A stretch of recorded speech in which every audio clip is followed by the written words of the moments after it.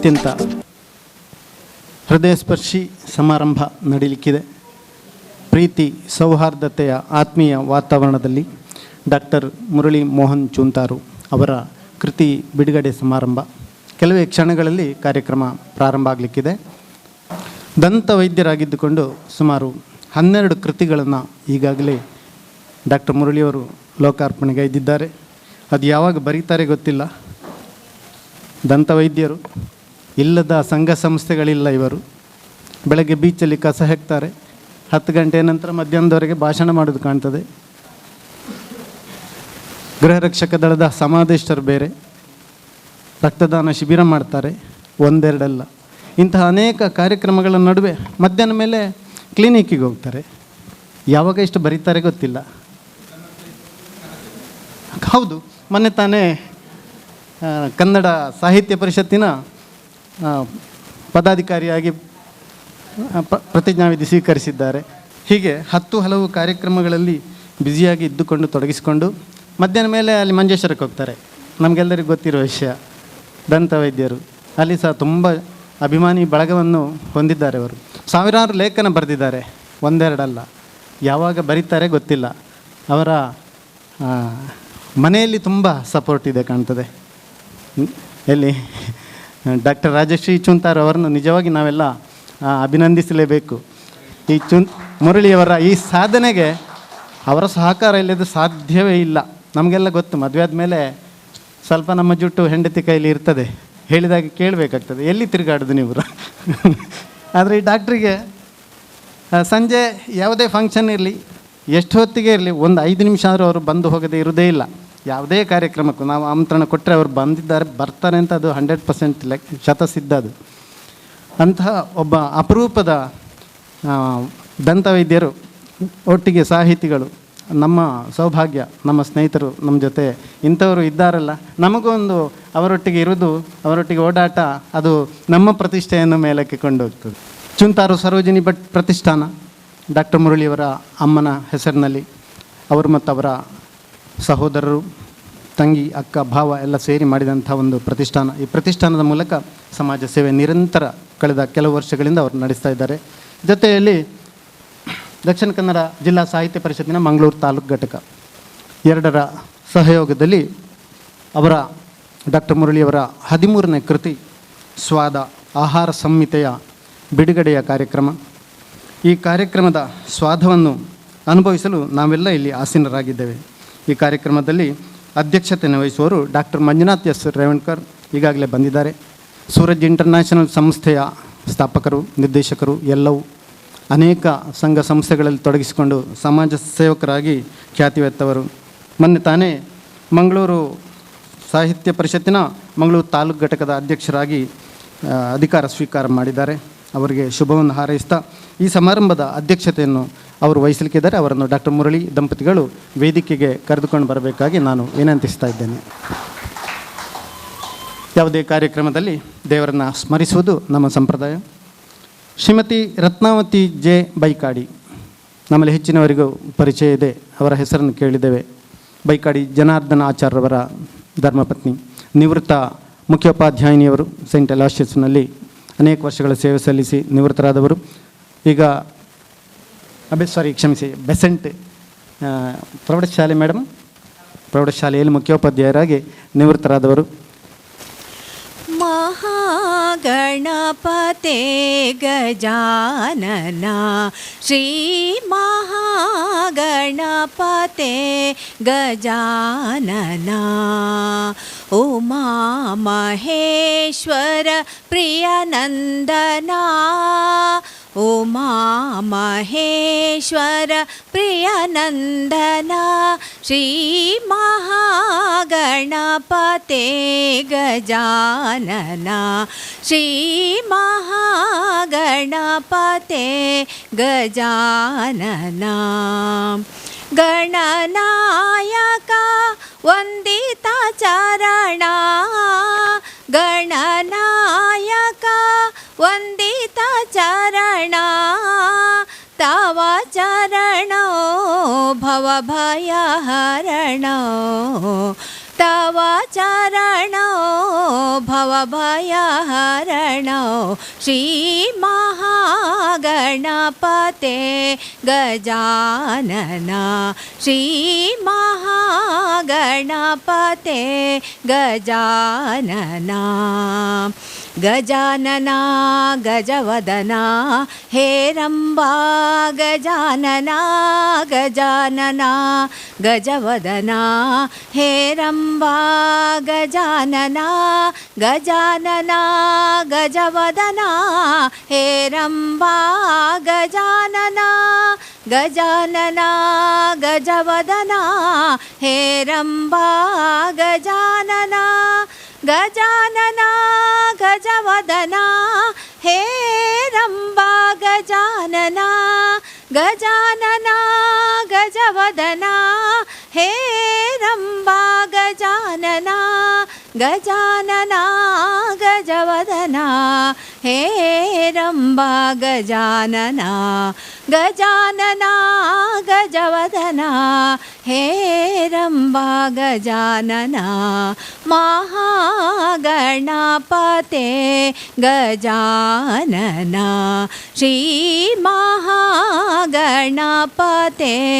गजानना उमा महेश्वर प्रियनन्दना उमा महेश्वर प्रियनन्दना श्रीमहागणपते गजानना श्रीमहागणपते गजानना ವಿನಾಶಕನನ್ನು ಮಧುರ ಕಂಠದಿಂದ ಸ್ಮರಿಸಿದ Shrimati Ratnavati J ಬೈಕಾಡಿಯವರಿಗೆ ಧನ್ಯವಾದಗಳು. ವೇದಿಕೆಯ ಮೇಲಿನ ಅಭ್ಯಾಗತರನ್ನು ಹಾಗೂ ಬಂದಿರುವಂಥ ತಮ್ಮೆಲ್ಲರನ್ನ ಆದರಪೂರ್ವಕ ಸ್ವಾಗತಿಸ್ತಾರೆ ಶ್ರೀಯುತ ಗಣೇಶ್ ಪ್ರಸಾದ್ ಜಿ, ಕಾರ್ಯದರ್ಶಿಗಳು ಕರ್ನಾಟಕ ದಕ್ಷಿಣ ಕನ್ನಡ ಜಿಲ್ಲಾ ಕನ್ನಡ ಸಾಹಿತ್ಯ ಪರಿಷತ್ತು ಮಂಗಳೂರು ತಾಲೂಕು ಘಟಕ. ಸಿರಿಗನ್ನಡಂ ಗೆಲ್ಗೆ ಎಲ್ಲರಿಗೂ ಆತ್ಮೀಯ ಶುಭ ಸಂಜೆ. ಇಂದು ನಾವು ಅತ್ಯಂತ ಸುಂದರ ಸಂಭ್ರಮದ ಕ್ಷಣದಲ್ಲಿದ್ದೇವೆ. ನಮ್ಮ ಆಪ್ತ ಮಿತ್ರ ಕನ್ನಡ ಸಾಹಿತ್ಯ ಪರಿಷತ್ತಿನ ದಕ್ಷಿಣ ಕನ್ನಡ ಜಿಲ್ಲಾ ಕನ್ನಡ ಸಾಹಿತ್ಯ ಪರಿಷತ್ ಮಂಗಳೂರು ತಾಲೂಕು ಘಟಕದ ಗೌರವ ಕಾರ್ಯದರ್ಶಿಯಾಗಿ ಮೊನ್ನೆ ತಾನೇ ಪದಸ್ವೀಕಾರ ಮಾಡಿದಂಥ ಹಾಗೂ ಚೂಂತಾರು ಸರೋಜಿನಿ ಭಟ್ ಪ್ರತಿಷ್ಠಾನ ರಿಜಿಸ್ಟರ್ಡ್ ಇದರ ಕಾರ್ಯದರ್ಶಿಯಾಗಿರುವಂಥ ನಮ್ಮೆಲ್ಲರ ಆತ್ಮೀಯ ಮಿತ್ರ ಡಾಕ್ಟರ್ ಮುರಳಿ ಮೋಹನ್ ಚೂಂತಾರ್ರವರ 13ನೇ ಕೃತಿ ಅನಾವರಣದ ಈ ಸಂಭ್ರಮದ ಕ್ಷಣದಲ್ಲಿ ನಾವೆಲ್ಲ ಇದ್ದೇವೆ. ಸ್ವಾದ ಆಹಾರ ಸಂಹಿತೆ ಇದರ ಅನಾವರಣದ ಸಂದರ್ಭದಲ್ಲಿ ಇದರ ಕೃತಿ ಅನಾವರಣಕ್ಕಾಗಿ ಆಗಮಿಸ್ತಿರುವಂಥವರು ಖ್ಯಾತ ಸಾಹಿತಿ ಶ್ರೀಮತಿ ಭುವನೇಶ್ವರಿ ಹೆಗಡೆಯವರು. ಎಂಥ ಒಂದು ವಿಶೇಷ ಅಂತ ಹೇಳಿದರೆ, ನಮ್ಮ ಭುವನೇಶ್ವರಿ ಹೆಗಡೆಯವರು ನಗುವಿನ ಮೂಲಕ, ಹಾಸ್ಯ ಬರಹಗಳ ಮೂಲಕ ಆರೋಗ್ಯವನ್ನು ನೀಡ್ತಾರೆ. ಆದರೆ ನಮ್ಮ ಇಂದಿನ ಕೃತಿಕಾರರು ನಮ್ಮ ಮಿತ್ರ ಡಾಕ್ಟರ್ ಚೂಂತಾರ್ರವರು ಆರೋಗ್ಯ ಸೇವೆ ಅಥವಾ ವೈದ್ಯಕೀಯ ಬರಹಗಳ ಮೂಲಕ ಆರೋಗ್ಯ ಜಾಗೃತಿಯನ್ನು ಮೂಡಿಸುತ್ತಾ ನಗುವನ್ನು ಹರಡ್ತಾರೆ. ಈ ರೀತಿಯ ಒಂದು ಪೂರಕವಾದಂಥ ಒಂದು ಸನ್ನಿವೇಶದಲ್ಲಿ ನಾವಿದ್ದೇವೆ. ಇಂತಹ ಕೃತಿ ಅನಾವರಣಕ್ಕಾಗಿ ಆಗಮಿಸಿರುವಂಥ ಶ್ರೀಮತಿ ಭುವನೇಶ್ವರಿ ಹೆಗಡೆಯವರು ಹಲವಾರು ಸಂದರ್ಭಗಳಲ್ಲಿ ಇಲ್ಲಿ ಮಂಗಳೂರಲ್ಲಿ ಹಲವಾರು ಕೃತಿಗಳನ್ನು ಬರೆಯುತ್ತಾ, ವಲಲ ಪ್ರತಾಪ, ಎಂಥದ್ದು ಮಾರಾಯರೆ, ಇಂಥದ್ದು ಬರೀತಾ ಹಲವಾರು ಪ್ರಶಸ್ತಿಗಳನ್ನು ಪಡೀತಾ ನನ್ನನ್ನು ಸೋದರ ಪ್ರಸಾದ್ಜಿ ಅಂತ ಹೇಳಿ ಈ ಸೋದರನ್ನು ಇಲ್ಲಿಯೇ ಬಿಟ್ಟು ಹೋಗಿಬಿಟ್ಟಿದ್ರು. ಈಗ ಮತ್ತೆ ಹೋಗಿ ಹಾಗೆಲ್ಲ ಈಗ ಮತ್ತೆ ಇಲ್ಲಿಗೆ ಬಂದಿದ್ದಾರೆ ಹೇಳಿದರೆ ನಮಗೆ ಇದೀಗ ಈ ಸಭೆ ಅಥವಾ ಈ ಸಭಾಂಗಣ ನಮಗೆ ಮಾಯಾ ಇಂಟರ್ನ್ಯಾಷನಲ್ನ ಒಂದು ಸಭಾಂಗಣವಾಗಿ ಕಾಣ್ತಾ ಇಲ್ಲ, ನಮ್ಮ ಮನೆಯಾಗಿ ಕಾಣ್ತಾ ಇದೆ. ನಮ್ಮ ಈ ಮನೆಗೆ ನಮ್ಮ ಅಕ್ಕ ಭುವನೇಶ್ವರಿ ಅಕ್ಕ ಆಗಮಿಸಿದ್ದಾರೆ ಅಂಥೇಳಿ ಅಂಥ ಒಂದು ಸಂಭ್ರಮ. ಆ ಸಂಭ್ರಮದಲ್ಲಿ ಈ ಅಕ್ಕನನ್ನು ನಾವು ಮಂಗಳೂರು ಸಾಹಿತ್ಯ ಪರಿಷತ್ ಮಂಗಳೂರು ತಾಲೂಕು ಘಟಕ, ಚೂಂತಾರು ಸರೋಜಿನಿ ಭಟ್ ಪ್ರತಿಷ್ಠಾನ ಹಾಗೂ ಕೃತಿಕಾರರಾದಂಥ ಡಾಕ್ಟರ್ ಮುರಳಿ ಮೋಹನ್ ಚೂಂತಾರ್ರವರು ಹಾಗೂ ನಮ್ಮೆಲ್ಲರ ಪರವಾಗಿ ಅತ್ಯಂತ ಸಂಭ್ರಮದಿಂದ ಈ ಕಾರ್ಯಕ್ರಮಕ್ಕೆ ಸ್ವಾಗತಿಸ್ತಾ ಇದ್ದೇವೆ. ಹಾಗೆ ಶ್ರೀಮತಿ ಭುವನೇಶ್ವರಿ ಹೆಗಡೆಯವರಿಗೆ ಡಾಕ್ಟರ್ ರಾಜಶ್ರೀ ಚೂಂತಾರರವರು ಗುಲಾಬಿ ಹೂವನ್ನು ನೀಡಿ ಗೌರವಿಸಬೇಕಾಗಿ ಸ್ವಾಗತಿಸಬೇಕಾಗಿ ಕೇಳಿಕೊಳ್ತಾ ಇದ್ದೇನೆ.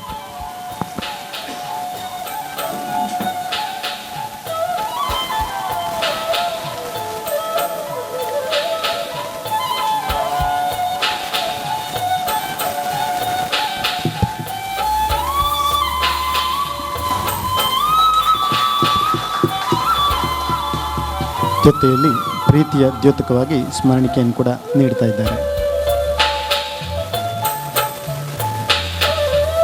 ಧನ್ಯವಾದಗಳು ಡಾಕ್ಟರ್ಗೆ. ಇಂದಿನ ಈ ಕಾರ್ಯಕ್ರಮದಲ್ಲಿ ಡಾಕ್ಟರ್ ವಸಂತ್ ಕುಮಾರ್ ಪೆರ್ಲರವರು ಕವಿ, ಸಾಹಿತಿ ಹಾಗೂ ನಿವೃತ್ತ ಆಕಾಶವಾಣಿಯ ನಿವೃತ್ತ ನಿರ್ದೇಶಕರಾಗಿ ಸೇವೆ ಸಲ್ಲಿಸಿದವರು. ಹಾಗೆ ನಮ್ಮ ಮಂಗಳೂರು ತಾಲೂಕು ಘಟಕ, ದಕ್ಷಿಣ ಕನ್ನಡ ಜಿಲ್ಲಾ ಸಾಹಿತ್ಯ ಪರಿಷತ್ತಿನ ಘಟಕದ ಗೌರವ ಸಲಹೆಗಾರರಾಗಿ ನಮ್ಮ ಜೊತೆ ಇರುವವರು. ಅವರು ಈ ಸಂದರ್ಭದಲ್ಲಿ ಪುಸ್ತಕ ಪರಿಚಯ ಅಥವಾ ಕೃತಿ ಪರಿಚಯವನ್ನು ಮಾಡುವಂಥ ಒಂದು ನೆಲೆಯಲ್ಲಿ ನಮ್ಮ ಜೊತೆ ಇದ್ದಾರೆ. ಅವರು ಈ ಆಕಾಶವಾಣಿಯಲ್ಲಿರುವಂಥ ಸಂದರ್ಭದಲ್ಲಿ ಹಾಗೂ ಬೇರೆ ಬೇರೆ ಸಂದರ್ಭಗಳಲ್ಲಿ ಸಾಹಿತ್ಯದ ಹೊಸ ಹೊಸ ಪ್ರಯೋಗಗಳನ್ನು ಮಾಡುತ್ತಾ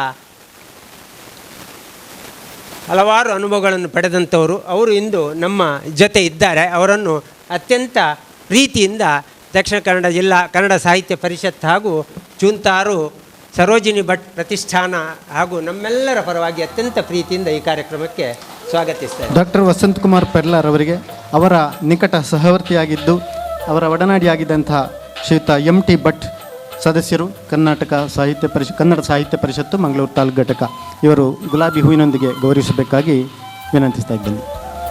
ಜೊತೆಯಲ್ಲಿ ಶಾಲು ಹಾಗೂ ಸ್ಮರಣಿಕೆಯನ್ನು ಕೂಡ ನೀಡಿ ಅವರನ್ನು ಗೌರವಿಸ್ತಾ ಇದ್ದಾರೆ MT ಭಟ್ರವರು. ಮೆದು ತಿರುಮಲೇಶ್ವರ ಭಟ್.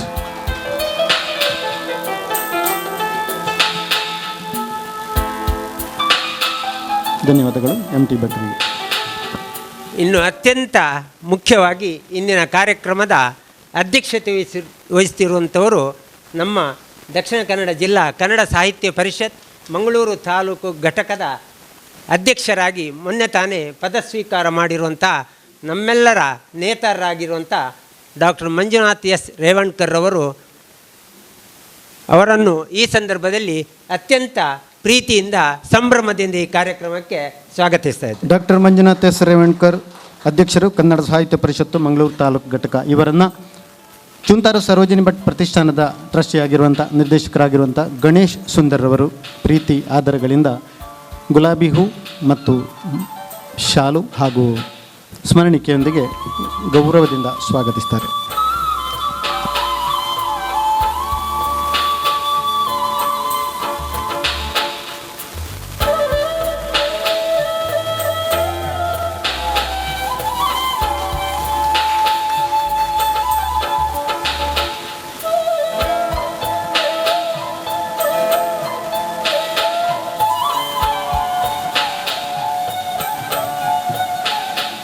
ಅದೇ ರೀತಿಯಲ್ಲಿ ಇಂದು ಈ ಸಂಭ್ರಮದಲ್ಲಿ ನಮ್ಮ ಜೊತೆ ಹವ್ಯಕ ಸಭಾ ಮಂಗಳೂರು ಇದರ ಅಧ್ಯಕ್ಷರಾಗಿರುವಂಥ ಡಾಕ್ಟರ್ ರಾಜೇಂದ್ರ ಪ್ರಸಾದ್ರವರು ನಮ್ಮ ಜೊತೆ ಇದ್ದಾರೆ. ಅವರನ್ನು ಕೂಡ ಅತ್ಯಂತ ಪ್ರೀತಿಯಿಂದ ದಕ್ಷಿಣ ಕನ್ನಡ ಜಿಲ್ಲಾ ಸಾಹಿತ್ಯ ಪರಿಷತ್ ಮಂಗಳೂರು ತಾಲೂಕು ಘಟಕ ಹಾಗೂ ಚೂಂತಾರು ಸರೋಜಿನಿ ಭಟ್ ಪ್ರತಿಷ್ಠಾನದ ಪರವಾಗಿ ಹಾಗೂ ನಿಮ್ಮೆಲ್ಲರ ಪರವಾಗಿ ಅತ್ಯಂತ ಪ್ರೀತಿಯಿಂದ ಈ ಕಾರ್ಯಕ್ರಮಕ್ಕೆ ಸಂಭ್ರಮದಿಂದ ಸ್ವಾಗತಿಸ್ತಾ ಇದ್ದೇವೆ. ಡಾಕ್ಟರ್ ರಾಜೇಂದ್ರ ಪ್ರಸಾದ್ ಅಧ್ಯಕ್ಷರು, ಹವ್ಯಕ ಸಭಾ ಮಂಗಳೂರು, ಇವರನ್ನು ಇಂದಿನ ಸಮಾರಂಭದ ಕೇಂದ್ರ ಬಿಂದುವಾಗಿರುವಂಥ ಡಾಕ್ಟರ್ ಮುರಳಿ ಮೋಹನ್ ಚೂಂತಾರ್ರವರು ಗೌರವಿಸಬೇಕಾಗಿ ವಿನಂತಿಸ್ತಾ ಇದ್ದೇನೆ.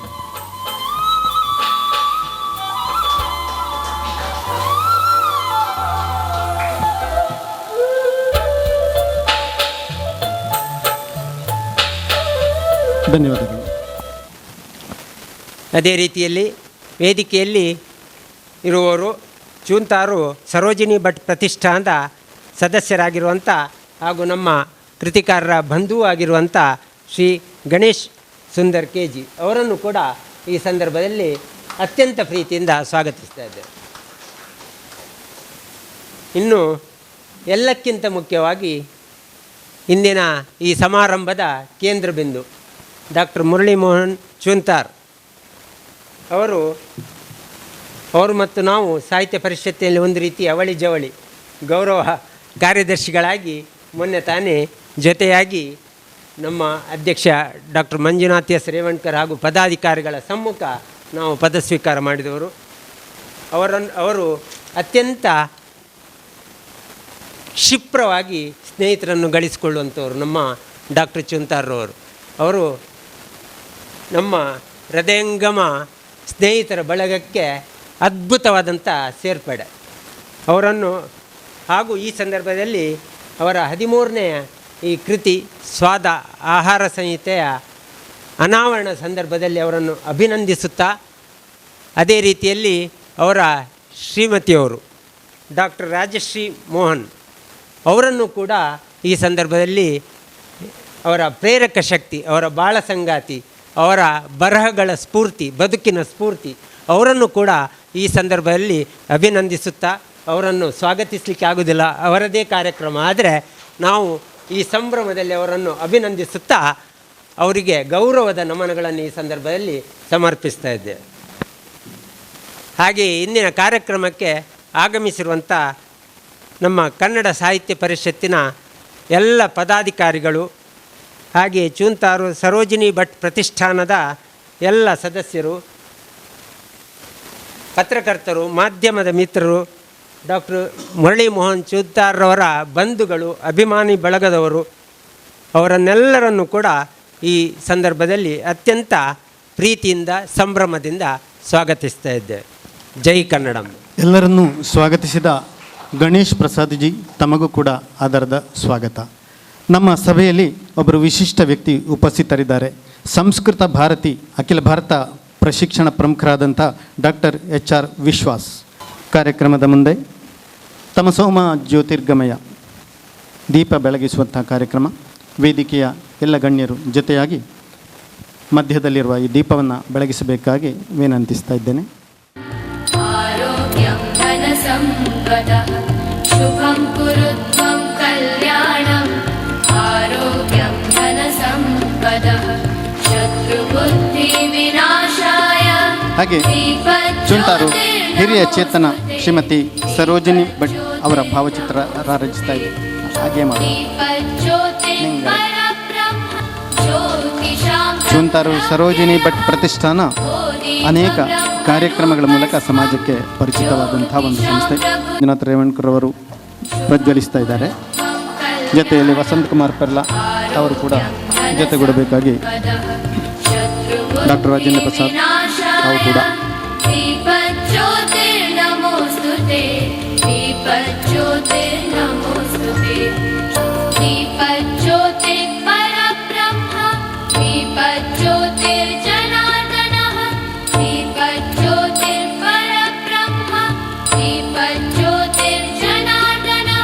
ಭುವನೇಶ್ವರಿ ಅಮ್ಮನವರು, ಹಾಗೆ ಗಣೇಶ್ ಸುಂದರ್, ಎರಡು ಗಣೇಶನವರಿದ್ದಾರೆ. ಗಣೇಶ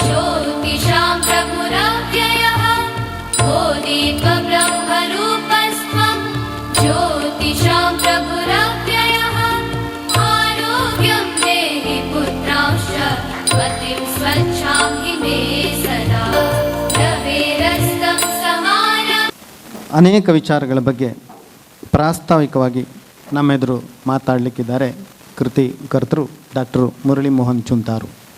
ವೇದಿಕೆಯಲ್ಲಿರುವಂತಹ ಈ ಸಮಾರಂಭದ ಅಧ್ಯಕ್ಷತೆಯನ್ನು ವಹಿಸಿರುವಂತಹ ನನ್ನ ಆತ್ಮೀಯರಾದಂತಹ ತಾಲೂಕು ಕನ್ನಡ ಸಾಹಿತ್ಯ ಪರಿಷತ್ತು ಮಂಗಳೂರು ತಾಲೂಕು ಘಟಕದ ಅಧ್ಯಕ್ಷರಾದಂತಹ ಡಾಕ್ಟರ್ S ಮಂಜುನಾಥ್ ರೇವಣ್ಕರ್ ಅವರೇ,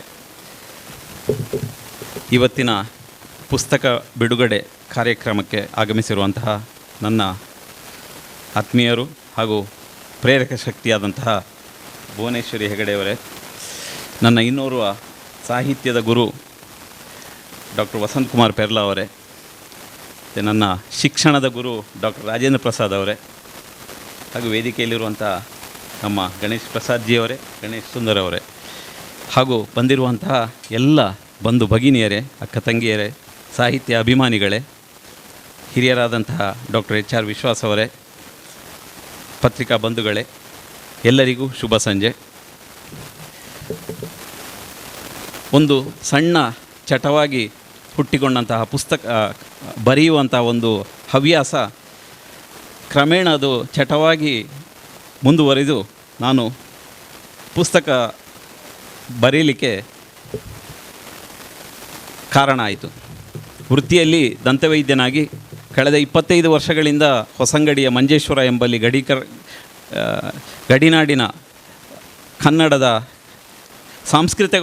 ಸಾಂಸ್ಕೃತಿಕವಾಗಿ ಕರ್ನಾಟಕದ ಭಾಗವೇ ಆಗಿರುವಂತಹ ಕಾಸರಗೋಡಿನ ಮಂಜೇಶ್ವರದ ಹೊಸಂಗಡಿಯಲ್ಲಿ ಬದುಕುತ್ತಾ ನನ್ನ ಜೀವನವನ್ನು ಜನರ ಹಲ್ಲನ್ನು ಸರಿ ಮಾಡಿಕೊಂಡು ಹಲ್ಲು ಕೀಳುತ್ತಾ ಬದುಕನ್ನು ಕಟ್ಟಿಕೊಂಡಿದ್ದೆ. ಒಂದು 10-15 ವರ್ಷ ನಾನು ದಂತವೈದ್ಯಿಕ ಕ್ಷೇತ್ರದಲ್ಲಿ ಮುಳುಗಿ ಹೋಗಿದ್ದೆ. ಬರೆಯುವ ಸಾಹಸಕ್ಕೆ ಕೈ ಹಾಕಿರಲಿಲ್ಲ. ಕ್ರಮೇಣ ಯಾವುದೋ ಒಂದು ಘಟನೆಯಿಂದ ನೀವು ಯಾಕೆ ಬರೆಯೋದಿಲ್ಲ, ನೀವು ವೈದ್ಯರುಗಳು ಬರೀ ಹಲ್ಲು ಕೀಳ್ತೀರಾ, ಹಣ ಮಾಡ್ತೀರಾ, ನಿಮ್ಮಿಂದ ಸಮಾಜಕ್ಕೆ ಏನಿದೆ ಅಂತೇಳಿ ಒಬ್ಬ ರೋಗಿ ನನ್ನ ಈಗೋ ಅಂತ ಹೇಳ್ತೇವೆ, ನಮ್ಮ ಅಹಮ್ಮನ್ನು ತಾಗುವ ಹಾಗೆ ಒಮ್ಮೆ ಮಾತಾಡಿದಾಗ ನಾವು ಯಾಕೆ ಬರಿಬಾರ್ದು, ನಮ್ಮಲ್ಲಿರುವಂತಹ ಈ ಜ್ಞಾನವನ್ನು ಯಾಕೆ ನಾವು ಹಂಚಿಕೊಳ್ಬಾರ್ದು ಅಂಥೇಳಿ ಅವರು ನನ್ನ ರೋಗಿ ಹೇಳಿದ ಮಾತನ್ನು ನಾನು ಅತ್ಯಂತ ಪ್ರಾಮಾಣಿಕವಾಗಿ ಒಪ್ಪಿಕೊಂಡು ಬರೀಲಿಕ್ಕೆ ಶುರು ಮಾಡಿದ್ದು. ನಾನು ನನ್ನ ಮೊದಲನೇ ಕೃತಿ 2013ರಲ್ಲಿ ರಕ್ತದಾನದ ಬಗ್ಗೆ 14 ಬಾರಿ ರೀಪ್ರಿಂಟ್ ಆಗಿದೆ. 36,000 ಪ್ರತಿಗಳನ್ನು ನಾನು ಉಚಿತವಾಗಿ ಹಂಚಿದ್ದೇನೆ. ಅದು ವೈದ್ಯನಾಗಿ ಸಮಾಜದಲ್ಲಿ ಜನರಲ್ಲಿ ರೋಗದ ಬಗ್ಗೆ ಜಾಗೃತಿ ಮೂಡಿಸುವುದು ನಮ್ಮ ಆದ್ಯ ಕರ್ತವ್ಯ. ರೋಗದ ಚಿಕಿತ್ಸೆ ಮಾಡುವವನು ವೈದ್ಯ ಅಲ್ಲ, ರೋಗ ಬರದಂತೆ ತಡೆಯುವ ಜಾಗೃತಿಯನ್ನು ರೋಗಿಗಳಲ್ಲಿ ಮೂಡಿಸುವವನೇ ನಿಜವಾದ ವೈದ್ಯ. ಇದು BM ಹೆಗ್ಡೆ ಅವರು ಹೇಳಿದಂಥ ಮಾತು. ಅದನ್ನು ಹೀಗೆ ನಾನು ಬರೀಲಿಕ್ಕೆ ಆರಂಭ ಮಾಡಿ ಆಮೇಲೆ ದಂತವೈದ್ಯದ ಕಥೆ ಬರೆದೆ, ದಂತವೈದ್ಯಕೀಯ ಶಾಸ್ತ್ರದ ಬಗ್ಗೆ ಬರೆದೆ. ಆಮೇಲೆ ನಮ್ಮ ಮೇಡಮ್ ಅವರಿಂದಲೇ ಬಹಳ ಪ್ರಸಿದ್ಧ ಆದಂಥ ಒಂದು ಚಿತ್ರಾನ್ನ ಅಂತ ಹೇಳಿ ಕೃತೆ, 32 ದಂತಕಥೆಗಳು ಅಂಥೇಳಿ 32 ಬೇರೆ ಬೇರೆ ದಂತವೈದ್ಯರುಗಳನ್ನು ಕೇಳಿಸಿಕೊಂಡು ಅವರ ಮುಖಾಂತರ ಅವರ ನಿಜ ಜೀವನದ 32 ಕಥೆಗಳನ್ನು 32 ಸಿಂಬಾಲಿಕ್ ಆಫ್ 32 ಹಲ್ಲು. ನನ್ನ ಎಲ್ಲ ಕೃತಿಗಳಲ್ಲಿ 32 ಚಾಪ್ಟರ್ಗಳೇ ಇದೆ. ಪ್ರತಿ ಪುಸ್ತಕದಲ್ಲೂ ಪೇಜ್ ವ್ಯತ್ಯಾಸ ಆಗ್ಬೋದು, ಚಾಪ್ಟರ್ಗಳು 32. ಈ ಸ್ವಾದದಲ್ಲೂ ಅಷ್ಟೇ 32 ಚಾಪ್ಟರ್ ಇದೆ. 32 ಈಸ್ ಸಿಂಬಾಲಿಕ್ ಆಫ್ 32 ಹಲ್ಲು. ಸೊ ಚಿತ್ರಾನ್ನವನ್ನು ಬಹಳ ಬಿಸಿ ಬಿರಿಯಾನಿ ಹಾಗೆ ಸೇಲ್ ಆಗುವ ಹಾಗೆ ನಮ್ಮ ಮೇಡಮ್ ಅವರು ಮಾಡಿದರು. ಅವರು ಚಿತ್ರಾನ್ನದ ಬಗ್ಗೆ ವಿಜಯವಾಣಿಯಲ್ಲಿ ತುಂಬ ಚೆನ್ನಾಗಿ ಬರೆದರು. ಆನಂತರ ಕೃತಿ ಬರೆದ 2 ವಾರದಲ್ಲಿ 500 ಕಾಪಿ ಸೇಲ್ ಆಯಿತು ಚಿತ್ರಾನ್ನ ಅಂತೇಳಿ. ಹೀಗೆ ನನ್ನ ಬರೆಯುವ ಚಟ ಮುಂದುವರಿಯಿತು. ಈಗ 13ನೇ ಪುಸ್ತಕಕ್ಕೆ ಬಂದು ತಲುಪಿದ್ದೇನೆ. ಸಮಾಜ ಬೆನ್ನು ತಟ್ಟಿ ಪ್ರೋತ್ಸಾಹಿಸಿತು. ಸಾಹಿತ್ಯ ಪರಿಷತ್ತು, ಸಾಹಿತ್ಯ ಅಕಾಡೆಮಿ, ವಿಜ್ಞಾನ ತಂತ್ರಜ್ಞಾನ ಇಲಾಖೆ ಎಲ್ಲರೂ ಗೌರವಿಸಿದರು, ಸನ್ಮಾನ ಮಾಡಿದರು. ಈಗ ನನಗೆ ಒಂದು ದಿವಸ ಏನು ಬರೀಲಿಲ್ಲ ಅಂದರೆ ನನಗೇನೋ ಒಂಥರ ಕಳೆದುಕೊಂಡ ಭಾವನೆ ಆಗ್ತದೆ. ದಿನಕ್ಕೆ ಒಂದು 10 ಪೇಷಂಟ್ ನೋಡೋದು, ಒಂದೇನೋ ಆರ್ಟಿಕಲ್ ಬರೆಯೋದು ನನ್ನ ಒಂದು ಅಭ್ಯಾಸ ಆಗಿ ಮುಂದುವರಿದಿದೆ. ಈ ಸ್ವಾದದ ಬಗ್ಗೆ ಹೇಳೋದಾದರೆ ಹೆಚ್ಚಿನ ನಮ್ಮ ಎಲ್ಲ ರೋಗಗಳು ಜೀವನ ಶೈಲಿಯ ರೋಗಗಳು. ನಾವು ತಿನ್ನುವುದರಿಂದಲೇ ನಮ್ಮ ಹೆಚ್ಚಿನ ರೋಗಗಳು ಬರೋದು. ನಾವು ಏನು ತಿನ್ನಬೇಕು ಏನು ತಿನ್ನಬಾರ್ದು ಅನ್ನುವ ಅರಿವು ಇದ್ದರೆ ನಮಗೆ ಹೆಚ್ಚಿನ ರೋಗಗಳನ್ನು ತಡೆಗಟ್ಬೋದು. ಬಹಳ ದುಃಖದ ವಿಚಾರ ಅಂದರೆ ಹೆಚ್ಚಿನವರಿಗೆ ಇದರ ಬಗ್ಗೆ ಮಾಹಿತಿ ಇಲ್ಲ. ಸೊ ಈ ನಿಟ್ಟಿನಲ್ಲಿ ಜಾಗೃತಿ ಮೂಡಿಸುವ ಉದ್ದೇಶದಿಂದ ಏನು ತಿನ್ನಬೇಕು ಏನು ತಿನ್ನಬಾರ್ದು ಅದರ ಬಗ್ಗೆ ಮಾಹಿತಿ ಇರಲಿಕ್ಕೆ ಈ 32 ಚಾಪ್ಟರ್ಗಳಲ್ಲಿ ನಾವು ದಿನನಿತ್ಯ ಬಳಸುವ ಆಹಾರದ ಬಗ್ಗೆ ಬರೆದಿದ್ದೇನೆ. ನಿಮಗೆ ಅನಿಸ್ಬೋದು ಇವರು ಏನು ಬರೆದಿದ್ದಾರೆ, ಕಬ್ಬಿನ ಹಾಲಿನ ಬಗ್ಗೆ ಬರೆದಿದ್ದಾರೆ, ಎಳನೀರಿನ ಬಗ್ಗೆ ಬರೆದಿದ್ದಾರೆ, ಪೇರಳೆ ಹಣ್ಣಿನ ಬಗ್ಗೆ ಬರೆದಿದ್ದೇವೆ. ನಾವು ಪ್ರತಿದಿನ ಬಳಸ್ತೇವೆ, ಆದರೆ ಅದರಿಂದ ಏನು ಪ್ರಯೋಜನ ಇದೆ ಅಂತ ನಮ್ಗೆ ಗೊತ್ತಿಲ್ಲ. ಸೊ ಈ 32 ಚಾಪ್ಟರ್ನಲ್ಲಿ ದಿನನಿತ್ಯ ಬಳಸುವ ಆಹಾರ, ಯಾವ ರೀತಿ ನಾವು ತಿನ್ನುವ ಆಹಾರವೇ ನಮಗೆ ಔಷಧಿ ಆಗ್ಬೋದು ಎನ್ನುವ ವಿಚಾರದೊಂದಿಗೆ ನಾನು ಬರೆದಿರುವಂಥದ್ದು. ಸೊ ಜನರಲ್ಲಿ ಜಾಗೃತಿ ಮೂಡಿಸುವಂತಹ ಉದ್ದೇಶಕ್ಕಾಗಿ ಬರೆದಿರುವುದು. ಇದು ನನ್ನ ಶ್ರಮ ಸಾರ್ಥಕ ಆಗ್ತದೆ ಅಂತ ಹೇಳುವ ಭಾವನೆಯೊಂದಿಗೆ ಇವತ್ತು ಈ ಕೃತಿಯನ್ನು ನಾನು ಲೋಕಾರ್ಪಣೆಗೊಳಿಸಲಿಕ್ಕೆ ಮುನ್ನುಡಿ ಬರೆದಂತಹ ಡಾಕ್ಟರ್ ಪ್ರಭಾಕರ್ ಜೋಶಿಯವರು, ಭುವನೇಶ್ವರಿ ಹೆಗಡೆಯವರು ಇವರು ಭುವನೇಶ್ವರಿ ಹೆಗಡೆಯವರು ಎಲ್ಲರನ್ನ ನಗಿಸ್ತಾರೆ. ಹಾಗೆ ಅವರನ್ನು ನಾವು ನಗಿಸಿದ್ವಿ. ಅವರ ಹಲ್ಲು ಒಮ್ಮೆ ಅವ್ರು ಹೇಳ್ತಾರೆ, ಒಳ್ಳೆ ಕತೆ, ಮದ್ದೂರು ಒಡೆ ಕತೆ ಇದೆ, ಅವ್ರು ಹೇಳ್ತಾರೆ. ಅವರ ಹಲ್ಲು ಮುರಿದಾಗ ಅವರ ಹಲ್ಲನ್ನು ನಾನು ಸರಿ ಮಾಡಿದ್ದೆ. ಇನ್ನು ಪ್ರಭಾಕರ ಜೋಶಿಯವರು ಯಕ್ಷಗಾನದ ಬಹಳ ದೊಡ್ಡ ವಿದ್ವಾಂಸರು. ಅವರು ಬಾಯಿ ಮಾತಾಡಲಿಕ್ಕೆ ಶುರು ಮಾಡಿದರೆ ಅವರ ಬಾಯಿ ಮುಚ್ಚಿಸಲಿಕ್ಕೆ ಯಾರಿಂದಲೂ ಸಾಧ್ಯ ಇಲ್ಲ. ಅಂತಹ ದಿಗ್ಗಜ ಶ್ರೇಣಿ ಗೋಪಾಲಕೃಷ್ಣ ಭಟ್ರನ್ನು ಸಹ ಅವರು ಮಾತಲ್ಲಿ ಸಮಕಾಲೀನರು. ಅಂತಹ ಪ್ರಭಾಕರ ಜೋಶಿಯವರನ್ನೇ ಬಾಯಿ ಮುಚ್ಚಿಸಿ, ಬಾಯಿ ತೆಗಿರಿ ಬಾಯಿ ಮುಚ್ಚಿ ಅಂತೇಳಿ 10 ಸಲ ಹೇಳಿ ನಾನು ಸೇಡು ತೀರಿಸ್ಕೊಂಡಿದ್ದೇನೆ. ಹಾಗೆ ಯಾರ ಬಾಯಿ ಮುಚ್ಚಿಸಬೇಕಾದ್ರೆ ನಮ್ಗೆ ಗೊತ್ತುಂಟು ಹೇಗೆ ಅಂತೇಳಿ. ಅಂತಹ ಪ್ರಭಾಕರ ಜೋಶಿಯವರ ನಗುವಿಗೂ ನಾವು, ಅವರ ನಗುವಿನ ಹಿಂದೆ ನಮ್ಮ ಶ್ರಮ ಇದೆ. ಇನ್ನೊಬ್ಬರು ಇದ್ದಾರೆ, ಅವರನ್ನು ಕರಿಬೇಕು ಅಂತ ಇತ್ತು, ನಮ್ಮ ಆತ್ಮೀಯರು ಅನಿತಾ ನರೇಶ್ ಮಂಚಿ ಅಂತ, ತುಂಬ ಚೆನ್ನಾಗಿ ವಿಜಯವಾಣಿಯಲ್ಲಿ ಬರೀತಾರೆ. ಅವರ ಹಲ್ಲನ್ನು ಸಹ ಕಿತ್ತು ಅವರ ಮೊದಲಿನ ನಗುವನ್ನು ಪುನಃ ಅವರಿಗೆ ನಗು, ಈಗ ನಗ್ತಾ ಇದ್ರು, ಮೊನ್ನೆ ಮದುವೆಯಲ್ಲಿ ಸಿಕ್ಕಿದ್ರು, ಯಾರಿಗೂ ಗೊತ್ತಾಗೋದಿಲ್ಲ ಡಾಕ್ಟ್ರೆ ಅಂತ ಹೇಳಿದರು. ನಾನು ಹೇಳಿದೆ ನಿಮಗೆ 18 ವರ್ಷ ಅಂತೇಳಿ, ಗೊತ್ತಾಗೋದಿಲ್ಲ ಅಂತೇಳಿ. ಸೊ ಅವರನ್ನೆಲ್ಲ ಕರೆದು ವೇದಿಕೆಯಲ್ಲಿ ಕೂರಿಸಿ ಮಾಡಬೇಕು ಅಂತ ಆಸೆ ಇತ್ತು. ಕಾರಣಾಂತರಗಳಿಂದ ಅವರು ಬಂದಿಲ್ಲ. ಜೋಶಿಯವರು ಅವರ ಫ್ಯಾಮಿಲಿ ಪ್ರಾಬ್ಲಮಿಂದ ಬರಲಿಕ್ಕೆ ಆಗಲಿಲ್ಲ. ಮೇಡಮ್ ಇದ್ದಾರೆ, ನಮ್ಮ ಎಲ್ಲ ಸಾಹಿತ್ಯಿಕ ಚಟುವಟಿಕೆಗಳಿಗೆ ಬೆನ್ನು ತಟ್ಟಿ ಪ್ರೋತ್ಸಾಹಿಸುವಂತಹ ಒಂದು ದೊಡ್ಡ ಹೃದಯ ಮೇಡಮ್ಗಿದೆ. ಯಾಕೆಂತ ಹೇಳಿದರೆ, ಒಬ್ಬ ಸಾಹಿತ್ಯ ಕ್ಷೇತ್ರದಲ್ಲಿ ಕೆಲಸ ಮಾಡುವಾಗ ಕಾಲೆಳೆಯುವವರು ತುಂಬ ಜನ ಇದ್ದಾರೆ.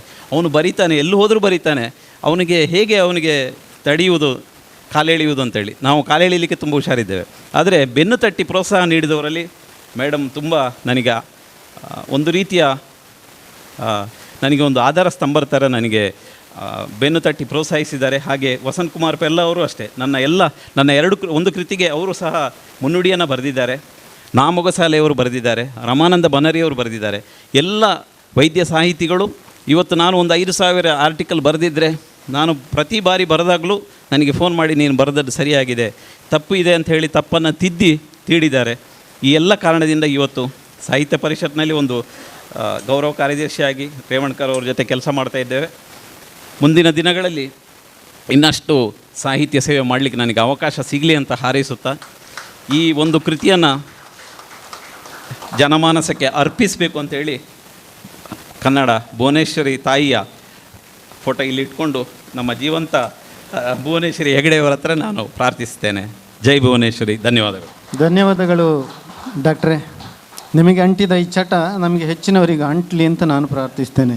ತನ್ಮೂಲಕ ಕನ್ನಡ ಭಾಷೆ ಶ್ರೀಮಂತ ಆಗಲಿ ಅಂತ ನನಗೆ ಆಸೆ ಆಗ್ತದೆ. ನೀವು ಕೆಲವರಿಗೆ ಹೊಟ್ಟೆ ಕಿಚ್ಚು ಕೂಡ ಆಗ್ಬೋದು, ಡಾಕ್ಟ್ರ ಇಷ್ಟು ಉನ್ನತಿಯನ್ನು ಕಂಡು. ಇರಲಿ, ಈಗ ಭುವನೇಶ್ವರಿ ಹೆಗಡೆಯವರಿಗಿಂತ ಮೊದಲು ಪುಸ್ತಕದ ಬಗ್ಗೆ ಒಂದು 4 ಮಾತಾಡಬೇಕು ಅಂತೇಳಿ ಡಾಕ್ಟರ್ ವಸಂತ್ ಕುಮಾರ್ ಪೆಲ್ಲರವರ ಹತ್ರ ಕೇಳಿಕೊಳ್ತಾ ಇದ್ದೇವೆ. ವೇದಿಕೆಯ ಮೇಲಿರುವ ಸಭಾಧ್ಯಕ್ಷತೆಯನ್ನು ವಹಿಸಿರುವ ಆತ್ಮೀಯರಾದ ಡಾಕ್ಟರ್ ಮಂಜುನಾಥ್ ಎಸ್ ರೇವಣ್ಕರ್ ಅವರೇ, ಕೃತಿಕರ್ತೃ ಆಗಿರುವಂತಹ ಬಹುಕಾಲದ ನಿಕಟವರ್ತಿಯಾಗಿರುವ ಡಾಕ್ಟರ್ ಮುರಳಿ ಮೋಹನ ಚೂಂತಾರು ಅವರೇ, ಡಾಕ್ಟರ್ ರಾಜೇಂದ್ರ ಪ್ರಸಾದ್ ಅವರೇ, ಗಣೇಶ್ ಪ್ರಸಾದ್ ಜಿ ಅವರೇ ಹಾಗೂ ಗಣೇಶ್ ಸುಂದರ್ ಅವರೇ, ಮತ್ತು ಆತ್ಮೀಯರಾದ ಇವತ್ತು ಕೃತಿ ಬಿಡುಗಡೆ ಮಾಡಲಿಕ್ಕಿರುವಂತಹ ಬಹಳ ಕಾಲದ ನಿಕಟವರ್ತಿಯಾಗಿರುವ ಭುವನೇಶ್ವರಿ ಹೆಗಡೆಯವರೇ, ಡಾಕ್ಟರ್ HR ವಿಶ್ವಾಸ್ ಅವರೇ, ಆತ್ಮೀಯರಾದ ಹಿರಿಯರಾದ ವಿದ್ವಾಂಸರಾದ ಮತ್ತು ಎಲ್ಲ ಕನ್ನಡದ ಬಂಧುಗಳೇ, ಕೃತಿಯ ಬಗ್ಗೆ ಪರಿಚಯಾತ್ಮಕವಾದ 4 ಮಾತುಗಳನ್ನು ಆಡಬೇಕು ಮುಖ್ಯ ಅತಿಥಿಯ ನೆಲೆಯಿಂದ ಅಂತ ಹೇಳಿ ಮುರಳಿ ಮೋಹನ ಚೂಂತಾರು ಅವರು ವಿನಂತಿ ಮಾಡಿಕೊಂಡಿದ್ದಾರೆ.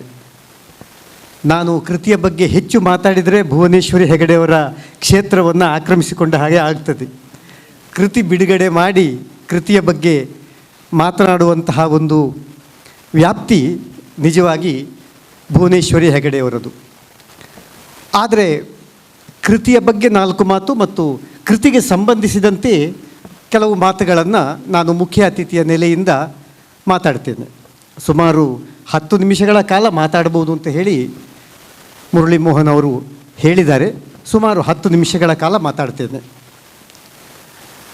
ಮುರಳಿ ಮೋಹನ ಚೂಂತಾರು ಅವರು ಓರ್ವ ದಂತ ವೈದ್ಯರಾಗಿ ಆರೋಗ್ಯಕ್ಕೆ ಸಂಬಂಧಿಸಿದ 12 ಕೃತಿಗಳನ್ನು ಈಗಾಗಲೇ ಬರೆದಿದ್ದಾರೆ. ಇದು 13ನೆಯ ಕೃತಿ. ಒಂದು ಮಾತು, ಬಹಳ ಒಳ್ಳೆಯ ಮಾತನ್ನು ಹೇಳಿದರು. ರೋಗ ಬಂದದ್ದನ್ನು ಗುಣಪಡಿಸುವುದು ಅಷ್ಟೇ ವೈದ್ಯರ ಕೆಲಸ ಅಲ್ಲ, ಒಂದು ಸಮಾಜವನ್ನು ಆರೋಗ್ಯವಂತ ಸಮಾಜವನ್ನಾಗಿ ಕಟ್ಟುವ ಬೆಳೆಸುವ ಜವಾಬ್ದಾರಿಯು ಕೂಡ ವೈದ್ಯರಿಗೆ ಇದೆ. ಜನರಿಗೆ ಆ ಬಗೆಗಿನ ಶಿಕ್ಷಣ ನೀಡುವುದರ ಮೂಲಕ ಅಂತನ್ನುವ ಮಾತನ್ನು ಅವರು ಹೇಳಿದರು. ಸಮಾಜ ಕಟ್ಟುವ ಕೆಲಸ ಅಂತಂದ್ರೆ ಅದು. ರೋಗ ಬಂದದ್ದನ್ನು ವಾಸಿ ಮಾಡುವುದು ವೈದ್ಯರ ಕೆಲಸ ಹೌದು, ಮುಖ್ಯವಾದ ಒಂದು ಕೆಲಸ ಹೌದು. ಆದರೆ ಸಮಾಜವನ್ನು ನಿರೋಗವನ್ನಾಗಿ ಮಾಡುವ, ನಿರೋಗಿ ಸಮಾಜವನ್ನಾಗಿ ಮಾಡುವ ಜವಾಬ್ದಾರಿಯೂ ಕೂಡ ವೈದ್ಯರ ಮೇಲಿದೆ ಅಂತನ್ನುವುದು ಬಹಳ ಒಂದು ಉನ್ನತವಾದ ಮಾತು. ಇಂತಹ ಕೆಲಸಕ್ಕೆ ಕೈ ಹಾಕಿರುವ ಮುರಳಿ ಮೋಹನ ಚೂಂತಾರು ಅವರನ್ನು ನಾನು ಮೊಟ್ಟ ಮೊದಲಿಗೆ ಅಭಿನಂದಿಸಲಿಕ್ಕೆ ಇಷ್ಟಪಡ್ತೇನೆ. ಅತ್ಯಂತ ಕ್ರಿಯಾಶೀಲ ವ್ಯಕ್ತಿತ್ವವನ್ನು ಅವರು ಹೊಂದಿದ್ದಾರೆ. ಅವರ ಚಟುವಟಿಕೆ ಮತ್ತು ಅವರ ಕಾರ್ಯವ್ಯಾಪ್ತಿಯ ಬಗ್ಗೆ ಈಗಾಗಲೇ ಇಲ್ಲಿ ಶ್ಲಾಘನೆಯ ಮಾತುಗಳು ವ್ಯಕ್ತವಾದವು. ಅದರ ಜೊತೆಗೆ ದನಿಗೂಡಿಸುವವರಲ್ಲಿ ನಾನೂ ಒಬ್ಬ ಕ್ರಿಯಾಶೀಲ ವ್ಯಕ್ತಿಗೆ ದಿವಸದ 24 ಗಂಟೆಗಳು ಸಾಲದು. ಮುರಳಿ ಮೋಹನ್ ಅವರ ವಿಶಾಲವಾದ ಆಸಕ್ತಿ, ಅವರ ಅಭಿರುಚಿ, ಅವರ ಕರ್ತೃತ್ವ ಶಕ್ತಿ ಇದನ್ನೆಲ್ಲ ನೋಡಿ ಸಂತೋಷಪಟ್ಟವರಲ್ಲಿ ನಾನು ಒಬ್ಬ. ಅವರು ಮಂಜೇಶ್ವರಕ್ಕೆ ಓಡಾಡ್ತಾರೆ. ಆಮೇಲೆ ಗೃಹರಕ್ಷಕ ದಳದ ಜಿಲ್ಲಾ ಸಮಾದೇಷ್ಟರಾಗಿದ್ದಾರೆ. ಸಾಹಿತ್ಯದ ಚಟುವಟಿಕೆಗಳಲ್ಲಿ ಇದ್ದಾರೆ. ಇನ್ನು 4-6 ಚಟುವಟಿಕೆಗಳಲ್ಲಿ ಅವರು ನಿರತರು. ಅದರ ಜೊತೆಗೆ ಬರವಣಿಗೆಗೂ ಕೂಡ ಒಂದಷ್ಟು ಸಮಯವನ್ನು ಮೀಸಲಿರಿಸಿ ಒಳ್ಳೆಯ ಲೇಖನಗಳನ್ನು ಪತ್ರಿಕೆಗಳಲ್ಲಿ ಬರೀತಾ ಇರ್ತಾರೆ. ಹಲವಾರು ಪತ್ರಿಕೆಗಳಲ್ಲಿ ನಾನು ಅವರ ಅಂಕಣಗಳನ್ನು ನೋಡಿದ್ದೇನೆ, ಗಮನಿಸಿದ್ದೇನೆ, ಓದಿದ್ದೇನೆ. ಭೇಟಿ ಆದಾಗಲೆಲ್ಲ ಅಥವಾ ಫೋನಿನಲ್ಲಿ ಮಾತಾಡುವಾಗಲೆಲ್ಲ ಅವರ ಬರವಣಿಗೆಯ ಬಗ್ಗೆ ಒಳ್ಳೆಯ ಮಾತುಗಳನ್ನು, ಶ್ಲಾಘನೀಯ ಮಾತುಗಳನ್ನು ನಾನು ಆಡಿದ್ದುಂಟು. ವಿಷಯ ಎಲ್ಲರಲ್ಲಿಯೂ ಇರ್ತದೆ, ಆದರೆ ಬರೆಯುವ ಕಲೆ ಇದೆಯಲ್ಲ ಅದು ಬಹಳ ಶ್ರೇಷ್ಠವಾದದ್ದು, ಉನ್ನತವಾದದ್ದು. ಆ ವಿಷಯವನ್ನು ಕ್ರಮಾಗತವಾಗಿ, ಅತ್ಯಂತ ಅಡಕವಾಗಿ, ಪರಿಣಾಮಕಾರಿಯಾಗಿ ಜನಸಾಮಾನ್ಯರಿಗೂ ಅರ್ಥ ಆಗುವ ಹಾಗೆ ಬರೆಯುವುದಿದೆಯಲ್ಲ ಅದು ಮಹತ್ವದ ವಿಷಯ. ನಮ್ಮಲ್ಲಿರುವ ಜ್ಞಾನವನ್ನು ಇತರರಿಗೆ ಅರ್ಥ ಆಗುವ ಹಾಗೆ ಹೇಳುವುದು ಒಂದು ಕಲೆ. ಆ ಕಲೆಯನ್ನು ಚೂಂತಾರು ಅವರು ಕರಗತ ಮಾಡಿಕೊಂಡಿದ್ದಾರೆ. ಅವರ ಎಲ್ಲ ಕೃತಿಗಳನ್ನು ನಾವು ಗಮನಿಸಿದ್ದೇ ಆದರೆ ಅದು ಆರೋಗ್ಯ ಸಂಬಂಧಿಯಾದ ಕೃತಿಗಳೇ. 12 ಕೃತಿಗಳು ಮತ್ತು ಈ 13ನೆಯ ಕೃತಿಯು ಕೂಡ ಆರೋಗ್ಯ ಸಂಬಂಧಿಯಾದ ಕೃತಿಯೇ. ಆದರೆ ಅದರಲ್ಲಿ ಒಂದು ಸಾಹಿತ್ಯಿಕವಾದ ಪರಿಮಳ ಇದೆ. ಸ್ವಾದ ಅಂತ ಅವರು ಹೆಸರಿಟ್ಟಿರುವುದು ನೋಡಿ ಅತ್ಯಂತ ಖುಷಿಪಟ್ಟವರಲ್ಲಿ ನಾನು ಒಬ್ಬ. ಸ್ವಾದ ಅಂತಂದರೆ ನಾವು ರುಚಿ ಅಂತ ಅನ್ನುವ ಒಂದು ಅರ್ಥವನ್ನು ಹೇಳ್ತೇವೆ. ಆದರೆ ಸ್ವಾದ ಅಂತಂದರೆ ರುಚಿ ಅನ್ನುವುದು ಸಾಮಾನ್ಯವಾದ ಅರ್ಥ. ಆದರೆ ಎಕ್ಸಾಕ್ಟಾಗಿ ಅಥವಾ ಟು ದಿ ಪಾಯಿಂಟ್ ನಾವು ಹೇಳುವುದಿದ್ದರೆ ಸ್ವಾದ ಅಂತಂದರೆ ಹೆಚ್ಚಾಗಿ ಸಿಹಿಗೆ ಸಂಬಂಧಿಸಿದಂತಹ ಒಂದು ಶಬ್ದ. ಅದು ಸ್ವಾದು ಫಲ ಅಂತೀವಿ ನಾವು. ಅಂದರೆ ಸ್ವಾದು ಫಲ ಅಂದರೆ ಸಿಹಿಯಾದ ಮತ್ತು ತಿನ್ನುವುದಕ್ಕೆ ಅತ್ಯಂತ ಯೋಗ್ಯವಾದ ಒಂದು ಫಲ, ಒಂದು ಹಣ್ಣು ಅಂತ. ಸ್ವಾದು ಫಲ ಅತ್ಯಂತ ಸಿಹಿಯಿಂದ ಕೂಡಿದ ಒಂದು ಶಬ್ದ. ಅದು ಸಿಹಿಯನ್ನು ಉದ್ದೇಶಿಸಿ ಹೇಳಿದಂತಹ ಒಂದು ಶಬ್ದ. ಆದರೆ ಇನ್ನೂ ಒಂದು ವಿಷಯ ಇದೆ. ಉಪ್ಪು, ಹುಳಿ, ಸಿಹಿ, ಕಹಿ, ಖಾರ, ಚೊಗರು, ಇದು 6 ಸೇರಿ ಷಡ್ರಸ ಅಂತೇಳಿ ನಾವು ಕರಿತೇವೆ. 6 ರಸಗಳು. ಈ 6 ರಸಗಳು ಸಮ ಪ್ರಮಾಣದಲ್ಲಿ ಸೇವಿಸಿದರೆ ಮಾತ್ರ ಆರೋಗ್ಯ ಒಬ್ಬ ಮನುಷ್ಯನಿಗೆ ಉಳಿಯುತ್ತದೆ ಅಥವಾ ಆರೋಗ್ಯದಿಂದ ಆ ಮನುಷ್ಯ ಇರ್ತಾನೆ ಅಂತ ಹೇಳಲಾಗಿದೆ. ಅಂದರೆ ನಾವು ಸಿಹಿಯನ್ನೇ ಹೆಚ್ಚು ಅಪೇಕ್ಷಿಸ್ತೇವೆ ಮತ್ತು ಸಿಹಿಯನ್ನೇ ಹೆಚ್ಚು ಇಷ್ಟಪಡ್ತೇವೆ. ಆದರೆ ಒಬ್ಬ ಮನುಷ್ಯನ ಅದನ್ನೆಲ್ಲ ಅವರು ಈ ಪುಸ್ತಕದ ಲೇಖನಗಳಲ್ಲಿ ಪ್ರಾಸಂಗಿಕವಾಗಿ ಉಲ್ಲೇಖಿಸಿದ್ದಾರೆ. ಅವರು ಈ 6 ರಸಗಳು ಸೇರಿದರೆ ಮಾತ್ರ ನಮ್ಮ ಆರೋಗ್ಯ ಅತ್ಯಂತ ಚೆನ್ನಾಗಿ ಉಳಿಯಲಿಕ್ಕೆ ಸಾಧ್ಯ ಅಂತ ಅನ್ನುವ ಮಾತು. ನಮ್ಮ ಪ್ರಕೃತಿ ನೋಡಿ ನಮ್ಮ ಆರೋಗ್ಯಕ್ಕೆ ಬೇಕಾದ ಹಾಗೆ ಎಂತಹ ಒಂದು ವ್ಯವಸ್ಥೆಯನ್ನು ಮಾಡಿ ಇಟ್ಟಿದೆ. ನಾವು ಮಾಂಸ ಸೇವನೆಗಾಗಿ ಇರುವ ಜೀವಿಗಳಲ್ಲ. ಅಂದರೆ ಮಾಂಸಾಹಾರ ನಮ್ಮ ಆಹಾರ ಪದ್ಧತಿ ಅಲ್ಲ. ಅದು ನಾವು ಬೆಂಕಿಯ ಆವಿಷ್ಕಾರ ಆದ ಮೇಲೆ ಬೇಯಿಸಿ ತಿನ್ನುವ ವ್ಯವಸ್ಥೆ ಬಂದ ಮೇಲೆ ನಾವು ಈ ಮಾಂಸವನ್ನು ಸೇವಿಸುವಂತಹ ಒಂದು ವ್ಯವಸ್ಥೆ ಮನುಕುಲಕ್ಕೆ ಬಂದದ್ದು. ನಾವು ಮಂಗಗಳ ಅಥವಾ ಮುಸುವಗಳ ಅಂದರೆ ಲಾಂಗರು ಅಂತ ಹೇಳ್ತೀವಲ್ಲ, ಅಥವಾ ಗೊರಿಲ್ಲಾಗಳ ಈ ಒಂದು ತಳಿಗೆ ಸೇರಿದಂಥವರು ಮನುಷ್ಯರು ಕೂಡ. ನಾವು ಸಸ್ಯಾಹಾರಿಗಳು, ಶುದ್ಧ ಸಸ್ಯಾಹಾರಿಗಳು. ಹಾಗಾಗಿ ಪ್ರಕೃತಿ ನೋಡಿ ಯಾವ ರೀತಿ ಆಹಾರ ಕ್ರಮವನ್ನು ಇಟ್ಟಿದೆ ನೋಡಿ. ಒಂದು ಋತುವಿನಲ್ಲಿ ಚಿಗುರುಗಳನ್ನು ಮಾತ್ರ ಸೇವಿಸಿ ತಿನ್ನುವಂಥದ್ದು. ನೀವು ಸೂಕ್ಷ್ಮವಾಗಿ ಗಮನಿಸಿದ್ದೇ ಆದರೆ ಕಾಡು ಪ್ರದೇಶಗಳಿಗೆ ಹೋದಾಗ ಗೊತ್ತಾಗ್ತದೆ. ಕಪಿಗಳು ಅಥವಾ ಮಂಗಗಳು ಒಂದು ಸೀಸನ್ನಲ್ಲಿ ಬರೀ ಚಿಗುರುಗಳನ್ನು ಮಾತ್ರ ಸೇವಿಸಿ ತಿಂತಾವೆ. ಆ ಚಿಗುರುಗಳನ್ನು ಎಲ್ಲ ರೀತಿಯ ಚಿಗುರುಗಳು ಇರ್ತವೆ, ಸಿಹಿ, ಕಹಿ, ಖಾರ, ಚೊಗರು ಇತ್ಯಾದಿ ಎಲ್ಲ ರುಚಿಗಳ ಚಿಗುರುಗಳನ್ನು ಕೂಡ. ನಮ್ಮ ದೇಸಿ ಹಸುಗಳ ಹಾಲು ಯಾಕೆ ಶ್ರೇಷ್ಠ ಅಂತಂದರೆ ಅದು ಕಾಡಿಗೆ ಹೋಗಿ ಗುಡ್ಡೆಗೆ ಹೋಗಿ ಎಲ್ಲ ರೀತಿಯ ಸೊಪ್ಪು ಸದೆಗಳನ್ನು ತಿಂದು ಬಂದು ಒಳ್ಳೆಯ ಆ ಹಾಲನ್ನು, ಪೌಷ್ಟಿಕವಾದ ಆಹಾರವನ್ನು ಕೊಡುವುದರಿಂದಾಗಿ ಅದು ಹೆಚ್ಚು ರುಚಿಕರವಾದ ಹಾಲು ಅಂತ ಹೇಳಿ ನಾವು ಹೇಳ್ತೇವೆ. ಅದೇ ರೀತಿ ನಾವು ಮನುಷ್ಯರಿಗೆ ಮತ್ತು ಮಂಗಗಳಿಗೆ ಪ್ರಕೃತಿ ಒಂದು ಋತುವಿನಲ್ಲಿ ಬರೀ ಚಿಗುರುಗಳನ್ನು ನೀಡಿದೆ. ಆಮೇಲೆ ಇನ್ನೊಂದು ಋತುವಿನಲ್ಲಿ ಹಣ್ಣುಗಳನ್ನು ನೀಡಿದೆ, ಮತ್ತೊಂದು ಋತುವಿನಲ್ಲಿ ಗೆಡ್ಡೆ ಗೆಣಸುಗಳನ್ನು ನೀಡಿದೆ. ಒಂದು ಋತುವಿನಲ್ಲಿ ಚಿಗುರುಗಳು, ಇನ್ನೊಂದು ಋತುವಿನಲ್ಲಿ ಹಣ್ಣುಗಳು, ಫಲವಸ್ತುಗಳು, ಮತ್ತೊಂದು ಋತುವಿನಲ್ಲಿ ಗೆಡ್ಡೆ ಗೆಣಸು. ಹೀಗೆ ಒಂದು ಆಹಾರ ಚಕ್ರದಲ್ಲಿ ಇದೆಲ್ಲವೂ ಬರ್ತದೆ. ಆಗ ಮಾತ್ರ ಮನುಷ್ಯನ ಆರೋಗ್ಯ ಅತ್ಯಂತ ಸುಸ್ಥಿರವಾಗಿ ಉಳಿಲಿಕ್ಕೆ ಸಾಧ್ಯ ಅಂತ ಅನ್ನೋದು ಆರೋಗ್ಯ ಸೂತ್ರ ಅಂತ ಹೇಳಿ ಓದಿ ಸ್ವಲ್ಪ ಮಟ್ಟಿಗೆ ತಿಳ್ಕೊಂಡವನು ನಾನು. ನಮ್ಮ ಈ ಎಲ್ಲ ಆರೋಗ್ಯದ ಬಗೆಗಿನ ಶಿಕ್ಷಣ ಅದು ಆಯುರ್ವೇದ ಪ್ರಣೀತವಾದದ್ದು. ಈ ಆಯುರ್ವೇದವು ಕೂಡ ಜನರ ಆರೋಗ್ಯವನ್ನು ಔಷಧಿ ಮುಖೇನವಾಗಿ ಗುಣಪಡಿಸುವುದಕ್ಕಿಂತಲೂ ಶಿಕ್ಷಣ ಮುಖೇನವಾಗಿ ಮತ್ತು ಜೀವನ ಪದ್ಧತಿಯ ಮುಖೇನವಾಗಿ ಸಮಾಜವನ್ನು ಸುಸ್ಥಿತಿಯಲ್ಲಿ ಇಟ್ಟುಕೊಳ್ಬೇಕು ಅಂತ ಹೇಳಿ ಪ್ರತಿಪಾದಿಸಿದಂತಹ 4-5-6 ಸಾವಿರ ವರ್ಷಗಳ ಇತಿಹಾಸ ಇರುವಂತಹ ಒಂದು ವೈದ್ಯ ಪದ್ಧತಿ ಅದು. ನಮ್ಮ ಈ ವೈದ್ಯ ಪದ್ಧತಿಯೇ ಅಶೋಕನ ಕಾಲದಲ್ಲಿ, ಬೌದ್ಧ ಭಿಕ್ಷುಗಳ ಕಾಲದಲ್ಲಿ ಟಿಬೆಟಿಗೆ, ಚೀನಾಕ್ಕೆ, ಆಮೇಲೆ ಬೋರ್ನಿಯೋ, ಸಿಲಿಬಸ್, ಬಾಲಿ, ಜಾವಾ, ಸುಮಾತ್ರ ಮತ್ತು ಮಲೇಷ್ಯಾ ಇತ್ಯಾದಿ ದೇಶಗಳಿಗೆ ಹೋಗಿ ಅಲ್ಲಿಯೂ ಕೂಡ ಒಂದು ಆಯುರ್ವೇದ ಪದ್ಧತಿಯಾಗಿ ಬೆಳೆದು ಬಂದಿದೆ. ನಮ್ಮ ಭಾರತೀಯ ಆಯುರ್ವೇದ ವೈದ್ಯ ಪದ್ಧತಿಗೆ ಸಮಮಿಗಿಲಾಗಿ ಅಥವಾ ಈಕ್ವಿಲೆಂಟ್ ಅಂತ ಹೇಳಿ ನಾವು ಹೇಳ್ತೇವಲ್ಲ ಇಂಗ್ಲೀಷ್ನಲ್ಲಿ, ಹಾಗೆ ಸಮಮಿಗಿಲಾಗಿ ಇರುವಂತಹ ಒಂದು ವೈದ್ಯ ಪದ್ಧತಿ ಟಿಬೆಟಿನವರ ಹತ್ತಿರ ಇದೆ. ಟಿಬೆಟಿನವರು ಅದನ್ನು ಡೆವಲಪ್ ಮಾಡಿದ್ದಾರೆ, ಅಭಿವೃದ್ಧಿಪಡಿಸಿದ್ದಾರೆ. ನಾನು ಸುಮಾರು 20-21 ವರ್ಷಗಳ ಹಿಂದೆ, ಸುಮಾರು 2000 ಅಥವಾ 2001ನೇ ಇಸವಿಯಲ್ಲಿ ಇರಬಹುದು, ಈ ಟಿಬೆಟಿಯನ್ ಆಯುರ್ವೇದ ವೈದ್ಯ ಪದ್ಧತಿಯ ಬಗ್ಗೆ ಮೈಸೂರು ಆಕಾಶವಾಣಿ ಕೇಂದ್ರಕ್ಕೆ ಅರ್ಧ ಗಂಟೆಯ ಒಂದು ರೂಪಕವನ್ನು ತಯಾರು ಮಾಡಿ ಅದನ್ನು ಪ್ರಸಾರ ಮಾಡಿದ್ದೇನೆ. ಅದು 4-5 ಸಾರಿ ಮರುಪ್ರಸಾರ ಆಗಿದೆ. ಅಷ್ಟು ಮಾಹಿತಿಯುಕ್ತವಾದ ಒಂದು ಕಾರ್ಯಕ್ರಮವಾಗಿ ಅದು ರೂಪುಗೊಂಡಿತ್ತು. ಯಾಕೆಂದರೆ ನಮ್ಮ ಭಾರತ ದೇಶದಲ್ಲೇ, ಕರ್ನಾಟಕದಲ್ಲೇ ಬೌದ್ಧರು ಬಂದು, ಅಂದರೆ ಟಿಬೆಟಿಯನ್ ನಿರಾಶ್ರಿತರು ಬಂದು ನಿಂತಹ ಪ್ರದೇಶ 2 ಇದೆ. ಒಂದು ಉತ್ತರ ಕನ್ನಡ ಜಿಲ್ಲೆಯ ಮುಂಡಗೋಡ, ಇನ್ನೊಂದು ಸಕಲೇಶಪುರದ ಹತ್ತಿರ, ಕುಶಾಲನಗರದ ಹತ್ತಿರ ಟಿಬೆಟಿಯನ್ ಕಾಲೋನಿ ಇದೆ. ಅದು ಗಡಿಯಲ್ಲಿ ಇದೆ, ಮೈಸೂರು ಜಿಲ್ಲೆ ಮತ್ತು ಕೊಡಗು ಜಿಲ್ಲೆಯ ಗಡಿಯಲ್ಲಿ ಇದೆ. ಅಲ್ಲಿ ಈ ಟಿಬೆಟಿಯನ್ ಸಿಸ್ಟಮಿನ ಆಯುರ್ವೇದ ಡಾಕ್ಟರ್ಗಳಿದ್ದಾರೆ, ವೈದ್ಯರಿದ್ದಾರೆ. ಅದು ಟಿಬೆಟಿಯನ್ ಸಿಸ್ಟಮ್ ನಮ್ಮ ಭಾರತೀಯ ಆಯುರ್ವೇದಕ್ಕಿಂತ ಸ್ವಲ್ಪ ಭಿನ್ನವಾದದ್ದು. ಹಾಗೆ ಅಲ್ಲಿಯೂ ಕೂಡ ಅದು ಡೆವಲಪ್ ಆಗಿದೆ. ಅಂದರೆ ನಮ್ಮ ಭಾರತ ದೇಶದ, ನಾನು ಏನನ್ನು ಹೇಳಲಿಕ್ಕೆ ಹೊರಟಿದ್ದೇನೆ ಅಂತಂದರೆ, ನಮ್ಮ ಭಾರತ ದೇಶದ ಆಯುರ್ವೇದ ಪದ್ಧತಿ ಅಥವಾ ಔಷಧೀಯ ಪದ್ಧತಿ, ಆಯುರ್ವೇದ ಅಂತ ಹೇಳಿ ನಾನು ಹೇಳೋದಿಲ್ಲ, ಔಷಧೀಯ ಪದ್ಧತಿ. ಈ ಎಲೋಪತಿ ಬಂದಿದ್ದು ಜಸ್ಟ್ ಒಂದು 200 ವರ್ಷ 250 ವರ್ಷಗಳಿಂದ ಈಚೆಗೆ. ಅಲೋಪತಿ ಸಿಸ್ಟಮ್ ಬೆಳೆದು ಬಂದಿದ್ದೇ ಒಂದು 200-250 ವರ್ಷಗಳ ಈಚೆಗೆ. ಅದಕ್ಕೆ ಅತಿ ದೊಡ್ಡ ಇತಿಹಾಸ ಏನೂ ಇಲ್ಲ. ಆದರೆ ಅದು ಇವಾಗ ಮನುಕುಲಕ್ಕೆ ಬಹಳ ದೊಡ್ಡ ಒಂದು ಕೊಡುಗೆಯನ್ನು ಕೊಡ್ತಾ ಇದೆ, ಅದನ್ನು ನಾವು ಅಲ್ಲಗಳೆಯುವ ಹಾಗಿಲ್ಲ. ಆದರೆ ಭಾರತೀಯರ ಚಿಂತನೆ ಇದೆಯಲ್ಲ, ಒಂದು ಸುಸ್ಥಿರ ಸಮಾಜದ ನಿರ್ಮಾಣದ ಕನಸು, ಅದು ಆಯುರ್ವೇದದ ಮೂಲಕ 4-5 ಸಾವಿರ ವರ್ಷಗಳಿಂದಲೇ ಬೆಳೆದು ಬಂದಂತಹ ಒಂದು ಪದ್ಧತಿ.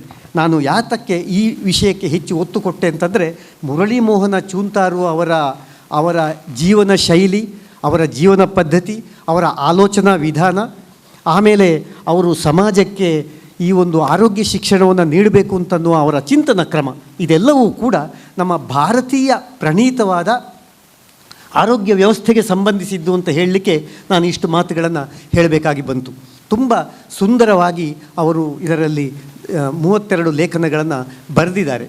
ಅದು ಬೇರೆ ಬೇರೆ ವಿಷಯಗಳ ಬಗ್ಗೆ ಇದೆ. ಹೆಚ್ಚು ನಾನು ಕೃತಿಯ ಬಗ್ಗೆ ಸ್ವಲ್ಪ ವಿಷಯಗಳನ್ನು ನಮ್ಮ ಭುವನೇಶ್ವರಿ ಹೆಗಡೆಯವರು ಕೂಡ ಕೃತಿಯ ಬಗ್ಗೆನೇ ಮಾತಾಡಬೇಕಂತೆ. ಹಾಗಾಗಿ ನಾವು ಶೇರ್ ಮಾಡಿಕೊಳ್ತೇವೆ. ಅವರು ಒಂದು 50%, ನಾನು ಒಂದು 50% ಶೇರ್ ಮಾಡಿಕೊಂಡು ಮಾತಾಡ್ತೇವೆ. ಇರಲಿ. 32 ಲೇಖನಗಳನ್ನು ಇದರಲ್ಲಿ ನಮ್ಮ ಚೂಂತಾರು ಅವರು ಬರೆದಿದ್ದಾರೆ. ಕೆಲವು ಶೀರ್ಷಿಕೆಗಳನ್ನು ನೋಡಿದರೆ ನಿಮಗೆ ಬಹಳ ಸಂತೋಷ ಆಗ್ತದೆ. ಯಾಕೆಂದರೆ ಅವರು ಮುಟ್ಟದೇ ಇರುವಂತಹ ವಿಷಯವೇ ಇಲ್ಲ. ಆಡು ಮುಟ್ಟದ ಸೊಪ್ಪಿಲ್ಲ ಅನ್ನುವ ಹಾಗೆ ಎಲ್ಲ ವಿಷಯಗಳ ಬಗ್ಗೆ ಅವರು ಇದರಲ್ಲಿ ಬರೆದಿದ್ದಾರೆ. ನೋಡಿ, ಆಹಾರ ಗೋಪುರ, ಫುಡ್ ಪಿರಮಿಡ್ ಅದು ಹೇಗಿರಬೇಕು ಅಂತೇಳಿ, ಆಮೇಲೆ ನಮ್ಮ ಆಹಾರ ಎಷ್ಟು ಸುರಕ್ಷಿತ ಅಂತ, ನಾವು ಇವತ್ತು ಸೇವಿಸುವಂತಹ ಆಹಾರ ಎಷ್ಟು ಸುರಕ್ಷಿತ, ಉಪವಾಸ ಮತ್ತು ಆರೋಗ್ಯ ಕಾಳಜಿ. ನಾವು ತಿಂಗಳಿಗೊಮ್ಮೆ ನಾವು ಏಕಾದಶಿ ವ್ರತ ನಮ್ಮಲ್ಲಿದೆ, ಆದರೆ ಅದನ್ನು ನಾವು ಮೂಢನಂಬಿಕೆ ಅಂತ ಕರೀತೇವೆ. ಇವತ್ತು ನಿಜವಾಗಿ ರೂಢವಾಗಿ ಬಂದದ್ದು ಮೂಢ ಅಲ್ಲ. ಯಾವಾಗ ಅದು ಟೈಮ್ ಟೆಸ್ಟೆಡ್, ಅದು ರೂಢ ಮೂಲವಾಗಿ ಬಂದದ್ದು ಮೂಢ ಆಗಲಿಕ್ಕೆ ಸಾಧ್ಯವೇ ಇಲ್ಲ, ಮೂಢನಂಬಿಕೆ ಆಗಲಿಕ್ಕೆ ಸಾಧ್ಯವೇ ಇಲ್ಲ. ತಿಂಗಳಿಗೆ ಒಂದು ದಿವಸ ಉಪವಾಸ ಮಾಡುವುದು ನಮ್ಮ ಆರೋಗ್ಯ ಕಾಪಾಡುವುದರಲ್ಲಿ ಎಷ್ಟರ ಮಟ್ಟಿಗೆ ಮಹತ್ವಪೂರ್ಣವಾದದ್ದು ಅಂತ ಅನ್ನೋದನ್ನು ಚೂಂತಾರು ಅವರು ಬರೀತಾರೆ. ಆಮೇಲೆ ಸಸ್ಯವರ್ಗಗಳ ಬಗ್ಗೆ ಬರೀತಾರೆ. ಖನಿಜಗಳ ಕಣಜ, ಕಣಿಲೆ, ಆಮೇಲೆ ಕಲ್ಲಂಗಡಿ ಹಣ್ಣು, ಪಪ್ಪಾಯಿ ಹಣ್ಣು, ಪರಂಗಿ ಹಣ್ಣು, ಅನಾನಸ್. ಆ ಪರಂಗಿ ಹಣ್ಣು ಅಂತ ಅನ್ನುವ ಹೆಸರು ಬಂದದ್ದೇ ಪರಂಗಿಗಳಿಂದ. ಪರಂಗಿಗಳು ಅಂತಂದರೆ ಪೋರ್ಚುಗೀಸರು. ಪರಂಗಿ ಹಣ್ಣು ನಮ್ಮ ಭಾರತೀಯ ಮೂಲವಾದ ಹಣ್ಣೇ ಅಲ್ಲ. ಈ ಗೇರು ಹಣ್ಣು, ಪರಂಗಿ ಹಣ್ಣು ಇವೆಲ್ಲ ನಮಗೆ ಬಂದದ್ದು ಪೋರ್ಚುಗೀಸರಿನಿಂದಾಗಿ. ಒಂದು 300 ವರ್ಷಗಳ ಹಿಂದೆ ಅದು ಬಂದದ್ದರಿಂದ ನಮಗೆ ಇವತ್ತು ಅದು ನಮ್ಮ ಹಣ್ಣು ಅಲ್ಲ ಅಂತಂದರೆ ಯಾರಾದರೂ ಆಶ್ಚರ್ಯಪಡ್ತಾರೆ. ಆಮೇಲೆ ಈ ಚಿಲ್ಲೀಸು ಕೂಡ ಅಷ್ಟೇ. ಚಿಲ್ಲಿ ಅಂತಂದರೆ ಈ ಉದ್ದ ಮೆಣಸು ಇದೆಯಲ್ಲ, ಈ ಮೆಣಸಿನ ಕಾಯಿ ಅಂತ ಅನ್ನೋದು. ಅದಕ್ಕೆ ಮೆಣಸು ಅಂತಂದರೆ ಕಾಳು ಮೆಣಸು. ನಮ್ಮ ಭಾರತದಲ್ಲಿ ಇರುವಂಥದ್ದು ಕಾಳು ಮೆಣಸು. ಕಾಳು ಮೆಣಸಿಗೆ ಬೇಕಾಗಿಯೇ, ಅಂದರೆ ಈ ಸ್ಪೈಸಸ್ಸಿಗೆ ಬೇಕಾಗಿಯೇ ಪಾಶ್ಚಾತ್ಯರು ಇಲ್ಲಿಗೆ ಬಂದದ್ದು. ಪೋರ್ಚುಗೀಸರಿರ್ಬೋದು, ಡಚ್ಚರಿರ್ಬೋದು, ಸ್ಪ್ಯಾನಿಷರಿರ್ಬೋದು, ಇಂಗ್ಲೀಷರಿರ್ಬೋದು, ಇವರೆಲ್ಲ ಭಾರತ ದೇಶಕ್ಕೆ ಬಂದದ್ದೇ ಈ ಒಂದು ಸ್ಪೈಸಸ್ಸಿಗೆ ಬೇಕಾಗಿ. ನಾವು ನಿಜವಾಗಿ ಉಪಯೋಗಿಸ್ತಾ ಇದ್ದದ್ದು ಕಾಳು ಮೆಣಸು, ಕರಿಮೆಣಸು. ಅದನ್ನು ನಾವು ಮೆಣಸು ಅಂತ ಕರಿತೇವೆ. ಆದರೆ ಘಟ್ಟದ ಮೇಲೆ ನೀವು ಹೋಗಿ ನೋಡಿ, ಅಲ್ಲೆಲ್ಲ ಮೆಣಸಿನ ಕಾಯಿ ಅಂತಲೇ ಹೇಳೋದು. ನಾವು ಮಾತ್ರ ದಕ್ಷಿಣ ಕನ್ನಡ ಜಿಲ್ಲೆಯಲ್ಲಿ ಮಾತ್ರ ಮೆಣಸು ಅಂತ ಹೇಳೋದು ಉದ್ದ ಮೆಣಸಿಗೆ. ಕರಿಮೆಣಸಿಗೆ ನಾವು ಕಾಳು ಮೆಣಸು ಅಂತ ಹೇಳ್ತೇವೆ. ಆದರೆ ಘಟ್ಟದ ಮೇಲಕ್ಕೆ ಹೋದರೆ ಅಲ್ಲಿ ಮೆಣಸಿನಕಾಯಿ ಅಂತನ್ನುವ ಶಬ್ದವನ್ನೇ ಹೇಳ್ತಾರೆ ಈ ಉದ್ದ ಮೆಣಸಿಗೆ. ಉದ್ದ ಮೆಣಸು ಅಂದರೆ ಈ ಖಾರ ಮೆಣಸು ನಾವು ಇವತ್ತು ಅಡಿಗೆಗೆ ಉಪಯೋಗಿಸ್ತೇವಲ್ಲ, ಅದನ್ನು ನಮಗೆ ಅಂಟಿಸಿ ಈ ಖಾರ ಮೆಣಸನ್ನು ಹೊಟ್ಟೆಗೆ ಅಷ್ಟೊಂದು ಆರೋಗ್ಯಕ್ಕೆ ಒಳ್ಳೆಯದಲ್ಲದೆ ಈ ಉದ್ದ ಮೆಣಸನ್ನು ನಮಗೆ ಪರಿಚಯಿಸಿ ನಮ್ಮ ಕಾಳು ಮೆಣಸನ್ನು, ಕರಿಮೆಣಸನ್ನು ತೆಕ್ಕೊಂಡು ಹೋದದ್ದು ಈ ಪಾಶ್ಚಾತ್ಯರು ಮಾಡಿದ ಬಹಳ ದೊಡ್ಡ ಸಾಧನೆ. ಕೇರಳದ ಆಹಾರ ಪದ್ಧತಿಯಲ್ಲಿ ನೋಡಿ, ಕಾಳು ಮೆಣಸು ಇಲ್ಲದ ಅಡುಗೆಯೇ ಇಲ್ಲ. ಸಾರು ಇರಲಿ, ಸಾಂಬಾರು ಇರಲಿ, ಕೇರಳಕ್ಕೆ ನೀವು ಹೋದರೆ ಕಾಳು ಮೆಣಸಿನ ಉಪಯೋಗ ಇವತ್ತಿಗೂ ಇದೆ. ನಾವು ಅತ್ಯುತ್ತಮವಾದ ಕಾಳು ಮೆಣಸನ್ನು ಬಿಟ್ಟು ಹೊಟ್ಟೆಗೆ ಅಷ್ಟೊಂದು, ನಮ್ಮ ಆರೋಗ್ಯಕ್ಕೆ ಅಷ್ಟೊಂದು ಹಿತಕಾರಿ ಅಲ್ಲದ ಉದ್ದ ಮೆಣಸನ್ನು ನಾವು ಅಭ್ಯಾಸ ಮಾಡಿಕೊಂಡೆವು.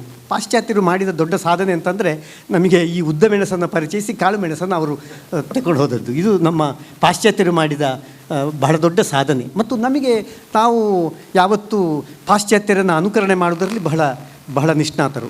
ಇರಲಿ ಬಿಡಿ, ಅದು ಬೇರೆಯೇ ಏರಿಯಾ, ಅದರ ಬಗ್ಗೆ ನಾನು ಮಾತಾಡಲಿಕ್ಕೆ ಹೋಗೋದಿಲ್ಲ. ಹಾಗೆ ನಮ್ಮ ಚೂಂತಾರು ಅವರು ಈ ಪರಂಗಿ ಹಣ್ಣು, ಅಂದರೆ ಪೋರ್ಚುಗಲ್ನಿಂದ ಬಂದಂತಹ ಪರಂಗಿ ಹಣ್ಣನ್ನು ಕೂಡ ಅದು ನಮ್ಮ ಆರೋಗ್ಯಕ್ಕೆ ಎಷ್ಟು ಉತ್ತಮ ಅಂತ ಅನ್ನೋದನ್ನು ಇದರಲ್ಲಿ ವಿಶದವಾಗಿ ಹೇಳಿದ್ದಾರೆ. ಇನ್ನು ದಾಳಿಂಬೆ ಹಣ್ಣು, ಬಾಳೆಹಣ್ಣು, ಆಮೇಲೆ ಎಳನೀರಿನ ಬಗ್ಗೆ ಬರೀತಾರೆ. ಅಮೃತ ಸದೃಶವಾದ ಎಳನೀರಿನ ಬಗ್ಗೆ, ಕಬ್ಬಿನ ಹಾಲಿನ ಬಗ್ಗೆ, ನೆಲ್ಲಿಕಾಯಿ ಬಗ್ಗೆ, ನೆಲ್ಲಿಕಾಯಿ ಅಂತನ್ನುವ ಅಮೃತದ ಬಗ್ಗೆ, ಮತ್ತು ಆಯುರ್ವೇದದ ಎಲ್ಲ ಔಷಧಗಳ ಮೂಲವಾದ ನೆಲ್ಲಿಕಾಯಿ ಬಗ್ಗೆ ಬರೀತಾರೆ. ಆಮೇಲೆ ಜೀರಿಗೆ ನೀರಿನ ಬಗ್ಗೆ ಬರೀತಾರೆ. ಹೀಗೆ ಅವರು ಹೆಚ್ಚಾಗಿ ನಾನು ಗಮನಿಸಿದ ಹಾಗೆ ಆಯುರ್ವೇದ ಮತ್ತು ನಮ್ಮ ಆಹಾರ ಪದ್ಧತಿಯಿಂದಲೇ ರೋಗ ಬಾರದ ಹಾಗೆ ಮಾಡುವಂತಹ ಒಂದು ವ್ಯವಸ್ಥೆಗಳ ಕುರಿತು ಚೂಂತಾರು ಅವರು ಬರೆದಿದ್ದಾರೆ ಇಲ್ಲಿ. ಇದೊಂದು ಅತ್ಯುತ್ತಮವಾದ ಪುಸ್ತಕ. ಈ ಪುಸ್ತಕದ ಪ್ರೊಡಕ್ಷನ್ ಇದೆಯಲ್ಲ, ಅಂದರೆ ಇದರ ಮುದ್ರಣ ವಿನ್ಯಾಸ ಮತ್ತು ಇದರ ಒಟ್ಟು ಉತ್ಪಾದನೆ ತುಂಬ ಆಕರ್ಷಕವಾಗಿ, ಚೆನ್ನಾಗಿ, ತಪ್ಪಿಲ್ಲದ ಹಾಗೆ ಬಂದಿದೆ.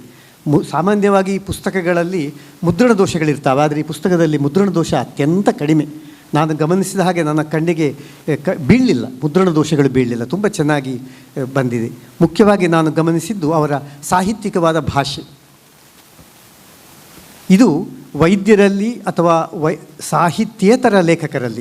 ಸಾಹಿತ್ಯೇತರ ಲೇಖಕರಲ್ಲಿ ಅಂತಂದರೆ ನಾನು ಹೇಳೋದು ಸೃಜನಶೀಲೇತರ ಲೇಖಕರಲ್ಲಿ ಕಂಡುಬರುವಂತಹ ತುಂಬ ಅಪರೂಪದ ಗುಣ. ಹಾಗಾಗಿ ಮುರಳಿ ಮೋಹನ ಚೂಂತಾರು ಅವರನ್ನು ನಾನು ಅಭಿನಂದಿಸ್ತೇನೆ. ಮತ್ತು ನೀವು ಆರೋಗ್ಯದ ಪುಸ್ತಕಗಳನ್ನು ಬರೆಯುವುದರ ಜೊತೆಗೆ ನಿಧಾನವಾಗಿ ಸಾಹಿತ್ಯ ಕೃತಿಗಳ ಕಡೆಗೂ ಕೂಡ ಗಮನ ಕೊಡಿ. ಸಾಹಿತ್ಯ ಕೃತಿಗಳನ್ನು ಕೂಡ ಬರೀರಿ. ನಿಮಗೆ ಮಾರ್ಗದರ್ಶಕರಾಗಿ ನಾವೆಲ್ಲ ಇದ್ದೇವೆ, ನಿಮಗೆ ನಾವು ದಾರಿ ತೋರಿಸ್ತೇವೆ ಅಂತ ಹೇಳ್ತಾ ಅವರು ಹೇಗೂ ಸಾಹಿತ್ಯ ಪರಿಷತ್ತಿನ ಗೌರವಾಧ್ಯಕ್ಷರಾಗಿ ಈಗ ಸಾಹಿತ್ಯ ಪರಿಷತ್ತಿಗೂ ಕೂಡ ಪ್ರವೇಶವನ್ನು ಪಡ್ಕೊಂಡಿದ್ದಾರೆ. ಹಾಗಾಗಿ ನಮ್ಮ ಜೊತೆಗೆ ಸ್ವಲ್ಪ ಇನ್ನೂ ಕೂಡ ನಿಮ್ಮ ಊದುಬತ್ತಿಯ ಇದೆಯಲ್ಲ, ಏನು ಸ್ವಾದ, ಅದು ಇನ್ನಷ್ಟು ಪಸರಿಸಲಿ ಸಮಾಜಕ್ಕೆ. ನಿಮಗೆ ಉಜ್ವಲ ಭವಿಷ್ಯವನ್ನು ಹಾರೈಸ್ತೇನೆ. ನಿಮ್ಮ ಈ ತರಹದ ಸಾಹಿತ್ಯ ಮತ್ತು ಶಿಕ್ಷಣ ಸಂಬಂಧಿಯಾದ ಕಾಯಕ ಮುಂದುವರಿಯಲಿ ಅಂತ ಹೇಳ್ತಾ, ನಾನು ಬಹುಶಃ ಒಂದು 5 ನಿಮಿಷ ಜಾಸ್ತಿ ಮಾತಾಡಿದ್ದೇನೋ, ಇರಲಿ ಪರವಾಗಿಲ್ಲ. ಇದು ಒಂದು ಸಾಹಿತ್ಯ ಕಾರ್ಯಕ್ರಮವಾದದ್ದರಿಂದ ನನ್ನನ್ನು ಭುವನೇಶ್ವರಿ ಹೆಗಡೆ ಅವರು ಕ್ಷಮಿಸ್ತಾರೆ ಅಂತೇಳಿ ನಾನು ಭಾವಿಸ್ತೇನೆ. ಹಾಗಾಗಿ ನಾನು ಮುರಳಿ ಮೋಹನ ಚೂಂತಾರು ಅವರಿಗೆ ಮತ್ತು ಅವರಿಗೆ ಎಲ್ಲ ರೀತಿಯ ಬೆಂಬಲವನ್ನು ಕೊಡುವಂತಹ ಅವರ ಮನೆಯವರಿಗೆ ನಾನು ಅಭಿನಂದನೆಗಳನ್ನು ಹೇಳ್ತೇನೆ. ಇದು ನನ್ನ ಅನುಭವವೂ ಹೌದು, ಓರ್ವ ಲೇಖಕನಿಗೆ ಅಥವಾ ಸಮಾಜದ ಕೆಲಸವನ್ನು ಹೆಚ್ಚಾಗಿ ಮಾಡುವವರಿಗೆ ಮನೆಯವರ ಒಂದು ನೆರವು, ಬೆಂಬಲ, ಪ್ರೋತ್ಸಾಹ ಬೇಕೇ ಬೇಕು. ಇಲ್ಲದೆ ಹೋದರೆ, ಈಗಾಗಲೇ ಗಣೇಶ್ ಪ್ರಸಾದ್ ಯಾರೋ ಹೇಳಿದರು, ಅವರಿಗೆ ಮನೆಯ ಬೆಂಬಲ ಇಲ್ಲದೆ ಹೋದರೆ ಅವರು ಸಮಾಜದಲ್ಲಿ ಏನನ್ನೂ ಸಾಧಿಸಲಿಕ್ಕೆ ಸಾಧ್ಯವಿಲ್ಲ. ಅಲ್ಲವೇ ವಿಶ್ವಾಸ ಅವರೇ? ಅದು ವಿಶ್ವಾಸ ಅವರ ಅನುಭವವೂ ಹೌದು. ಹಾಗಾಗಿ ನಾನು ಅವರ ಮನೆಯವರನ್ನು ವಿಶೇಷವಾಗಿ ಡಾಕ್ಟರ್ ರಾಜಶ್ರೀ ಅವರನ್ನು ಅಭಿನಂದಿಸಲಿಕ್ಕೆ ಇಷ್ಟಪಡ್ತೇನೆ. ಅವರ ಬೆಂಬಲ ಇದೇ ರೀತಿ ಮುಂದುವರಿಯಲಿ. ಅವರಿಗೆ ಅಭಿನಂದನೆಗಳು. ಅವರ ಬೆಂಬಲ ಇದೇ ರೀತಿ ಮುಂದುವರಿಯಲಿ. ಇನ್ನಷ್ಟು ಕೃತಿಗಳನ್ನು ನೀಡಿ ನಮ್ಮನ್ನೆಲ್ಲ ನೀವು ವಿಚಾರಶೀಲರನ್ನಾಗಿ ಮಾಡಿ ಅಂತೇಳಿ ಹೇಳ್ತಾ, ಶುಭವನ್ನು ಹಾರೈಸ್ತಾ ನನ್ನ ಮಾತುಗಳನ್ನು ಮುಗಿಸ್ತೇನೆ. ಶಾಂತವಾಗಿ ಆಲಿಸಿದ ನಿಮಗೆಲ್ಲರಿಗೂ ಕೂಡ ನನ್ನ ಕೃತಜ್ಞತೆಗಳು. ನಮಸ್ಕಾರ. ಕಾತರರಾಗುವಂತೆ ಮಾಡಿದಂಥ ಡಾಕ್ಟರ್ ವಸಂತಕುಮಾರ್ ಪೆರ್ಲರವರ ಮಾತುಗಳಿಗೆ ತುಂಬ ಹೃದಯದ ಧನ್ಯವಾದಗಳು. ದಂಪತಿಗಳನ್ನು ಅವರು ತಮ್ಮ ಉತ್ತಮ ಮಾತುಗಳಿಂದ ಅಭಿನಂದಿಸಿ ಶ್ಲಾಘಿಸಿದ್ದಾರೆ. ಮತ್ತೊಮ್ಮೆ ಧನ್ಯವಾದಗಳು. ಮುಂದೆ ಈ ಪುಸ್ತಕವನ್ನು ಬಿಡುಗಡೆಗೊಳಿಸುವಂಥ ಕ್ಷಣಗಳು ಹತ್ತಿರ ಬರ್ತಾ ಇದೆ. ಶ್ರೀಮತಿ ಭುವನೇಶ್ವರಿ ಹೆಗಡೆಯವರಿಂದ ಈ ಕೃತಿಯ ಲೋಕಾರ್ಪಣೆ.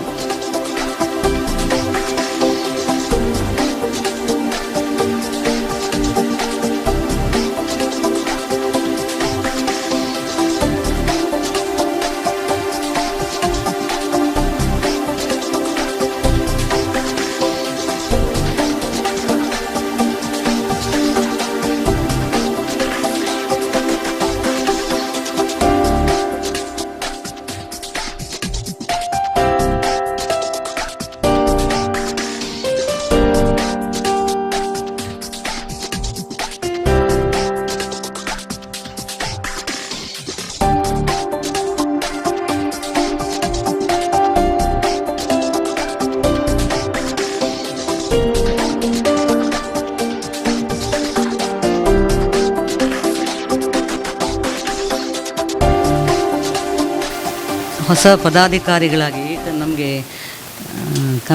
ನಾವು ಸಾಹಿತ್ಯ ಪ್ರಿಯರಿಗೆ ಎಲ್ಲೋ ಒಂದು ಕಡೆ ಸಾಹಿತ್ಯ ಹೊಸದಾಗಿ ಏನೋ ಚಿಗುರಿಕೊಳ್ತದಂದರೆ ಅದರಷ್ಟು ಸಂತೋಷದ ವಿಷಯ ಇನ್ನೊಂದಿಲ್ಲ. ಮಂಗಳೂರು ಘಟಕದ ಕನ್ನಡ ಸಾಹಿತ್ಯ ಪರಿಷತ್ತು ಹೊಸ ಪದಾಧಿಕಾರಿಗಳನ್ನು ಪಡೆದಿರೋದ್ರಿಂದ ಭಾಷಣ ಪ್ರಾರಂಭ ಮಾಡೋ ಮೊದಲು ಎಲ್ಲರಿಗೂ ಅಧ್ಯಕ್ಷರಾದಿಯಾಗಿ ಅಭಿನಂದನೆಗಳನ್ನ ಸಲ್ಲಿಸ್ತೇನೆ. ನನ್ನ ತುಂಬ ಆಪ್ತವಾದ ಒಂದು ಬಳಗವನ್ನು ಮುರಳಿ ಚೂಂತಾರ್ ಇವತ್ತಿಲ್ಲಿ ಬರೋ ಹಾಗೆ ಮಾಡಿದ್ದಾರೆ. ಸಾಹಿತ್ಯ ಪ್ರಿಯರು, ಸಾಹಿತ್ಯವನ್ನು ಆಸ್ವಾದಿಸಬಲ್ಲರು, ಸಾಹಿತಿಗಳ ಪ್ರಿಯರು. ಈಗ ನನಗೆ ಪ್ರಿಯರಾದವರು ಕೆಲವರು ಇಲ್ಲಿ ಬಂದಿದ್ದಾರೆ.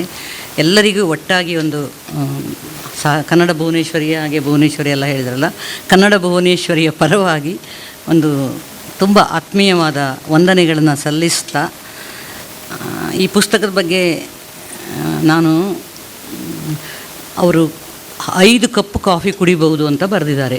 ಅದನ್ನು ಬರೆದಿದ್ರೆ ನಾನು ಬರ್ತಾನೇ ಇರಲಿಲ್ಲ. ಯಾಕಂದರೆ 5 ಕಪ್ ಕಾಫಿಯನ್ನು 2 ಸಲ ಮಾಡಿ 10 ಸಲ ನಾನು ಕುಡಿತೇನೆ. ಬರೆಯುವಾಗ ಈ ಪೆರ್ಲರ್ ಅಂತವರೇ ನನ್ನನ್ನು ರೂಪಿಸಿದಂಥವರು. ಆಕಾಶವಾಣಿ ಮಂಗಳೂರು ಹೇಗೆ ಬರೆದ್ರೂ ಸರಿಯಾಗೋದಿಲ್ಲ ಅವರಿಗೆ. ಅದು ಸೆಂಟೆನ್ಸ್ ತೆಗೀರಿ, ಇದು ನಾನು ಪ್ರಾರಂಭದ ಹಂತದಲ್ಲಿ, ಈಗ ಇಲ್ಲ, ಪ್ರಾರಂಭದ ಹಂತದಲ್ಲಿ ಆಕಾಶವಾಣಿಗೊಂದು ಲೇಖನ ಬರ್ಕೊಂಡು ಹೋದ್ರಿ ಅಂದರೆ ಅವರು ಅಷ್ಟು ತಿದ್ದುಪಡಿ ಮಾಡ್ತಿದ್ರು. ಆ ತಲೆ ಬಿಸಿಯಲ್ಲಿ ಕಾಫಿ ಕುಡಿಯೋದು ನಮ್ಮದು. ಹಾಗಾಗಿ 10 ಸಲ ಕುಡಿತೇನೆ. 5 ಕಪ್ ಕಾಫಿ ಕುಡಿಯಬಹುದು ಅಂತ ಮುರಳಿ ಬರೆದಿರೋದ್ರಿಂದ ಇವತ್ತು ಕಾರ್ಯಕ್ರಮಕ್ಕೆ ನಾನು ಬಂದಿದ್ದೇನೆ, ಇಲ್ಲಾಂದರೆ ಬರ್ತಿರಲಿಲ್ಲ. ಈ ಭಾಷಣವನ್ನು ನಾನು ಬರ್ಕೊಂಡು ಬಂದು ಅದು ಆಕಾಶವಾಣಿಗೆ ಹೋಗುವಾಗ ಮಾತ್ರ ಬರ್ಕೊಂಡು ಹೋಗೋದು ನಾವು. ಭಾಷಣಕ್ಕೆ ಬರುವಾಗ ಬರ್ಕೊಂಡು ಬರೋದಿಲ್ಲ. ಅದಕ್ಕೊಂದು ಘಟನೆ ಕಾರಣ ಇದೆ. ಯಾಕಂದರೆ ನಮ್ಮ ದೇಶದ ಅಧಿನಾಯಕಿ ಅಂತ ಕರೀತಾರಲ್ಲ, ಅವರು ಒಮ್ಮೆ ಬಳ್ಳಾರಿಗೆ ಬಂದರು. ಚುನಾವಣಾ ಪ್ರಚಾರದ ಭಾಷಣ, ಅವರಿಗೆ ಕನ್ನಡ ಬರೋದಿಲ್ಲ, ಬರ್ಕೊಟ್ರು ಕನ್ನಡ. ಬಳ್ಳಾರಿಯಲ್ಲಿ ಬಿರುಬಿಸಿಲು, 3 ಗಂಟೆಗೆ ಅವ್ರ ಭಾಷಣ ಇತ್ತು. ಬಿರುಬಿಸಿಲನ್ನು ಲೆಕ್ಕಿಸದೆ ಕುಳಿತ ಓ ನನ್ನ ಬಳ್ಳಾರಿಯ ಬಂಧುಗಳೇ ಅಂತ ಶುರು ಮಾಡಿದ್ದಾರೆ ಭಾಷಣ ಬರೆದು ಕೊಟ್ಟವರು. ಅವರು ಬರುವಾಗ ಲೇಟಾಗಿ 9 ಗಂಟೆ ಆಗಿ ಚಂದ್ರ ಬಂದುಬಿಟ್ಟಿದ್ದಾನೆ. ಅವರು ಅದನ್ನು ಹಿಂದಿಯಲ್ಲಿ ಕನ್ನಡ ಬರ್ಕೊಂಡು ಬಿರುಬಿಸಿಲಿನಲ್ಲಿ ಕೂತ ಬಳ್ಳಾರಿಯ ಬಂಧುಗಳೇ ಅಂತ ಹೇಳಿದಾಗ ಎಲ್ಲರೂ ಚಂದ್ರನನ್ನು ತೋರಿಸಿ ಜೋರಾಗಿ ನಕ್ಕಿದ್ರಂತೆ. ಅದಕ್ಕೆ ನಾನು ಬರೆದು ತಂದು ಓದುವ ಅಪರಾಧ ಮಾಡೋದಿಲ್ಲ. ಅಲ್ಲದೆ ಮುರಳಿ ಮೋಹನ ಚೂಂತಾರು ಬರೆದಿರೋದು ಅಂದರೆ ನನಗೆ ಹೆಚ್ಚು ಕಡಿಮೆ ಗೊತ್ತಿರ್ತದೆ ಇಂಥದ್ದು ಬರೀತಾರೆ. ಅದು ನಮ್ಮ ಮತ್ತು ಅವರ ಕುಟುಂಬದ ನಡುವಿನ ಆತ್ಮೀಯ ಬಂಧ ಹೇಗಿದೆ ಅಂದರೆ, ಅವ್ರು ಏನು ಬರೀಲಿಲ್ಲ ಅಂತ ನಮಗೆ ಟೆನ್ಷನ್. ನೀವು ಒಂದು ವಾರ ಏನಾರು ಬರೀದಿದ್ರೆ, ಮುರಳಿ ಅಂಕಲ್ಗೆ ಏನಾಗಿದೆ ಅಮ್ಮ ಅಂತ ನನ್ನ ಮಗಳು ಕೇಳ್ತಿರ್ತಾಳೆ, ಬರದೇ ಇಲ್ಲ ಈ ಸಲ ಅಂತ. ಅವರು ಕಲ್ಲಡ್ಕಕ್ಕೆ ಹೋಗಬೇಕು. ಅವರು ಚಟ ಅಂತ ಹೇಳಿದ್ರಿ ನೀವು, ಅದು ಹಠವಾಗಿ ಬಿಟ್ಟಿದೆ ಈಗ ಬರೆಯೋದು. ಹಠ ಹೊತ್ತು ಬರೀತಾರೆ. ರಾತ್ರಿ 2 ಗಂಟೆಗೆ ಅವರದ್ದು ಆನ್ಲೈನಲ್ಲಿ ಇರ್ತಾರೆ. ಇದೆಲ್ಲ ನಾವು ಗಮನಿಸ್ತೀವಿ. ತಮ್ಮ ಅಂದ್ಬಿಟ್ರೆ ಅಕ್ಕ ಅಂದ್ಬಿಟ್ರೆ ಸುಲಭ ಅಲ್ಲ. ನೀವೆಲ್ಲರನ್ನೂ ನಾನು ಗಮನಿಸ್ತಾ ಇರ್ತೀನಿ, ಅಕ್ಕ ಕೊಟ್ಟಿದ್ದೀರಲ್ಲ. ಅವರು ಭಾನುವಾರ ಹೋಮ್ ಗಾರ್ಡ್ಸನ್ನು ಕಟ್ಟಿಕೊಂಡು ಎಲ್ಲೆಲ್ಲೋ ಓಡಾಡ್ತಿರ್ತಾರೆ. ಕಲ್ಲಡ್ಕ ಟೀ ಕುಡಿಲೇಬೇಕು ಅವರಿಗೆ. ಅದರದ್ದೊಂದು ಫೋಟೋ ತೆಗಿಬೇಕು, ತಕ್ಷಣ ಹಾಕಬೇಕು. ಆ ಕಲ್ಲಡ್ಕ ಟೀಯನ್ನು ಅವರು ಪ್ರೊಪಗಂಡ ಮಾಡಿದ ಹಾಗೆ ಅವರದ್ದು ರಿನೋವೇಟ್ ಆದಾಗ ನಾನು ಬರೆದೆ. ಅವರ ಅಧಿಕೃತ ಅಂಬ್ಯಾಸಿಡರ್ ಆಗಿ ಡಾಕ್ಟರ್ ಮುರಳಿ ಮೋಹನ್ ಚೂಂತಾರ್ ಅವರನ್ನು ನೇಮಿಸಲಾಗಿದೆ ಅಂತ ನಾನು ಸುಮ್ಮನೆ ತಮಾಷೆಗೆ ಹೇಳಿದ್ದು. ಅಷ್ಟು ಅವರು ಜೀವನವನ್ನು ಆಸ್ವಾದಿಸೋದು, ಈ ಸ್ವಾದ ಅಂತ ಅದಕ್ಕೆ ಇನ್ನೊಂದು ಆಸ್ವಾದಿಸಿಕೊಂಡು ತಿನ್ನುವಂಥದ್ದು. ನಾವು ಸುಮ್ಮನೆ ನಮ್ಮ ಇದರಲ್ಲಿ ಇನ್ನೊಂದು ನಾನು ಸೇರ್ಪಡೆ ಮುಂದಿನ ಇದು ಅವರ ಕೃತಿಗಳೆಲ್ಲವೂ ಪರಿಷ್ಕೃತವಾಗಿ ಮತ್ತೆ ಮತ್ತೆ ಮತ್ತೆ ರೀಪ್ರಿಂಟ್ ಆಗುವಂಥದ್ದು ಅವರದ್ದು ಎಲ್ಲ ಹೆಚ್ಚಿನ ಕೃತಿಗಳು. ಅದರಲ್ಲಿ ಹೇಗೆ ತಿನ್ನಬೇಕು ಅಂತ ಒಂದು ಸೇರಿಸ್ಬೇಕು. ನಾವು ಕೆಲವರು ಇದರಲ್ಲಿ ಏನನ್ನು ತಿನ್ನಬೇಕು, ಯಾಕಾಗಿ ತಿನ್ನಬೇಕು ಎಲ್ಲವೂ ಇದೆ. ತಿನ್ನುವ ಕ್ರಮದ ಬಗ್ಗೆ ಒಂದು ಬರೀಬೇಕು. ನಾವು ಹಾಸ್ಯ ಲೇಖಕರು ತುಂಬ, ನಮ್ಮಲ್ಲಿ ಒಬ್ಬರು ನಮ್ಮ ಕಾಲೇಜಲ್ಲಿದ್ದರು. ಅವ್ರ ಎದುರಿಗೆ ಈ ಗೋಡಂಬಿ ಬೀಜ ಸೌಜನ್ಯಕ್ಕಾಗಿ ಹಿಡಿತಾರಲ್ಲ, ಒಂದು ತೆಗೆದು ಹೀಗೆ ತಿಂತಾರೆ ಸ್ಟ್ಯಾಂಡರ್ಡಾಗಿ. ಅವರು ಹೀಗೆ ತಿಂದು ಅಷ್ಟನ್ನು ತಿಂದು ಇಡೀ ಕಾಲೇಜಿನ ಮರ್ಯಾದೆ ಒಮ್ಮೆ ತೆಗೆದು ಬಿಟ್ಟಿದ್ದರು ನಮ್ಮದು. ಹಾಗೆ ಏನನ್ನು ಎಷ್ಟನ್ನು ಮತ್ತು ಹೇಗೆ ತಿನ್ನಬೇಕು ಅಂತ ಒಂದು chapter two be added. Note ಮಾಡ್ಕೊಳ್ಳಿ ಮುರಳಿಯವರೇ. ನಾನು ತುಂಬ ಪ್ರೀತಿಯಿಂದ, ಯಾಕಂದರೆ ನನಗೆ ಅವರ ಸಾಧನೆಯ ಹಿಂದೆ ಅವರು ಹೇಳಿದರು, ತುಂಬ ದೊಡ್ಡ ಮಾತನ್ನು ಹೇಳಿದರು. ನನಗೆ ಅಕ್ಕನ ಸ್ಥಾನ ಕೊಟ್ಟ ಮೇಲೆ ಯಾರನ್ನು ನಾವು ತಮ್ಮ ಅಂತ, ಆ ಕಡೆ ತಮ್ಮ ಸಹ ಅವನು ತುಂಬ ತಪ್ಪೆಲ್ಲ ಮಾಡಿ ಬರೆದಾಗ ತರಿ ಬೈದೆಲ್ಲ ಮಾಡಿದ್ದೇನೆ ನಾನು ಅವರಿಗೆ. ಮತ್ತು ಎಲ್ಲೆಲ್ಲೋ ಕರ್ಕೊಂಡೋಗಿ ಭಾಷಣ ಮಾಡಿಸಿದ್ದಾನೆ ಅವನು ನನ್ನನ್ನು. ಒಂದು ಜೈನ ಮುನಿಗಳ ಸಮಾರಂಭ ಕರ್ಕೊಂಡೋಗಿದ್ದು ನೆನಪಿದೆಯಾ ನನಗೆ? ನಾವು ಇಷ್ಟು ಒದಾಡ್ತೇವಲ್ಲ ನಮ್ಮ ತಾಪತ್ರಯಗಳು, ಆ ಗುರುಗಳು ಕೂತಿದ್ದು ನೋಡಿ, ಸ್ವಾಮಿಗಳೇ ನಮಗೂ ನಮ್ಮನ್ನು ಯಾರೂ ಕೇಳಲಿಲ್ಲ, ಸ್ವಾಮಿ ಆಗಲಿಕ್ಕೆ ಆಸೆ ಇದೆಯಾ ಅಂತ ಮದುವೆ ಮಾಡಿಬಿಟ್ಟಿದ್ದಾರೆ, ನಿಮ್ಮ ಹಾಗೆ ನಮಗೂ ಆರಾಮ ಇದ್ದು ಬಿಡೋಣ ಕಾಣ್ತದೆ ಅಂತ ನಾನು ಅವರಿಗೆ ತಮಾಷೆ ಮಾಡಿದ್ದೆ. ಬನ್ನಿ ನಮ್ಮ ಮಠಕ್ಕೆ ಅಂತ ಅವ್ರು ಹೇಳಿದರು, ನಾವು ಸಾಹಿತ್ಯ ಪ್ರಿಯರು ಅಂತ. ತುಂಬ ಒಳ್ಳೆಯ ಕಾರ್ಯಕ್ರಮ ಕರ್ಕೊಂಡು ಹೋಗಿದ್ದರು ಅವರು. ತುಂಬ ಖುಷಿ ಆಗ್ತಾಯಿದೆ. ಮಂಗಳೂರಲ್ಲಿ ಕನ್ನಡ ಸಾಹಿತ್ಯಕ್ಕೆ ಮತ್ತೊಂದು ಮರು ಜೀವ ಬರುವ ಹಾಗೆ ಇದೆ. ನಾನು ತುಂಬ ಎಲ್ಲರಿಗೆ ಶುಭ ಹಾರೈಸ್ತೇನೆ ಮತ್ತು ನಾನು ಗಮನಿಸ್ತಾ ಇರ್ತೇನೆ. ನಾನು ಎಲ್ಲೂ ಹೋಗಿಲ್ಲ, ಹೋಗಿಬಿಟ್ರು ಅಂತ ಹೇಳಿದ್ರಲ್ಲ ಅವರು ಪ್ರಾರಂಭದಲ್ಲಿ, ಎಲ್ಲೂ ಹೋಗಿಲ್ಲ ನಾನು. ಮುರಳಿಯವರ ಮೊದಲನೇ ಪುಸ್ತಕದಿಂದ ಹಿಡಿದು ಇವತ್ತು 13ನೇ ಕೃತಿಯವರೆಗೂ ಅದರ ಹಿಂದೆ ಮುಂದೆ ಮುನ್ನುಡಿಯೋ ಅಥವಾ ಬಿಡುಗಡೆಯೋ ಯಾವುದೋ ಒಂದು ರೀತಿಯಲ್ಲಿ ನಾನು ತೊಡಗಿಕೊಂಡಿದ್ದೇನೆ. ತುಂಬ ಸಾರ್ಥಕವಾದ ಕೆಲಸವನ್ನು, ಯಾಕಂದರೆ ಅವರಿಗೆ ಅಗತ್ಯ ಏನಿರಲಿಲ್ಲ. ಅಲ್ಲಿ ಮಂಜೇಶ್ವರಕ್ಕೆ ಹೋಗಿ ನೋಡಿದರೆ ಗೊತ್ತಾಗ್ತದೆ ಅವರು ಎಷ್ಟು ಬ್ಯುಸಿ ಅಂತ. ನಾನು ತುಂಬ ಜನಪ್ರಿಯ ವೈದ್ಯರು ಆಗಿರ್ಬೋದು ಅಂತ ಅಂದ್ಕೊಂಡಿದ್ದೆ, ಬಟ್ ನಾನೇ ಅಲ್ಲಿ ಹೋದಾಗ ಗೊತ್ತಾಯಿತು ಎಂಥ ಜನಪ್ರಿಯತೆ ಇದೆ ಅಂತ. ರೈಲ್ವೆ ಸ್ಟೇಷನ್ನಲ್ಲಿ ಜನ ಇದ್ದಂಗೆ ಇದ್ದರು. ಅವತ್ತು ನಾನು ಅದನ್ನು ತರಿಸ್ಕೊಂಡು ಹೋಗೋ ಹಾಗೆ ಅಷ್ಟೆಲ್ಲ ಮಾಡ್ಕೊಂಡು ಇರ್ಬೋದಿತ್ತು. ಅವರಿಗೇನು ಕನ್ನಡ ಸಾಹಿತ್ಯ ಬರಿಬೇಕು ಏನು ಅಗತ್ಯ ಏನಿರಲಿಲ್ಲ. ಆದರೆ ಇದು ಅವರ ತಾಯಿಯಿಂದ ಬಂದಂತೂ ಅವರ ತಂದೆ, ನಾನು ತಂದೆಯವರನ್ನು ಕೂಡ ನೆನಪು ಮಾಡ್ಕೋತೇನೆ. ಅವರು ದೊಡ್ಡ ವಿದ್ವಾಂಸರು.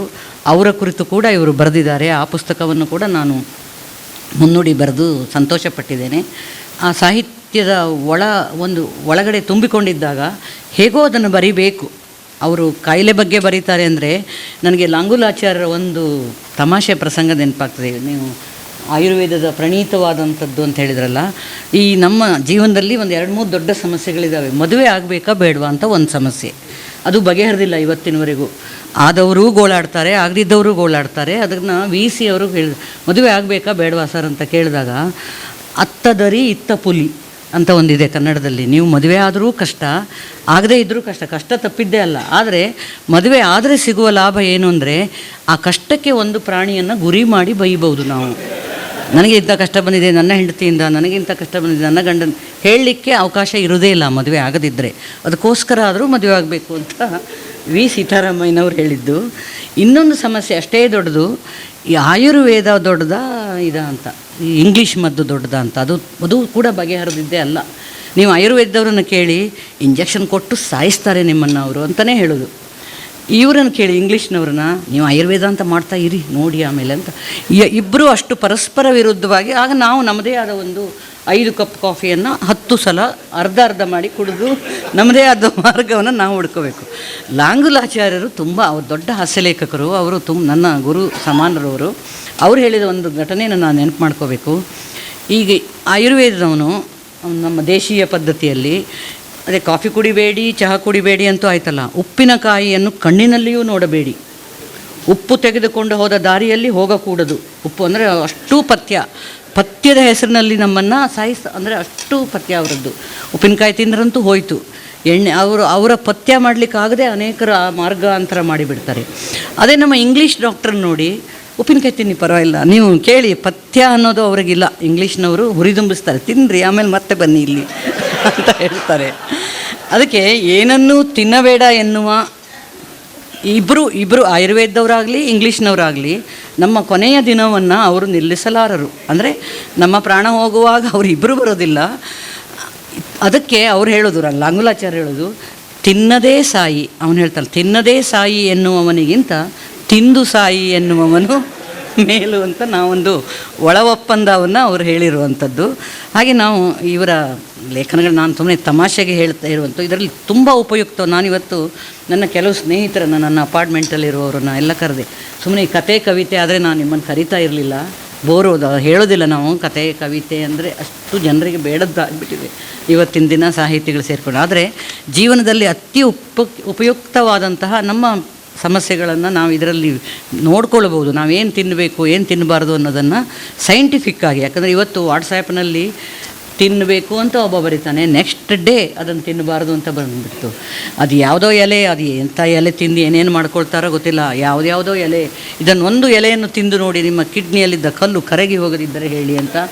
ಹೀಗಾಗಿ ಈಗ ಈ ವೈದ್ಯರನ್ನೇ ಕೇಳೋದಿಲ್ಲ ನಾವು, ನಾವೇ ವೈದ್ಯರೇ ಆಗಿಬಿಟ್ಟಿದ್ದೇವೆ, ಸೆಲ್ಫ್ ಮೇಡ್ ಡಾಕ್ಟರ್ಸ್ ನಾವು.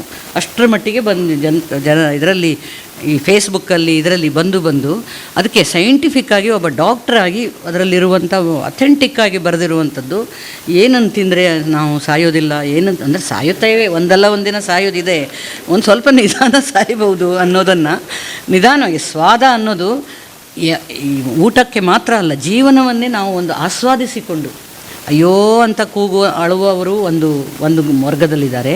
ಇಲ್ಲಿದ್ದನ್ನು ಇದೆ, ಇಲ್ಲಿ ಮೈನಸ್ ಪಾಯಿಂಟ್ಸ್ ಇದ್ದಾವೆ ಈ ಜೀವನದಲ್ಲಿ, ದುಃಖ ಇದೆ, ನೋವು ಇದೆ, ಎಲ್ಲವೂ ಇದೆ. ಈ ಕಡೆಯೂ ಒಂದು ಒಳ್ಳೆಯ ಮುಖ ಇದೆ ಆ ಜೀವನಕ್ಕೆ, ಅದನ್ನು ನೋಡಿ ಆಸ್ವಾದಿಸುವಂಥದ್ದನ್ನು ಪ್ರೇರೇಪಿಸುವ ಹಾಗೆ ಇದೇ ಹಣ್ಣು, ಇದೇ ಹಾಲು ಬಿಳಿದೆಲ್ಲ ವಿಷ ಅಂತ ಹೇಳ್ತಾರಲ್ಲ, ಎಲ್ಲವೂ ವಿಷವನ್ನೇ ನಾವು ತಿಂದ್ಕೊಂಡು ಬದುಕಿದ್ದೇವಲ್ಲ ವಿಷಕಂಠರ ಹಾಗೆ. ಏನನ್ನು ಎಷ್ಟು ಪ್ರಮಾಣದಲ್ಲಿ ತಿನ್ನಬೇಕು ಅನ್ನೋದನ್ನು ತುಂಬ ಸೊಗಸಾಗಿ, ತುಂಬ ಸ್ವಾರಸ್ಯಕರವಾಗಿ, ಅವ್ರದ್ದೇ ಅದೊಂದು ಭಾಷೆ ಇದೆ. ನನಗೆ ಅದು ಬರದೆ ಕೊಟ್ಟಲೆ ಇದು ಮುರಳಿ ಬರೆದಿರೋದು ಅಂತ ಗೊತ್ತಾಗಿಬಿಡ್ತದೆ. ಇಲ್ಲಿ ಪುಸ್ತಕದಲ್ಲಿ ಬರೋಕ್ಕಿಂತ ಮೊದಲು ಬರೆದಿದ್ದಾರೆ. ಇದನ್ನು ನಾವೆಲ್ಲ ಓದಿ ನೋಡಿಕೊಂಡು ನಮ್ಮ ಇದರಲ್ಲಿ, ಆಮೇಲೆ ಕೆಲವನ್ನು ಹೊಸ ವಿಷಯಗಳಿದ್ದಾವೆ ಮುರಳಿಯವರೇ. ಬಿ ಪಾಸಿಟಿವ್, ನನ್ನದು ಬಿ ಪಾಸಿಟಿವ್. ಈ ಬ್ಲಡ್ ಗ್ರೂಪ್ ಅನ್ನೋದು ಸ್ವಭಾವವನ್ನು ನಿರ್ದೇಶಿಸ್ತದೆ, ಮತ್ತು ಯಾವ ಬ್ಲಡ್ ಗ್ರೂಪ್ನವರಿಗೆ ಯಾವ ಆಹಾರ ಸರಿ ಅನ್ನೋದು ನಾನು ಫಸ್ಟ್ ಟೈಮ್ ಓದಿದ್ದು. ನನ್ನದು ಬಿ ಪಾಸಿಟಿವ್. ಅವ್ರಿಗೆ ಒಂದು ವಾಕ್ಯ ಬರೆದಿದ್ದೀರಿ, ಬಿ ಪಾಸಿಟಿವ್ನವರು ಮಾನಸಿಕವಾಗಿ ಹಾಗೂ ದೈಹಿಕವಾಗಿ ಸ್ಟ್ರಾಂಗ್ ಇರ್ತಾರೆ ಅಂತ. ಅದು ಒಂದು ಕಾರಣ ನಾನು ಇವತ್ತು ಬರೋದಕ್ಕೆ. ಅದು ನನಗೆ ಗೊತ್ತಿರಲಿಲ್ಲ, ಇಂಥ ಬ್ಲಡ್ ಗ್ರೂಪ್ನವರಿಗೆ ಇಂಥ ಆಹಾರ ಸೂಕ್ತ ಅನ್ನೋದನ್ನು ನಾನು ಓದಿರಲಿಲ್ಲ. ವೈಜ್ಞಾನಿಕವಾಗಿ ಹೇಳಬಹುದಾದದ್ದನ್ನು ತುಂಬ ಸೊಗಸಾಗಿ, ಅದಕ್ಕೆ ಆಕರ್ಷಕವಾದ ಒಂದು ಮುನ್ನುಡಿ ಬರೆದಿದ್ದಾರೆ ಪ್ರಭಾಕರ್ ಜೋಶಿಯವರು. ನಾನು ಅವರು ಇಲ್ಲಿ ಬಂದರೆ ಅವರನ್ನು ಅಭಿನಂದಿಸಬೇಕು ಅಂದ್ಕೊಂಡಿದ್ದೆ. ಇಷ್ಟು ಚಂದದ ಅವರ ಭಾಷೆ, ಒಂದು ಕವಿತೆ ಹಾಗೆ ಬರೆದಿದ್ದಾರೆ. ಒಂದು ಮುನ್ನುಡಿ ಅಷ್ಟು ಚಂದ ಇರೋದಕ್ಕೆ ಸಾಧ್ಯ ಅನ್ನೋದು. ಅವರು ಅವರನ್ನೆಲ್ಲ ಬಾಯಿ ಮುಚ್ಚಿಸಿದವರು ಇವರು. ಮುರಳಿಯವರ ಮತ್ತು ನನ್ನ ಬಾಯಿ ಮುಚ್ಚಿದ ಕತೆ ದೊಡ್ಡದಿದೆ. ನಾನೊಂದು ಸಲ ಮಂಗಳೂರಿಗೆ ಟ್ರೈನಲ್ಲಿ ಬರ್ತಾ ಇದ್ದೇನೆ, ಮದ್ದೂರಲ್ಲಿ ಮದ್ದೂರು ವಡ ಅಂತ ಫೇಮಸ್ ಅಲ್ಲ, ಮದ್ದೂರು ವಡ ಕಾಫಿ ತೊಗೊಂಡೆ. ಆ ಮದ್ದೂರು ವಡೆ ನುಂಗುವಾಗ ನಾನು ಒಂದು ಹಲ್ಲು ಒಳಗೆ ಹೋಗಿಬಿಟ್ಟಿದೆ. ಗೊತ್ತೇ ಇಲ್ಲ ನನಗೆ ಮದ್ದೂರು ವಡೆಯ ಗಟ್ಟಿತನ ಎಷ್ಟಿರ್ಬೋದು ನೋಡಿ. ನನ್ನ ಒಂದು ಹಲ್ಲನ್ನು ತೊಗೊಂಡು ಒಳಗೆ ಹೋಗಿದೆ. ಗಾಬರಿ. ನಮ್ಮ ಮನೆಯಲ್ಲಿ ಯಾರಿಗೆ ಏನೇ ಆದರೂ ನಾವು ಪಟ್ಟ ಫೋನ್ ಮಾಡೋದು ಮುರಳಿ ಮೋಹನ್ ಚೂಂತಾರು. ನನ್ನ ಮಗಳಿಗೆ ಚೇಳು ಕಚ್ಚಿದೆ ಡಾಕ್ಟ್ರೇ ಅಂತ, ಅದು ಅವರಿಗೆ ಫೋನ್ ಮಾಡಬೇಕು. ಅವರಿಗೆ ಯಾವುದೇ ಸಂಬಂಧ ಇಲ್ಲದ ಸಂಗತಿಗಳು ಘಟಿಸಿದರು. ಇದಂತೂ ಹಲ್ಲೇ ಒಳಗೆ ಹೋದ ಸಂದರ್ಭ. ನಾನು ಸೀದಾ ಫೋನ್ ಮಾಡಿದೆ, ಮುರಳಿ ನಾನು ಹಲ್ಲು ನುಂಗಿದ್ದೇನೆ ಅಂತ. ಏನು ಹೆದರಬೇಡಿ ಅಕ್ಕ, ಬನ್ನಿ, ನೀವು ಏನಾಗೋದಿಲ್ಲ, ನಾಳೆ ಬನ್ನಿ ಅಂತ ಹೇಳಿದರು. ಆಮೇಲೆ ನನ್ನ ಹಲ್ಲು ನನಗೆ ಮತ್ತಿನ್ನೇನಲ್ಲ, ನಾನು ನೆಗಾಡಿ ಅಂತ ಹೇಳುವವಳು, ಮುಂದಿನ ಹಲ್ಲು ಹೋಯಿತು. ಆಗ ನಾನು ಮಾಸ್ಕ್ ಹಾಕ್ಕೊಂಡೆ, ಏನು ಮಾಡೋದು ಅಂತ. ನೆಗಾಡಲಿಕ್ಕೂ ಇಲ್ಲ, ಮಾತಾಡಲಿಕ್ಕೂ ಇಲ್ಲ.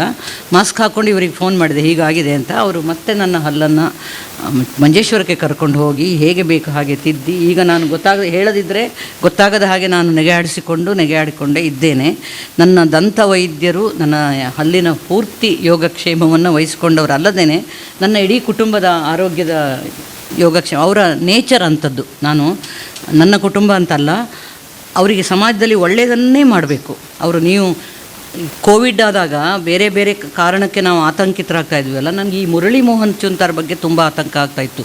ಎಲ್ಲೋ ಹೋಗಿ ಯಾರಿಗೋ ಏನೋ ಸಹಾಯ ಮಾಡ್ತಾ ಇದ್ದಾರೆ, ಕೊರೋನಾ ಅಂಟಿಸ್ಕೊಂಡ್ರೆ ಹೇಗೆ ಈ ಮನುಷ್ಯ ಅಂತ ನಾನು ರಾಜಶ್ರೀಗೆ ಫೋನ್ ಮಾಡಿ ಸ್ವಲ್ಪ ಅವ್ರನ್ನ ಹದ್ಬಸ್ತಲ್ಲಿ ಇಡಿ ಮಾರ್ಯಾರೆ, ಎಲ್ಲೆಲ್ಲೋ ಆ ಹೋಮ್ ಗಾರ್ಡ್ಗಳನ್ನ ಕಟ್ಕೊಂಡು ಹೋಗಿ ಯಾರ್ಯಾರಿಗೋ ಏನೋ ಮಾಡ್ತಾರೆ, ಅವರಿಗೆ ಅಂಟಿಸ್ಕೊಂಡ್ರೆ ಹೇಗೆ ಅಂತ ನಂಗೆ ತುಂಬ ಆತಂಕ ಆಗ್ತಾಯಿತ್ತು ಕೊರೋನಾ ಸಂದರ್ಭದಲ್ಲಿ. ಎಲ್ಲರಿಗೆ ಸಹಾಯ, ನೆರೆ ಬಂದರೆ ಹೋದರು ಇವರು, ಅವರ ಇವರನ್ನು ಹೋಮ್ ಗಾರ್ಡ್ಸನ್ನು ನನ್ನ ಕಾಲು ಒಮ್ಮೆ ಮುರಿದು ಹೋದಾಗ ನನ್ನ ವಿದ್ಯಾರ್ಥಿನಿಯರು ಹೋಮ್ ಗಾರ್ಡ್ಸ್ ಆಗಿದ್ದಾರೆ, ಎತ್ತಾಕ್ಕೊಂಡು ಹೋಗಿ ಭಾಷಣ ಮಾಡಿಸ್ಬಿಟ್ಟಿದ್ರು. ಒಂದು ಸಲ ಅವ್ರು ಎತ್ಕೊಂಡೇ ಹೋಗಿಬಿಟ್ಟಿದ್ರು. ಅಂಥ ಒಳ್ಳೆಯ ಹೋಮ್ ಗಾರ್ಡ್ಸನ್ನು, ಆ ಟೀಮನ್ನು ನೋಡುವಾಗ ಸಂತೋಷ ಆಗ್ತದೆ. ಹಾಗೆ ಒಬ್ಬ ವ್ಯಕ್ತಿ ಏನೆಲ್ಲ ಮಾಡೋದಕ್ಕೆ ಸಾಧ್ಯ ಇದೆ. ಒಬ್ಬ ವೈದ್ಯ ಆಯಿತು, ಅಲ್ಲಿ ಅವಿರತವಾಗಿ ಅವರು ಹಲ್ಲು ಮಾಡ್ತಾನೇ ಇರ್ತಾರೆ, ಆ ಕೆಲಸ ಹೇಳ್ಕೊಂಡೇ ಯೋಚನೆ ಮಾಡ್ತಾ ಇರ್ತಾರೆ. ಸಂಜೆ ಬಂದು ಲೇಖನ ಬರೀತಾರೆ, ಮರುದಿನ ಅದನ್ನು ಪ್ರಕಟಣೆಗೆ ಕೊಡ್ತಾರೆ. ಇದನ್ನು ನಾವು ಓದಿ ಅದನ್ನು ಉಪಯೋಗ ಪಟ್ಕೊಳ್ದಿದ್ರೆ ಅವರು ಬರೆದಿದ್ದು ವ್ಯರ್ಥ ಆಗಬಾರ್ದಲ್ಲ. ಆಗೋ ಕಾರಣಕ್ಕೋಸ್ಕರ ಇಷ್ಟು ಸುಂದರವಾದ ಮುನ್ನುಡಿ, ಅದನ್ನು ಮೆಚ್ಚಿ ನಾವಂತವ್ರು ಮಾತಾಡುವುದು.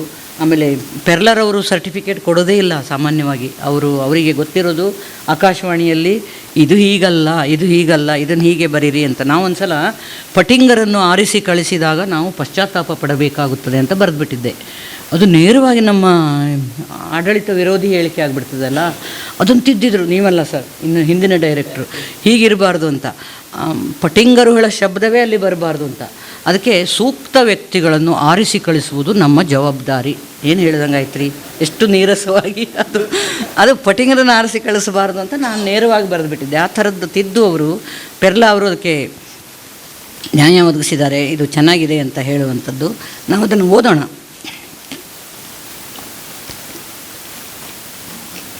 AC ವಿರುದ್ಧ ನನ್ನದು. AC ಇದ್ದಲ್ಲಿ ನೀರು ಕುಡಿಯೋದು ಗಂಟಲು ಒಣಗೋದಕ್ಕೆ ಕಾರಣವಂತೆ. ಆಮೇಲೆ ಇನ್ನೊಂದು ಆಕ್ಷೇಪ ಇದೆ ನನಗೆ. ನೀವು ಫೋಟೋಸ್ ಹಾಕಿದ್ದೀರಲ್ಲ ಮುರಳಿ, ರಾಜಶ್ರೀ ಮಾಡಿದ ತಿಂಡಿಯ ಫೋಟೋ ಹಾಕ್ತಿರಲ್ಲ, ಅದನ್ನು ಇದರಲ್ಲಿ ರಾಜಶ್ರೀ ನೀವು ಸ್ವಲ್ಪ ಹದ್ದುಬಸ್ತಲ್ಲಿ ಇಡಬೇಕು ಅವರನ್ನು. ನಾನು ನಿಮಗೆ ಸಪೋರ್ಟ್ ಮಾಡ್ತೇನೆ. ಈ ಫೋಟೋಸ್ ಎಲ್ಲ ಅವರು ಮಾಡಿ, ಅವರ ಅತ್ಯುತ್ತಮ ತಿಂಡಿಯನ್ನು ಅಷ್ಟೇ ಆಕರ್ಷಕವಾಗಿ, ಅಷ್ಟೇ ಆರೋಗ್ಯಕರವಾಗಿ ಮಾಡ್ತಾರೆ. ಅದನ್ನು ಇವರು ಫೋಟೋ ಹಾಕ್ಕೊಳ್ತಾರೆ, ಸಂಭ್ರಮಿಸ್ತಾರೆ. ಈ ಪುಸ್ತಕಕ್ಕೆ ಅದನ್ನೇ ಬಳಸ್ಕೊಳ್ಳಿ. ಮುಂದಿನ ಪರಿಷ್ಕೃತ ಆವೃತ್ತಿಯಲ್ಲಿ ಫೋಟೋಸ್ ನಿಮ್ಮದು ಇರಬೇಕದು. ಯಾಕಂದರೆ ಅಷ್ಟು ಚಂದದಲ್ಲಿ ಅವರು ಅಡುಗೆ, ನಾನು ಎಲ್ಲ ರೀತಿಯ ಅವರ ವಿಶೇಷ ಅಡುಗೆಗಳನ್ನು ಊಟ ಮಾಡಿದ್ದೇನೆ. ದಿನನಿತ್ಯದ ಸಾಮಾನ್ಯ ಅಡುಗೆಗಳನ್ನು. ನಿಮ್ಮ ಸಂಡೇ ಅಂತೂ ನನ್ನ ಮಗಳು ಫಸ್ಟ್ ನೋಡೋದು ನಿಮ್ಮನೇಲಿ ಏನು ತಿಂಡಿ ಅಂತ FBಯಲ್ಲಿ ಫೇಸ್ಬುಕ್ಕಲ್ಲಿ ಹಾಕ್ತಾರೆ. ಆ ಮಾನಸಿಕವಾದ ಉತ್ಸಾಹ ಇದೆಯಲ್ಲ, ಅದಕ್ಕೆ ಕೂಡ ಕಾರಣ ತಿಂಡಿ. ನಾವು ತಿನ್ನುವ ಕೆಲವು ಆಹಾರ ಪದಾರ್ಥಗಳನ್ನು ತಿಂದಾಗ ಉಲ್ಲಾಸ ಜಾಸ್ತಿ ಆಗ್ತದೆ ಅನ್ನೋದನ್ನು ಬರೆದಿದ್ದಾರೆ. ಇದು ಕಲ್ಲಡ್ಕಟ್ಟಿ ಅಂತ ಹೇಳಿದೆ. ಆಮೇಲೆ ಈ ಬೆಂಗಳೂರು, ನಮ್ಮ ದಕ್ಷಿಣ ಕನ್ನಡದ ಆಹಾರ ಪದ್ಧತಿ, ನಾನು ದಕ್ಷಿಣ ಕನ್ನಡದವಳಲ್ಲ, ಇವರು ಉತ್ತರ ಕನ್ನಡದವರಂತೆ ಅಧ್ಯಕ್ಷರು, ನಮ್ಮ ಜಿಲ್ಲೆಯವರವರು. ನಾನು ಇಲ್ಲಿ ಬಂದಾಗ ನಮ್ಮಲ್ಲಿ ಉತ್ತರ ಕನ್ನಡದಲ್ಲಿ ಹೇಗೆ ಅಂದರೆ, ಬೆಳಗಾಯಿತು ಅಂದರೆ ನಮ್ಮ ಗೃಹಿಣಿಯರಿಗೆ ದೋಸೆ ಮಾಡಬೇಕು, ಚಟ್ನಿ ಮಾಡಬೇಕು, ಚಹಾ ಎಲ್ಲ ಅವ್ರಿಗೆ ಪುರ್ಸೊತ್ತೇ ಇಲ್ಲ. ಒಂದು 9 ಗಂಟೆ ತನಕ ರಂಗೋಲಿ ಹಾಕೋದು ಮೊದಲಾಯ್ತಲ್ಲ. ಆಮೇಲೆ ನಾನು ದಕ್ಷಿಣ ಕನ್ನಡಕ್ಕೆ ಬಂದಾಗ, ನಾನು ಒಬ್ಬ ಬಾಡಿಗೆ ಮನೇಲಿದ್ದೆ. ಓನರು ಹೆಂಡತಿ ಆರಾಮ್ ಪೇಪರ್ ಓದ್ತಾರೆ ಬೆಳಗ್ಗೆ. ಏನ್ರಿ ಇದು ಅಷ್ಟು ಆರಾಮ್ ಪೇಪರ್ ಓದ್ತೀರಿ, ನಿಮ್ಮ ಯಜಮಾನ್ರು ಏನಾದ್ರು ಮಾಡಿಕೊಡ್ತಾರಾ ಅಡುಗೆನ ಅಂತ ಕೇಳಿದೆ. ಇಲ್ಲ, ನಮ್ಮ ಮನೇಲಿ ಗಂಜಿ, ಒಂದು ದೊಡ್ಡ ಪಾತ್ರೆಯಲ್ಲಿ ಗಂಜಿ ಇಟ್ಟು ಬಂದು ಪೇಪರ್ ಓದ್ತೇನೆ ನಾನು ಉದಯವಾಣಿ ಅಂತ ಹೇಳಿದರು. ನನಗೆ ಎಲ್ಲ ಹೊಟ್ಟೆ ಕಿಚ್ಚಾಗೋಯ್ತು ದಕ್ಷಿಣ ಕನ್ನಡದ ಮಹಿಳೆಯರ ಬಗ್ಗೆ. ಇಲ್ಲಿಯ ಗಂಜಿ ಆಮೇಲೆ ಗೊತ್ತಾಯಿತು ಇದು ಎಷ್ಟು ಆರೋಗ್ಯಕರವಾದ್ದು. ಮಹಿಳೆಯರಿಗೆ ಸ್ವಲ್ಪ ಬೆಳಗಿನ ಟೈಮು ಒಂದು ದೊಡ್ಡ ಪಾತ್ರೆಯಲ್ಲಿ ಗಂಜಿ ಇಟ್ಟು ಇಡೀ ಉದಯವಾಣಿ ಓದೋದ್ರೊಳಗೆ ಅದು ಬೆಂದಿರ್ತದೆ. ಉಪ್ಪಿನಕಾಯಿ ಹಾಕಿ ಕೊಟ್ಟರಾಯಿತು, ಗಂಡನೂ ಊಟ ಮಾಡ್ತಾನೆ, ಮಗನೂ ಊಟ ಮಾಡ್ತಾನೆ. ಅಂತಹ ಆರೋಗ್ಯಕರವಾದ ಊಟದ ಪದ್ಧತಿಯನ್ನು ಕೂಡ ಅವರು ನಮಗೆ ಲಿವ್ ಟು ಈಟ್ ಅಲ್ಲ, ಈಟ್ ಟು ಲಿವ್ ಅನ್ನೋದನ್ನು ಅವರು ಮನಗಾಣಿಸಿಕೊಟ್ಟಿದ್ದಾರೆ. ಆಮೇಲೆ ಅದೇ ಇಡೀ ಪುಸ್ತಕದಲ್ಲಿ ಒಂದೇ ಎಳೆ ಇದೆ, ಏನಂದರೆ ಆರೋಗ್ಯಕರವಾಗಿ ನಾವು ಬದುಕೋದಕ್ಕೆ. ನಾವು ಈಗ ಹೇಳ್ತೇವಲ್ಲ, ನಾನು ಅವರು ಡಾಕ್ಟರ್ಗಳ ಪರವಾಗಿ ನಾನು ಹೆಚ್ಚು ಮಾತನಾಡೋದಿಲ್ಲ, ಅವರು ನಮ್ಮನ್ನು ಹೆದರಿಸ್ತಾರೆ ಅಂತಲೇ ನಾವು ಅಂದ್ಕೋತೀವಿ. ಇವರು ಹೆದರಿಸಿಲ್ಲ, ಹೆದರಿಕೆಯನ್ನು ತೆಗೆಯೋ ಹಾಗೆ ನಮ್ಮ ಸಿದ್ಧತೆಯಲ್ಲಿ ನಾವು ಇದ್ದರೆ ಅದೇನು ರೋಗ ಬಂದರೂ ನಾವು ಅದನ್ನು ಎದುರಿಸೋದಕ್ಕೆ ನಮಗೆ ದೇಹ ತಾನೇ ಶಕ್ತಿಯನ್ನು ನಮಗೆ ಅದು ಒದಗಿಸಿಬಿಡ್ತದೆ. ಆ ಒಳಗಿರುವ ಶಕ್ತಿಯನ್ನು ಪುಷ್ಟೀಕರಿಸ್ಕೊಳ್ಳೋದೇನೆ. ನಾವು ಕೆಲವು ಆಹಾರ ಪದ್ಧತಿ ನೋಡಿದಿರಲ್ಲ, ಯಪ್ಪ ತಿಂತಾರೆ ಅಂದರೆ ಹೆಚ್ಚಿನ, ನಾನು ಮಂಗಳೂರಲ್ಲಿ ಇರುವ ಡಾಕ್ಟರ್ಸನ್ನು ಕೇಳಿದಾಗ ಔಷಧಿದಲ್ರಿ ಸಮಸ್ಯೆ ತಿನ್ನೋದು ಅಂತ. ಅವರು ಕಡಿಮೆ ತಿನ್ನಿ ಅಂತ ಅವ್ರು ಹೇಳಿದಾಗೂ ಅದನ್ನು ಕೇಳಿಸ್ಕೊಳ್ಳೋದೇ ಇಲ್ಲಂತೆ. ಹೆಚ್ಚಿನ ಡಾಕ್ಟ್ರುಗಳು ಹೇಳ್ತಾರೆ ಅದನ್ನು ಕಡಿಮೆ ತಿನ್ನಿ ಅನ್ನೋದನ್ನು ಕೇಳಿಸ್ಕೊಳ್ಳದೆ ಏನು ತಿನ್ನಲಿ ಅನ್ನೋದನ್ನೇ ಅವರು ಇದು ಮಾಡ್ತಾರೆ. ನಾನು ಇದನ್ನು ಬೆಂಗಳೂರಿಗೆ ಹೋದರು ಅಂದ್ರಲ್ಲ, ಬೆಂಗಳೂರಿಗೆ ಹೋಗಿದ್ದು ನಾನು, ಎಲ್ಲೂ ಹೋಗಿಲ್ಲ, ಹೋಗಿ ಪುನಃ ಇಲ್ಲೇ ಇದ್ದೇನೆ ನಾನು. ಬೆಂಗಳೂರಲ್ಲಿ ಇನ್ನೊಂದು ಅದ್ಭುತ ಇದೆ, ಹಂಡೆಗಟ್ಟಲೆ ಕಾಫಿ ಕುಡಿತಾರೆ ಇವರು. ಕಾಫಿದು ಇಲ್ಲಿ ಗಿರ ಅಂತ ಹೇಳ್ತಿರಲ್ಲ ನೀವು, ಅವರು ವಾಕ್ ಮಾಡ್ತಾ ಇರುವಾಗ ಎಲ್ಲಿ ನೆಕ್ಸ್ಟ್ ಹೋಟೆಲ್ ಎಲ್ಲಿ ಸಿಗ್ತದೆ ಅಲ್ಲೊಂದು ಕಾಫಿ ಕುಡಿಯೋದು, ವಾಕ್ ಮಾಡ್ಕೊಂಡು ಬರುವಾಗ ಅಲ್ಲೊಂದು, ಅದು ಕಾಫಿಯ ಒಂದು ಇದು ಸೆಂಟರ್ ಪ್ಲೇಸ್ ಅದು ನಾನು ನೋಡಿದ ಹಾಗೆ. ಅದಕ್ಕೆ ಹೋಲಿಸಿದರೆ ದಕ್ಷಿಣ ಕನ್ನಡದ ಆಹಾರ ಪದ್ಧತಿ ಒಂದು ಕಾಯಿ ಚಟ್ನಿ, ಒಂದು ಉಪ್ಪಿನಕಾಯಿ, ಒಂದು ಗಂಜಿ, ಮಹಿಳೆಯರಿಗೆ ತುಂಬ ಆರಾಮಿನದು. ಇದನ್ನು ಆದಷ್ಟು ನಾವು ಉಳಿಸ್ಕೊಂಡು ಬರೋಣ. ಯಾಕಂದರೆ ನೀವು 8-10 ಪದಾರ್ಥ ಮಾಡಿ ಬಡಿಸಿ ಅಂಥ ಮಹಿಳೆಯರಿಗೆ ಕಾಟ ಕೊಟ್ಟರೆ ಬೆಳಗ್ಗೆ ಎದ್ದು ಕಷ್ಟ. ಗಂಜಿ ಆರೋಗ್ಯಕರವಾದ್ದು, ಊಟ ಮಾಡಿ, ಉಪ್ಪಿನಕಾಯಿ ಹಾಕಿ ಬೇಕಾದ್ರೆ ಒಂದು ಇಟ್ಟುಕೊಳ್ಳಿ ಅಂತ ನಾವು ಹೇಳ್ಬೋದು. ಈ ಥರದ ಆರೋಗ್ಯಕರವಾದ ಜೀವನ ಶೈಲಿಗೆ ಬೇಕಾದ ಎಲ್ಲವನ್ನು, ಹಣ್ಣನ್ನು ಯಾಕೆ ತಿನ್ನಬೇಕು ಅದನ್ನೆಲ್ಲ ನಮಗೆ ನಾರ್ಮಲಿ ಗೊತ್ತಿರುವಂಥದ್ದು. ಬಟ್ ಅವರು ವೈಜ್ಞಾನಿಕವಾಗಿ ಅದನ್ನು ಹೇಳಿರೋದ್ರಿಂದ ಈ ಪುಸ್ತಕ ನಮ್ಮ ಹತ್ರ ಇರಬೇಕಿದು. ಸಕ್ಕರೆ ಅನ್ನುವ ವಿಷಯ ನಾವು ಎಷ್ಟು ತಿಂತೀವಿ, ಈಗ ಸಾಮಾನ್ಯವಾಗಿ ಜ್ಞಾನ ಬರ್ತಾ ಇದೆ. ಆ ಜ್ಞಾನವನ್ನು ವೈಜ್ಞಾನಿಕವಾಗಿ ಪ್ರೂವ್ ಮಾಡಿದಂಥ ಇಂಥ ಪುಸ್ತಕಗಳು ನಮ್ಮ ನಡುವೆ ಓಡಾಡಬೇಕು. ಈಗ ನಿಮಗೆ ಮೂಢನಂಬಿಕೆಗಳನ್ನು ಪ್ರಚೋದಿಸುವಂಥ ಅನೇಕ, ನಿಮ್ಮ ದಿಂಬಿನ ಕೆಳಗೆ ಒಂದು ಲವಂಗ ಇಟ್ಟು ಮಲಗಿ ಮರುದಿನ ಲಕ್ಷ್ಮಿ ಬಂದು ಬೀಳುತ್ತಾಳೆ ಅಂತ. ನಾನು ಲವಂಗ ಇರುವೆ ಬರಲಿಲ್ಲ, ನಾನಿಟ್ಟೆ ಲವಂಗವನ್ನು ಇಟ್ಟೆ, ಇರುವೆ ಬರಲಿಲ್ಲ ಹಾಸಿಗೆಗೆ. ಇಂಥದ್ದು ಎಲ್ಲಿಂದ ತಂದು ಹಬ್ಬಿಸ್ತಾ ಇದ್ದಾರೋ, ನಾವು ಅವರನ್ನು ಕ್ಷಮಿಸಬೇಕೋ. ನಾವು ಎಲ್ಲವನ್ನು ನೋಡಿ ನಗರಿ ಅಂತ ಹೇಳ್ತೇವೆ, ಆದರೆ ಈ ಥರದ ಆಪತ್ತನ್ನು, ಈ ಆಷಾಢ ಏಕಾದಶಿನ, ಅದು ಯಾವುದು ವೈಕುಂಠ ಏಕಾದಶಿ ದಿನ ಬೆಂಗಳೂರಲ್ಲಿ ಒಬ್ಬಳು ಮಹಿಳೆ ಆತ್ಮಹತ್ಯೆ ಮಾಡ್ಕೊಬಿಟ್ಲು. ವೈಕುಂಠ ಏಕಾದಶಿ ದಿನ ನೀವು ಸತ್ತರೆ ನೇರವಾಗಿ ಸ್ವರ್ಗಕ್ಕೆ ಅಂತ ಹೇಳಿಬಿಟ್ರು. ಸಾಯೋ ಲಕ್ಷಣ ಕಾಣಲಿಲ್ಲ ಅವಳಿಗೆ. ಸಂಜೆ ಆದಮೇಲೆ ಅದು ನೋಡಿ, ಆತ್ಮಹತ್ಯೆ ಅಂತ ವಿಷಯವನ್ನು ನಾವು ನಗುತ್ತೇವೆ. ಯಾಕಂದರೆ ಆ ಮೂಢನಂಬಿಕೆಗಳು ಇನ್ನೊಂದು ಮುಂದೆ ನಾವೆಲ್ಲ ಓದುವಾಗ ಮೂಢನಂಬಿಕೆಯನ್ನು ತೊರೆಯಬೇಕು ಅಂತ ಇತ್ತು. ಆದರೆ ಅದು ಹಿಂಬಾಗಿಲಿನಿಂದ ಈಗ ಬಂದು ಗಟ್ಟಿಯಾಗಿ ಕೂತುಬಿಟ್ಟಿದೆ. ಅವುಗಳನ್ನು ನೀವು ಮೂಢನಂಬಿಕೆ ತೆಗೀರಿ ಅಂತ ಹೇಳಿದರೆ ಅವರು ಖಂಡಿತವಾಗಿ ಅದನ್ನು ಒಪ್ಕೊಳ್ಳೋದಿಲ್ಲ. ಈ ಥರದ ಪುಸ್ತಕಗಳ ಮೂಲಕ ಅರಿವನ್ನು, ವೈಜ್ಞಾನಿಕ ಅರಿವನ್ನು ಮೂಡಿಸುವಂಥ ಈ ಥರದ ಪುಸ್ತಕಗಳನ್ನು ಪ್ರಕಟಿಸಿದಂತಹ, ಅದು ಜನರಲ್ಲಿ ಅರಿವನ್ನು ಹುಟ್ಟಿ ಹಾಕೋದ್ರ ಮೂಲಕ ದೊಡ್ಡ ಸಮಾಜ ಸೇವೆ ಇದು. ನೇರವಾಗಿ ಸಮಾಜ ಸೇವೆ ಅಂತ ಇವರು ಸಮಾಜ ಸೇವಾ ದುರಂಧರರು ಅಂತೆಲ್ಲ ಹೇಳಿದರೆ ಅದು ನಮಗೆ ಹಾಸ್ಯಕ್ಕೆ ವಸ್ತು ಆಗಿಬಿಡ್ತದೆ. ಆದರೆ ಈ ಥರದ ಇದಿದೆಯಲ್ಲ, ಇದರ ಮೂಲಕ ನೀವು ಮೂಡಿಸ್ತಾ ಇರುವಂಥ ಅರಿವಿಗಾಗಿ ಸಮಾಜದ ಎಲ್ಲರ ಪರವಾಗಿ ನಾನು ಅಭಿನಂದನೆಗಳನ್ನು ಸಲ್ಲಿಸ್ತೇನೆ. ಇಂಥ ಅನೇಕ ಕೃತಿಗಳು ಅವರಿಂದ ಇನ್ನೂ ಬರಲಿ. ಎಲ್ಲ ಪುಸ್ತಕದ ಬಿಡುಗಡೆಗೆ ನಾನು ಬಂದಿದ್ದೇನೆ, ಇನ್ನೂ ಬರ್ತೇನೆ ನಾನು. 32 ಅವರು ಹಲ್ಲಿನ ಬಗ್ಗೆ ಹೇಳ್ತಾರಲ್ಲ, 32ನೇ ಇದನ್ನು ಅದ್ಧೂರಿಯಾಗಿ ಮಾಡೋಣ. ಆಗ ಇವರೆಲ್ಲ ಎಲ್ಲರನ್ನು ಬಳಸ್ಕೊಂಡು 32 ಪುಸ್ತಕಗಳು ಬರೋ ತನಕ ನಾವು ಇದೇ ಪ್ರೀತಿಯಿಂದ ಕಾಯ್ತೇವೆ. ಇಂಥ ಒಂದು ಒಳ್ಳೆಯ ಕುಟುಂಬವನ್ನು ಅವರು ಹೊಂದಿದ್ದಾರೆ.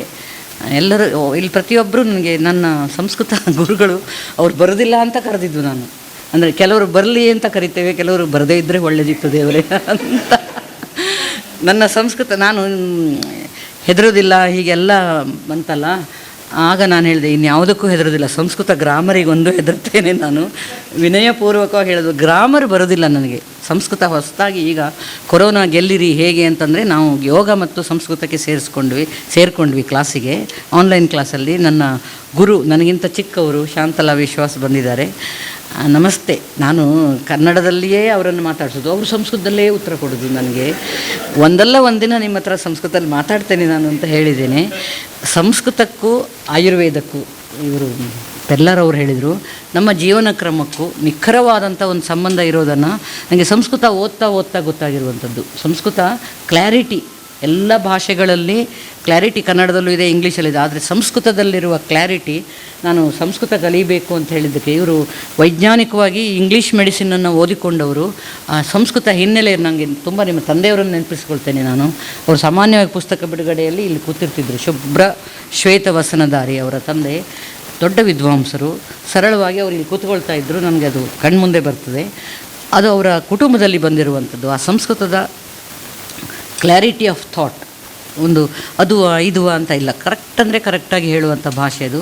ಅದರ ಹಿನ್ನೆಲೆ ಇರೋದರಿಂದ ಈ ಥರದ ಕಾಯಿಲೆಗಳ ಬಗ್ಗೆ ನಿಖರವಾಗಿ ಹೇಳೋದಕ್ಕೆ ಅವರಿಗೆ ಸಾಧ್ಯವಾಗಿದೆ. ಆದ್ದರಿಂದ ಯಾವುದೇ ಬ್ಲಡ್ ಗ್ರೂಪಿಗೆ ನೀವು ಸೇರಿದವರಾದರೂ ಬಿ ಪಾಸಿಟಿವ್ ಅಂತ ಹೇಳ್ತಾ ಈ ಪುಸ್ತಕಕ್ಕೆ ಶುಭವನ್ನು ಹಾರೈಸಿ ನನ್ನ ಮಾತನ್ನು ಮುಗಿಸ್ತೇನೆ. ಅರ್ಧ ಗಂಟೆ ಆದದ್ದು ಗೊತ್ತಾಗಲಿಲ್ಲ, ಇನ್ನೂ ಮಾತಾಡ್ತಿದ್ರೆ ಉತ್ತಮ ಇತ್ತು ಅಂತ ಅನಿಸ್ತಾ ಇದೆ. ನಮ್ಮ ಕುಟುಂಬ ಕೂಡ ಹಾಗೆ ನೋಡಿ, ಎಲ್ಲ ನಗುನಗುತ್ತಾ ಸಂತೋಷದಲ್ಲಿದ್ದರು. ಮುಂದೆ ನಮ್ಮ ವೇದಿಕೆಯಲ್ಲಿರುವಂಥ ಇನ್ನೋರ್ವ ಮುಖ್ಯ ಅತಿಥಿಗಳಿದ್ದಾರೆ. ಡಾಕ್ಟರ್ ರಾಜೇಂದ್ರ ಪ್ರಸಾದ್. ಡಾಕ್ಟರ್ ಮುರಳಿ ಮೋಹನ್ ರವರು ಕನ್ನಡದ ಒಂದು ಒಲವು ಅವರ ಹಸ್ತಾಕ್ಷರದಲ್ಲಿ ಮೂಡ್ತದೆ. ಅವರು ಸುಮಾರೀಗ 20 ವರ್ಷದಿಂದ ನಾನು ಕಂಡಂತೆ ಅವರ ಹಸ್ತಾಕ್ಷರ ಮುರಳಿ ಮೋಹನ್ ಅಂತಲೇ ಕನ್ನಡದಲ್ಲಿ ಬರೀತಾರೆ. ಸೊ ಅಲ್ಲಿಂದ ಪ್ರಾರಂಭವಾದ ಅವರ ಕನ್ನಡದ ಒಲವು ಈಗ ಕನ್ನಡ ಸಾಹಿತ್ಯ ಪರಿಷತ್ತಿನ ಈ ಮಂಗಳೂರು ತಾಲೂಕಿನ ಕಾರ್ಯದರ್ಶಿಯಾಗಿ ಸೇವೆಗೆ ಮುಂದುವರೆದಿದ್ದಾರೆ. ಈ ಬರೆಯುವ ಹವ್ಯಾಸ ಕೂಡ ಹೀಗೆ ಮೊದಲುಗೊಂಡು ಇದು ಉತ್ತಮವಾಗಿ ಬೆಳವಣಿಗೆಯನ್ನು ಕಂಡು ಕೇವಲ ಈಗ 7-8 ವರ್ಷದಲ್ಲಿ 13 ಉತ್ತಮವಾದ ಸಾಹಿತ್ಯವನ್ನು ಹೊರಗೆ ತಂದಿದ್ದಾರೆ. ಅವರಿಗೆ ಈ ಕನ್ನಡದ ಸಾಹಿತ್ಯದಲ್ಲಿ ತೊಡಗಿಕೊಳ್ಳುವುದು ಒಂದು ಹವ್ಯಾಸವಾಗಿ ಬಂದಿದೆ. ಯಾಕೆಂದರೆ ವೈದ್ಯರು ಮುಖ್ಯವಾಗಿ ಸ್ಥಳೀಯವಾದ ಒಂದು ಭಾಷೆಯಲ್ಲಿ ಬರೆಯುವಂಥದ್ದು ಭಾಳ ಕಮ್ಮಿ.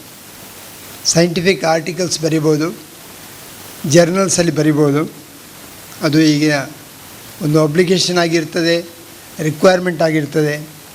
ಆದರೆ ಇದು ಹವ್ಯಾಸವಾಗಿ ಜನರ ಹತ್ರ ಸ್ಪಂದಿಸಲಿಕ್ಕೆ ಇರುವಂತಹ ಈ ರೀತಿಯ ಒಂದು ಕಾರ್ಯಕ್ರಮ ಭಾಳ ಉತ್ತಮವಾಗಿ ಮೂಡಿ ಬರ್ತಾ ಇದೆ. ಭಾಳ ಪರಿಣಾಮಕಾರಿಯಾಗಿ ಹಲವು ಮುದ್ರಣಗಳನ್ನು ಕಂಡು ಉಪಯೋಗ ಆಗ್ತಾಯಿದೆ. ಈ ಸರೋಜಿನಿ ಪ್ರತಿಷ್ಠಾನ ಸಾಕಷ್ಟು ಸಮಾಜ ಸೇವೆಯಲ್ಲಿ ತೊಡಗಿಕೊಂಡು, ಮುಖ್ಯವಾಗಿ ರಕ್ತದಾನ ಶಿಬಿರ ಅಲ್ಲದೆ ಎಲುಬು ಸಾಂದ್ರತೆ ಶಿಬಿರ, ಹೀಗಿರುವ ಸಾಹಿತ್ಯ ಕ್ಷೇತ್ರದಲ್ಲಿ, ಸೇವಾ ಕ್ಷೇತ್ರದಲ್ಲಿ, ಆರೋಗ್ಯ ಶಿಬಿರದಲ್ಲಿ ಭಾಗವಹಿಸಿ ಸಮಾಜಮುಖಿಯಾಗಿ ಉತ್ತಮ ಕಾರ್ಯವನ್ನು ಮಾಡ್ತಾಯಿದೆ. ಇದು ಅವರ ಎಡೆಬಿಡದ ಒಂದು ಚಟುವಟಿಕೆಯ ಸಮಯದಲ್ಲಿ ಕೂಡ ಹೇಗೆ ಅವರು ಸಾಹಿತ್ಯವನ್ನು ಮುಂದೆ ತರ್ತಾ ಇದ್ದಾರೆ, ಅಲ್ಲದೆ ಈ ಆಹಾರ ಕಾರ್ಯಕ್ರಮದಲ್ಲಿ ಹೇಗೆ ಭಾಗವಹಿಸಿದ್ದಾರೆ ಅಂತ ಹೇಳೋದು ನಾವು ಕಂಡು ಬಂದಿದೆ. ಒಬ್ಬ ಮನುಷ್ಯನಿಗೆ ಆಹಾರವನ್ನು ಸೇವಿಸುವಾಗ ಈಗ ನಾವು ನೋಡಿಕೊಂಡಂತೆ ಹೆಚ್ಚಾಗಿ ಬಾಯಿಗೆ ರುಚಿಯಾದ ಆಹಾರ ದೇಹಕ್ಕೆ ಹಿತ ಅಲ್ಲ. ಯಾವುದು ದೇಹಕ್ಕೆ ಹಿತವಾಗಿರುವ ಆಹಾರ ಬಾಯಿಗೆ ರುಚಿಯನ್ನು ನೀಡುವುದಿಲ್ಲ, ನಮ್ಮ ಮನಸ್ಸು ಅದನ್ನು ರೂಢಿಸಿಕೊಳ್ಬೇಕಾಗ್ತದೆ. ಅದರಿಂದಾಗಿ ವಸಂತಕುಮಾರ್ ಪೆಲ್ಲರ ಅವರು ಹೇಳಿದಂತೆ ಎಲ್ಲ ರೀತಿಯ ಒಂದು ರುಚಿ ನಾವು ಸೇವಿಸಬೇಕು, ಅದನ್ನು ಅನುಭವಿಸಬೇಕು. ಅದರಲ್ಲಿರುವ ಬೇರೆ ಬೇರೆ ಲವಣಗಳನ್ನು ನಾವು ರೂಢಿಸಿಕೊಳ್ಬೇಕು. ಯಾಕಂದರೆ ಕೇವಲ ಒಂದು ಕಣವಾಗಿ ನಾವು ಈ ಪ್ರಪಂಚಕ್ಕೆ ಬಂದಿರ್ತೇವೆ. ಆ ಕಣದಿಂದ ಇಷ್ಟು ದೊಡ್ಡ ಒಂದು ಮನುಷ್ಯನ ಆಕೃತಿ, ಮನುಷ್ಯನ ದೇಹ, ಇಷ್ಟು ತೂಕ ಎಲ್ಲವೂ ಒಂದು ಆಹಾರದ ಒಂದು ಕೆಮಿಕಲ್ ಚೇಂಜ್ ಆಗಿ ಆಗ್ತದೆ. ನಾವು ತಗೊಳ್ಳುವ ಆಹಾರ ಆಗಲಿ, ನಾವು ತಗೊಳ್ಳುವ ನೀರಾಗಲಿ, ಅದರ ಜೊತೆ ತಗೊಳ್ಳುವ ಗಾಳಿ ಆಗಲಿ, ಇದರಲ್ಲಿ ಆಹಾರದ ಕೆಲವು ಕೆಮಿಕಲ್ಸ್ ಉಂಟು. ಗಾಳಿಯ ಆಕ್ಸಿಜನ್ ಸೇರಿ ಆಕ್ಸಿಡೇಷನ್ ಆಗಿ ಅದರಿಂದ ಒಂದೊಂದು ಆಹಾರದ ಕಣಗಳು ಕೆಲವು ಎಲುಬಾಗ್ತದೆ, ಕೆಲವು ನರ ಆಗ್ತದೆ, ಕೆಲವು ದ್ರವವಾಗಿ ಈ ದೇಹದ ಬೆಳವಣಿಗೆಗೆ ಸೇರಿಕೊಳ್ತದೆ. ಕೊನೆಗೆ ಅದು ಪುನಃ ಪ್ರಕೃತಿಗೆ ಸೇರಿಕೊಳ್ತದೆ. ಆದರೆ ಪ್ರಕೃತಿಯಲ್ಲಿ ಹೇಗೆ ಆಹಾರ ಉಂಟು ಅದೇ ರೀತಿ ಔಷಧ ಕೂಡ ಉಂಟು. ಒಂದು ರೋಗ ಬರಬೇಕಾದ್ರೆ ಔಷಧ ಮತ್ತು ಅಂದರೆ ದೇಹದ ಬೆಳವಣಿಗೆ ಮತ್ತು ಬೆಳವಣಿಗೆ ಪೂರಕ ಮತ್ತು ವಿರೋಧವಾದ ಭಾಸಗಳು ಉಂಟಾದಾಗ ಮಾತ್ರ ಈ ರೋಗಗಳು ಉತ್ಪತ್ತಿ ಆಗೋದು. ಸೊ ರೋಗ ಅಂತ ಹೇಳುವಂಥದ್ದು, ನಾವೀಗ ಆರೋಗ್ಯವಂತ ವ್ಯಕ್ತಿ ಅಂತ ಹೇಳುವಂಥದ್ದು ಒಂದು ರೀತಿಯಲ್ಲಿ ಫಿಸಿಕಲ್ ಹೆಲ್ತ್, ಅದೇ ರೀತಿ ಒಂದು mental health and social health. So ಈ ರೀತಿಯ 3 ರೀತಿಯ ಆಹಾರವನ್ನು ಅನುಭವಿಸಿದರೆ ಮಾತ್ರ ಉತ್ತಮವಾದ ಬೆಳವಣಿಗೆ ಬೆಳೀಲಿಕ್ಕೆ ಸಾಧ್ಯ. ಒಂದು ಸಸ್ಯ ಬೆಳಿಬೇಕಾದ್ರೆ ಅದಕ್ಕೆ ಅಡಚಣೆಗಳು ಇರಬಾರ್ದು. ಅದಕ್ಕೆ ಪೂರಕವಾದ, ಅದಕ್ಕೆ ಅವಶ್ಯವಿದ್ದ ನೀರು ಬೇಕು, ಗಾಳಿ ಬೇಕು, ಅದರಂತೆ ಸೂರ್ಯನ ಬೆಳಕು ಬೇಕು. ಅಂತೂ ಬೇರೆ ವೈರಿಗಳದ ಆಕ್ರಮಣ ಇರಬಾರ್ದು. ಸೊ ಅದು ತಾನಾಗಿ ಬೆಳೀತದೆ, ಹುಲಸಾಗಿ ಬೆಳೀತದೆ. ಹಾಗೆ ನಮ್ಮ ದೇಹ ಬೆಳವಳಿ ಆಗಬೇಕಾದ್ರೂ ಕೂಡ ಎಲ್ಲ ಕ್ಷಾರಗಳು ಕೂಡ ಸೇರಿ ಅದು ಮಿತ ಪ್ರಮಾಣದಲ್ಲಿ ಸೇರಿಕೊಂಡು ದೇಹದ ಒಂದು ಬೆಳವಣಿಗೆ ಆಗಬೇಕು. ಈ ದೇಹ ವೃದ್ಧಿ ಆಗಬೇಕು. ಈಗ ಮುಖ್ಯ ಅತಿಥಿಯಾದ ಭುವನೇಶ್ವರಕ್ಕ ಹೇಳಿದಾಗೆ ಆಹಾರವನ್ನು ಹೇಗೆ ಸೇವಿಸಬೇಕು ಬಹಳ ಅಗತ್ಯ. ನಾವು ಸೇವಿಸುವಾಗ ಆಹಾರವನ್ನು ಚೆನ್ನಾಗಿ ಜಗಿದು ಅನುಭವಿಸಿ ಅದನ್ನು ಸೇವಿಸಬೇಕು. ಆ ಹೊಟ್ಟೆಯನ್ನು ಎಷ್ಟು ತುಂಬಿಸಬೇಕು ಅಂತ ಹೇಳಿದರೆ, ಕೇವಲ ನಾವು ಹೊಟ್ಟೆಯನ್ನು ಒಂದು ಕಾಲು ಪ್ರಮಾಣ ಮಾತ್ರ ತುಂಬಿಸಬೇಕು. ಒಂದು ಸಾಲಿಡ್ ಒಂದು ಕಾಲು ಪ್ರಮಾಣ, ಅದರ ಮೇಲೆ ಲಿಕ್ವಿಡ್ ಇನ್ನೊಂದು ಕಾಲು ಪ್ರಮಾಣ, ಗಾಳಿ ಇನ್ನೊಂದು ಕಾಲು ಪ್ರಮಾಣ. ಸೊ ಫುಲ್ಲಾಗಿ ಹೊಟ್ಟೆಯನ್ನು ತುಂಬಿಸುವಂಥ ಕ್ರಮವೇ ಇಲ್ಲ. ಆ ರೀತಿ ರೂಢಿಸಿಕೊಳ್ಬೇಕು. ಮತ್ತು ನಿಯಮಿತ ಸಮಯದಲ್ಲಿ ಆಹಾರ ತೆಗೆದುಕೊಳ್ಬೇಕು. ಹಾಗೆ ನಿಯಮಿತವಾಗಿ ನಾವು ಉಪವಾಸವನ್ನು ಕೂಡ ಮಾಡಬೇಕು. ಅದರಿಂದಾಗಿ ದೇಹದ ಬೇರೆ ಬೇರೆ ಡೆಪಾಸಿಟ್ ಆದ ಅಂಶಗಳು ಕರಗಿ ಹೋಗ್ತದೆ.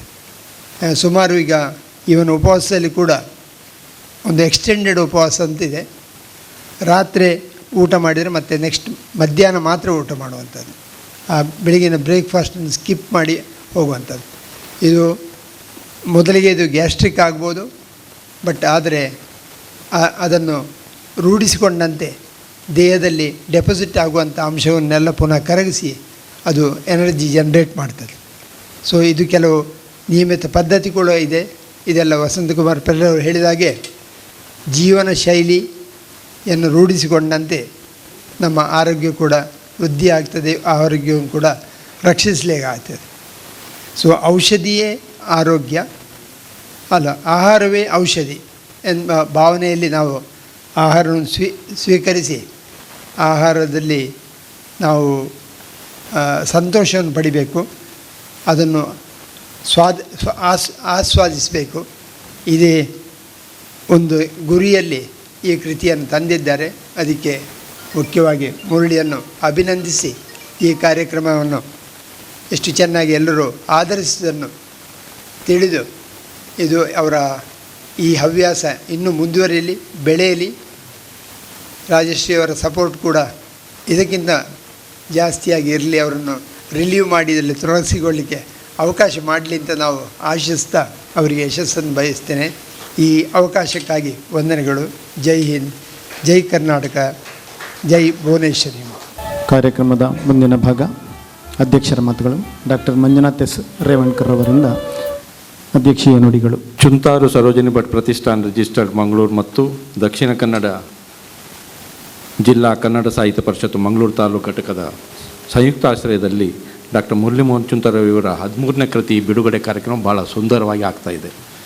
ನನಗೊಂದು ಭಾಳ ಖುಷಿ ಆಗ್ತಾಯಿದೆ ಅಂತ ಹೇಳಿದರೆ, ಮನುಷ್ಯನ ಜೀವನದಲ್ಲಿ ಏನಾದರೂ ಸಾಧನೆ ಮಾಡಬೇಕಾದ್ರೆ ಒಂದು ಆದರ್ಶ ವ್ಯಕ್ತಿಯಾಗಿ ಮುರಳಿ ಮೋಹನ್ ಚುಂತಾರು ಅಂತ ಹೇಳಲಿಕ್ಕೆ ಇಚ್ಛೆ ಬಯಸ್ತೇನೆ. ಜೋರಾಗಿ ಚಪ್ಪಾಳೆ ತಟ್ಟಬೇಕು. ನಾನು ಯಾಕೆ ಹೇಳ್ತಾ ಇದ್ದೇನೆ ಅಂದರೆ, ನನ್ನ 3 ಮಕ್ಕಳು ಡಾಕ್ಟ್ರು, ಈಗ ಕಲಿತಾ ಇದ್ದಾರೆ. ಈಗ ಅವರಿಗೆ 1 ನಿಮಿಷ ಮಾತಾಡಲಿಕ್ಕೆ ಪುರ್ಸೊತ್ತಿಲ್ಲ. 1 ನಿಮಿಷ ಮಾತಾಡಲಿಕ್ಕೆ ತಂದೆ ತಾಯಿಂದಿರ ಹತ್ರ ಮಾತಾಡಲಿಕ್ಕೆ ಪುರ್ಸೊತ್ತಿಲ್ಲದಿದ್ದಾಗ ಮುರಳಿ ಮೋಹನ್ ಚುಂತಾರು ಅವರು ನಮ್ಮ ಹೋಮ್ ಗಾರ್ಡ್ ಕೆಲಸ ಮತ್ತು ಶಸ್ತ್ರಚಿಕಿತ್ಸೆ, ದಂತವೈದ್ಯ, ಮತ್ತು ನನ್ನೊಂದು ದೊಡ್ಡ ಭಾಗ್ಯ ಅಂತ ಹೇಳಲಿಕ್ಕೆ ಇಚ್ಛೆ ಬಯಸ್ತೇನೆ. ಮಂಗಳೂರು ಕನ್ನಡ ಸಾಹಿತ್ಯ ಪರಿಷತ್ತಿನ ಅಧ್ಯಕ್ಷರಾಗಿ ನಾನು ನಾಮಿನೇಟ್ ಆದ ತಕ್ಷಣ ಫಸ್ಟ್ ನಾನು ಮುರಳಿ ಮೋಹನ್ ಚುಂತಾರಿಗೆ ಆಯ್ಕೆ ಮಾಡಿದ್ದು ನಾನು ಮೊಟ್ಟ ಮೊದಲನಾಗಿ. ಯಾಕಂದ್ರೆ ನಾವು ಅವ್ರಿಗೆ ಮಾತಾಡಬೇಕಂದ್ರೆ ನಾವು ರಾತ್ರಿ 12 ಗಂಟೆಗೆ ನಂತರ ಮಾತಾಡ್ತಾಯಿದ್ವಿ, ಪ್ರತಿದಿನ ಮಾತಾಡ್ತಾಯಿದ್ವಿ. ಇಷ್ಟು ಬಿಜಿ ಇದ್ದು ಸುಧಾ ಇಷ್ಟು ಒಳ್ಳೆ ಕೆಲಸ ಮಾಡ್ತಾ ಇದ್ದಾರೆ. 13ನೇ ಕೃತಿ ಬಿಡುಗಡೆ ಆಗಿದೆ. ಭಾಳ ಸುಂದರವಾಗಿ ಕೃತಿಯ ಬಗ್ಗೆ ಎಲ್ಲ ಹೇಳಿದ್ದಾರೆ. ನಾನೇನು ಜಾಸ್ತಿ ಹೇಳಲಿಕ್ಕೆ ಹೋಗೋದಿಲ್ಲ. ಆದರೆ ಡಾಕ್ಟ್ರ್ ಆದವರು, ದಂತವೈದ್ಯರು, ಶಸ್ತ್ರಚಿಕಿತ್ಸರು ಮತ್ತು ಹೋಮ್ ಗಾರ್ಡಿನ ಕಮಿಷನರ್ ಆಗಿ, ಮತ್ತು ನನ್ನ ಜೊತೆಯಲ್ಲಿ ಗೌರವ ಕಾರ್ಯದರ್ಶಿಯಾಗಿ, ಸಾಹಿತ್ಯ ಪರಿಷತ್ತಿನಲ್ಲಿ ಗೌರವ ಕಾರ್ಯದರ್ಶಿಯಾಗಿ ಇಷ್ಟು ಕೆಲಸ ಮಾಡ್ತಾ ಇದ್ದಾರೆ ಅಂತ ಹೇಳಿದ್ರೆ ಅವರಿಗೆ 24 ಗಂಟೆ ಸಾಕಾಗೋದಿಲ್ಲ ಅಂತ ಹೇಳಲಿಕ್ಕೆ ಇಚ್ಛೆ ಬಯಸ್ತೇನೆ. ಯಾಕಂದರೆ ಇನ್ನು ಪ್ರತಿ ತಿಂಗಳು ಈಗ ದಕ್ಷಿಣ ಕನ್ನಡ ಸಾಹಿತ್ಯ ಪರಿಷತ್ತಿಗೆ ಜಾಯಿನ್ ಆದಾಗಿನಿಂದ ಪ್ರತಿ ತಿಂಗಳು ಒಂದೊಂದು ಬುಕ್ ಬರಲಿಕ್ಕೆ ಸಾಧ್ಯ ಇದೆ. ಅವ್ರು ಪ್ರತಿ ತಿಂಗಳು ಒಂದು ಬುಕ್ ಮಾಡಿ ಪ್ರತಿ ತಿಂಗಳು ಒಂದೊಂದು ಬುಕ್ ಬಿಡುಗಡೆ ಮಾಡ್ತೇವೆ ನಾವು. ಅದರ ಬಗ್ಗೆ ನನ್ನ ಪೂರ್ಣ ಬೆಂಬಲ ನಾನು ಮುರಳಿ ಮೋಹನ್ ಚುಂತಾರು ಕೊಡ್ತಾ ಇದ್ದೇನೆ. ಯಾಕೆಂದರೆ ನಮ್ಮ ಟೀಮ್ ಹೇಗಿದೆ ಅಂತ ಹೇಳಿದರೆ, ದಕ್ಷಿಣ ಕನ್ನಡ ಜಿಲ್ಲಾ ಕನ್ನಡ ಸಾಹಿತ್ಯ ಪರಿಷತ್ ಮಂಗಳೂರು ತಾಲೂಕು ಘಟಕ ಹೇಗಿದೆ ಅಂತ ಹೇಳಿದರೆ, ಒಬ್ಬರಿಗಿಂತ ಒಬ್ಬರ ಮೇಲಿದೆ. ಈಗಾಗಲೇ ಇದು 2ನೇ ಕಾರ್ಯಕ್ರಮ ನಾವು ನಡೀತೇವೆ. ಮೊನ್ನೆ ರಘು ಇಟ್ಕಿದವ್ರದ್ದು ಪುಸ್ತಕ ಬಿಡುಗಡೆ ಆಯಿತು. ಇವತ್ತು 2ನೇ ಕಾರ್ಯಕ್ರಮ ಮುರಳಿ ಮೋಹನ್ ಚುಂತಾರು ಅವ್ರದ್ದು. 3ನೇ ಕಾರ್ಯಕ್ರಮ ಇನ್ನೂ ಅದ್ಭುತವಾಗಿದೆ. ಪೆರ್ಲವರ ಮನೆಯಲ್ಲಿ ಸಾಹಿತ್ಯಾಭಿಮಾನ ಕಂಪನ್ನು ಮೂಡಿಸುವಂಥ ಕೆಲಸ ನಾವು ಫಸ್ಟ್ ದೊಡ್ಡ ಕಾರ್ಯಕ್ರಮ ಪೆರ್ಲವರ ಮನೆಯಲ್ಲಿ ಸಾಹಿತಿಗಳ ಮನೆಯಲ್ಲಿ ದೊಡ್ಡ ಕಾರ್ಯಕ್ರಮ ಮಾಡುವಂಥ. ಹೀಗಾಗಿ ತಿಂಗಳಿಗೆ ನಾವು ಒಂದು 2 ಕಾರ್ಯಕ್ರಮ ಮಾಡುವಂಥ ಒಂದು ಹವ್ಯಾಸ ಹಾಕೊಂಡೆ. ಒಂದು ಸಾಹಿತಿಗಳ ಮನೆಯಲ್ಲಿ ಸಾಹಿತ್ಯದ ಕಂಪನ್ನು ಪಸರಿಸುವಂಥ ಕೆಲಸ, ಇನ್ನೊಂದು ಸೆಕೆಂಡು ಶಾಲೆಯಲ್ಲಿ ಮಕ್ಕಳಿಗೆ ಕನ್ನಡದ ಸಾಹಿತ್ಯದ ಬಗ್ಗೆ ಒಂದು ಅಭಿರುಚಿಯನ್ನು ಬೆಳೆಸುವಂಥ ಒಂದು ಗಂಟೆ ಕಾರ್ಯಕ್ರಮ. ಪ್ರತಿ ತಿಂಗಳು 2 ಕಾರ್ಯಕ್ರಮ ಆಗ್ತದೆ. ಇಷ್ಟೆಲ್ಲ ಜನ ಮೊನ್ನೆ ತಾನೇ ಎಲ್ಲ ನಮ್ಮ ಕಾರ್ಯಕ್ರಮ ಎಲ್ಲರೂ ಬಂದಿದ್ದೀರಾ. ಹೀಗಾಗಿ ನಮ್ಮ HR ವಿಶ್ವಾಸವರು ಭಾಳ ಒಳ್ಳೆ ರೀತಿಯಿಂದ ಮಾತಾಡಿದರು, ಭಾಳ ಚಂದರಿದೆ. ಇವತ್ತು ಶ್ರೀಮತಿ ಭುವನೇಶ್ವರಿ ಹೆಗಡೆಯವರು ಭಾಳ ಸ್ವಾದದಿಂದ ನಮ್ಮನ್ನೆಲ್ಲ ನಗಿಸಿದ್ದಾರೆ. ನಿಮಗೆ ನಾನು ಕನ್ನಡ ಸಾಹಿತ್ಯ ಪರಿಷತ್ ವತಿಯಿಂದ ಹೃತ್ಪೂರ್ವಕ ಧನ್ಯವಾದ ಹೇಳಲಿಕ್ಕೆ ಇಚ್ಛೆ ಬಯಸ್ತೇನೆ. ಹಾಗೆ ವಸಂತ್ ಕುಮಾರ್ ಪೆರ್ಲವರು ನಮ್ಮ ಹಿರಿಯ ಗೌರವ ಸಲಹೆಗಾರರಿಗೆ ನಮಗೆ ನೇಮಕ ಆಗಿದ್ದಾರೆ. ಅದು ಸುಧಾ ನಮ್ಮ ಭಾಗ್ಯ ಅಂತ ಹೇಳ್ಬೋದು. ಯಾಕಂದರೆ ನಮ್ಮ ಕಮಿಟಿ ಹೇಗಿದೆ ಅಂತ ಹೇಳಿದರೆ, 2 ಕಾರ್ಯದರ್ಶಿಗಳಿದ್ದಾರೆ, ಗಣೇಶ್ ಪ್ರಸಾದ್ ಜಿ ಮತ್ತು ಮುರಳಿ ಮೋಹನ್ ಚುಂತಾರು, ಹಾಗೆ ಕೋಶಾಧಿಕಾರಿ ಭಾರಿ ಸೀನಿಯರ್ ಸುಬ್ರಾಯ್ ಭಟ್ರಿದ್ದಾರೆ, ಮತ್ತು ಕೆಲವೊಂದು ಸದಸ್ಯರಿದ್ದಾರೆ ಒಂದಕ್ಕಿಂತ ಒಂದು ಮೇಲು. ಹಾಗಾಗಿ ಅಧ್ಯಕ್ಷರಿಗೆ ಏನೂ ಕೆಲಸ ಇಲ್ಲ. ನಾನು ರಾತ್ರಿ ಒಂದು ಮೆಸೇಜ್ ಹಾಕಿದರೆ ಸಾಕು, ಮರುದಿವಸ ಬೆಳಿಗ್ಗೆ ಎಲ್ಲ ಕೆಲಸ ಆಗ್ತದೆ. ಹಾಗಾಗಿ ನಾನು ಭಾಳ ಧನ್ಯವಾದ ಅಂತ ಹೇಳಿಬಿದ್ದೆ. ಮುಂದಿನ ದಿನಗಳಲ್ಲಿ ಕನ್ನಡ ಸಾಹಿತ್ಯ ಪರಿಷತ್ತು ಒಂದು ಜನಸಾಮಾನ್ಯರ ಪರಿಷತ್ತನ್ನಾಗಿ ಮಾಡಲಿಕ್ಕೆ ನಮ್ಮ ಕಮಿಟಿ ಎಲ್ಲ ಸಿದ್ಧತೆ ಆಗ್ತಾ ಇದೆ. ಎಲ್ಲ ಅದನ್ನು ಮಾಡಿ ನಾವು ತೋರಿಸ್ತೇವೆ. ಹಾಗೆ ಭಾಳ ವಿದ್ವಾನ್ ನಾಡವರಿದ್ದಾರೆ, ಕೆಲವೊಂದು ಜನ ನಮ್ಮ. ಯಾಕಂದರೆ ನಾನು ತಿಳ್ಕೊಂಡ ಮಟ್ಟಿಗೆ ನಾನು ಯಾರಿಗೂ ಸಿಲೆಕ್ಷನ್ ಮಾಡಬೇಕಾದ್ರೆ ಅವರವರು ಯೋಗ್ಯತೆ ತಕ್ಕಂತೆ ನಾನು ಸಿಲೆಕ್ಷನ್ ಮಾಡಿದ್ದೇನೆ. ಹಾಗೆ ಕನ್ನಡ ಸಾಹಿತ್ಯ ಪರಿಷತ್ ಇನ್ನೂ ನಮ್ಮ ಜಿಲ್ಲಾಧ್ಯಕ್ಷರು ಹೇಳ್ತಾ ಇದ್ದಾರೆ, 1 ವರ್ಷದ ಎಲ್ಲ ಏಜೆಂಡಾ ಕಳಿಸಿ ಅಂತ ಹೇಳಿದೆ. ಮೊನ್ನೆ ತಾನೇ ಒಂದು ನೋಟಿಸ್ ಕಳಿಸಿದ್ರು 1 ವರ್ಷದ ಏಜೆಂಡ. ನಾನು ಹೇಳಿದೆ 1 ವರ್ಷದ ಏಜೆಂಡಾ ನಾವು 3 ತಿಂಗಳಲ್ಲೇ ಮಾಡಿ ತೋರಿಸ್ತೇವೆ ಅಂತ ಹೇಳಿದ್ದೇವೆ. ಹಾಗಾಗಿ ಇದು ನಮ್ಮದು ಈಗ 2ನೇ ಕಾರ್ಯಕ್ರಮ ಆಯಿತು. ತಿಂಗಳಿಗೆ 2 ಕಾರ್ಯಕ್ರಮ. ಮೊನ್ನೆ ತಾನೇ ನಮ್ಮ ಪದಗ್ರಹಣ ಆಗಿದ್ದೆ, ಮೊನ್ನೆ 25ಕ್ಕೆ 25 5 ದಿವಸದಲ್ಲಿ ನಾವು 2 ಕಾರ್ಯಕ್ರಮ ಮಾಡಿದ್ದೀವಿ. ವರ್ಷದಲ್ಲಿ ಎಷ್ಟು ಕಾರ್ಯಕ್ರಮ ಮಾಡ್ಬೋದು ಅಂತೇಳಿ ನನಗೆ ಆಶ್ಚರ್ಯ ಆಗ್ತದೆ. ಹೀಗಾಗಿ ಮುಂದಿನ ದಿನಗಳಲ್ಲಿ ಕನ್ನಡ ಸಾಹಿತ್ಯ ಪರಿಷತ್ತಿನಿಂದ ಎಲ್ಲ ರೀತಿಯಿಂದ ನಾವು ಕೆಲಸ ಮಾಡ್ತೇವೆ. ಹಾಗೆ ಮುರಳಿ ಮೋಹನ್ ಚುಂತಾರು ಒಂದು ಸ್ವಾದ ಆಹಾರ ಸಂಹಿತೆ ಪುಸ್ತಕ ಬಿಡುಗಡೆ ಮಾಡಿದ್ದಾರೆ. ಇನ್ನು ಮುಂದಿನ ದಿನಗಳಲ್ಲಿ ಪ್ರತಿ ತಿಂಗಳು ಒಂದೊಂದು ಕೃತಿ ಬಿಡುಗಡೆ ಮಾಡಿ 50ನೇ ಕೃತಿ ಜೋರಾಗಿ ನಮ್ಮ ಕನ್ನಡ ಸಾಹಿತ್ಯ ಪರಿಷತ್ ವತಿಯಿಂದ ಜೋರಾಗಿ ಆಗಲಿ, ಮತ್ತು ಅವರಿಗೆ ದೇವರು ಆರೋಗ್ಯ ಭಾಗ್ಯ ಎಲ್ಲ ಕೊಡಲಿ. ಅವರ ರಾಜೇಶ್ವರಿ ಅವರಿಗೆ ನಾನು ತುಂಬ ಹೃದಯದ ಧನ್ಯವಾದ ಹೇಳಲಿಕ್ಕೆ ಇಚ್ಛಿಸ್ತೇನೆ. ಯಾಕೆಂದರೆ ಮನುಷ್ಯನ ಜೀವನದಲ್ಲಿ ಏನಾದರೂ ಒಂದು ಕೆಲಸ ಮಾಡೋಕ್ಕೆ ಅರ್ಧಾಂಗನ ಈಸ್ ವೆರಿ ವೆರಿ ಇಂಪಾರ್ಟೆಂಟ್. ಅರ್ಧ ಕೆಲಸ ಧೈರ್ಯ ಕೊಡುವವರು ರಾಜೇಶ್ವರಿ ಅವರು. ಅವರಿಗೂ ಸಹ ನಾನು ಕನ್ನಡ ಸಾಹಿತ್ಯ ಪರಿಷತ್ ವತಿಯಿಂದ ತುಂಬ ಧನ್ಯವಾದ ಹೇಳಿ ನನ್ನ ಮಾತನ್ನು ಜೈ ಹಿಂದ್ ಜೈ ಕರ್ನಾಟಕ. ಅಧ್ಯಕ್ಷರು ಅನೇಕ ಸಾಧನೆಗಳ ಸರ್ದಾರರು ಕೂಡ ಆಗಿದ್ದಾರೆ. ಬೇರೆ ಬೇರೆ ಸಮಾಜದ ವಿವಿಧ ಸಂಘಟನೆಗಳಲ್ಲಿ ಇದ್ದುಕೊಂಡು ಸಮಾಜವನ್ನು ಮುನ್ನಡೆಸಿದಂಥ ಖ್ಯಾತಿವರದು ಮುರಳಿಯವರ ಸಾಧನೆಯನ್ನು ಕೊಂಡಾಡಿದ್ದಾರೆ. ತುಂಬ ಹೃದಯದ ಧನ್ಯವಾದಗಳು ಅಧ್ಯಕ್ಷರಿಗೆ, ವೇದಿಕೆಯ ಎಲ್ಲ ಗಣ್ಯರಿಗೆ ಹಾಗೂ ಬಂದಿರುವಂಥ ತಮ್ಮೆಲ್ಲರಿಗೆ ಧನ್ಯವಾದಗಳನ್ನು ಸಮರ್ಪಿಸ್ತಾರೆ. ಚೂಂತಾರು ಸರೋಜಿನಿ ಭಟ್ ಪ್ರತಿಷ್ಠಾನದ ಒಬ್ಬರು ಟ್ರಸ್ಟಿ ಗಣೇಶ್ ಸುಂದರ್ರವರು, ನ್ಯಾಯವಾದಿಗಳು, ಮಂಗಳೂರಿನಲ್ಲಿ ಸೇವೆ ಸಲ್ಲಿಸ್ತಾ ಇದ್ದಾರೆ. ನಮ್ಮ ಚೂಂತಾರು ಸರೋಜಿನಿ ಭಟ್ ಪ್ರತಿಷ್ಠಾನ ಮತ್ತು ದಕ್ಷಿಣ ಕನ್ನಡ ಜಿಲ್ಲಾ ಕನ್ನಡ ಸಾಹಿತ್ಯ ಪರಿಷತ್ ಮಂಗಳೂರು ತಾಲೂಕು ಘಟಕ ಇವುಗಳ ಸಂಯುಕ್ತ ಆಶ್ರಯದಲ್ಲಿ ನಡೆದ ಡಾಕ್ಟರ್ ಮುರಳಿ ಮೋಹನ್ ಚೂಂತಾರು ಇವರ 13ನೇ ಕೃತಿ ಸ್ವಾದ ಆಹಾರ ಸಂಹಿತೆ ಕಾರ್ಯಕ್ರಮದಲ್ಲಿ ಕೃತಿಯನ್ನು ಬಿಡುಗಡೆ ಮಾಡಲಿಕ್ಕೆ ಸಾಹಿತಿ, ಹಿರಿಯ ಹಾಸ್ಯ ಲೇಖಕಿ ಶ್ರೀಮತಿ ಭುವನೇಶ್ವರಿ ಹೆಗಡೆ ಅವರು ಬಂದಿದ್ದಾರೆ. ಕಾರ್ಯಕ್ರಮವನ್ನು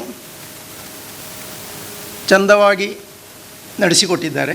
ಅವರಿಗೆ ನಮ್ಮ ಚೂಂತಾರು ಪ್ರತಿಷ್ಠಾನದ ಪರವಾಗಿ ನಾನು ಧನ್ಯವಾದವನ್ನು ಅರ್ಪಿಸ್ತೇನೆ.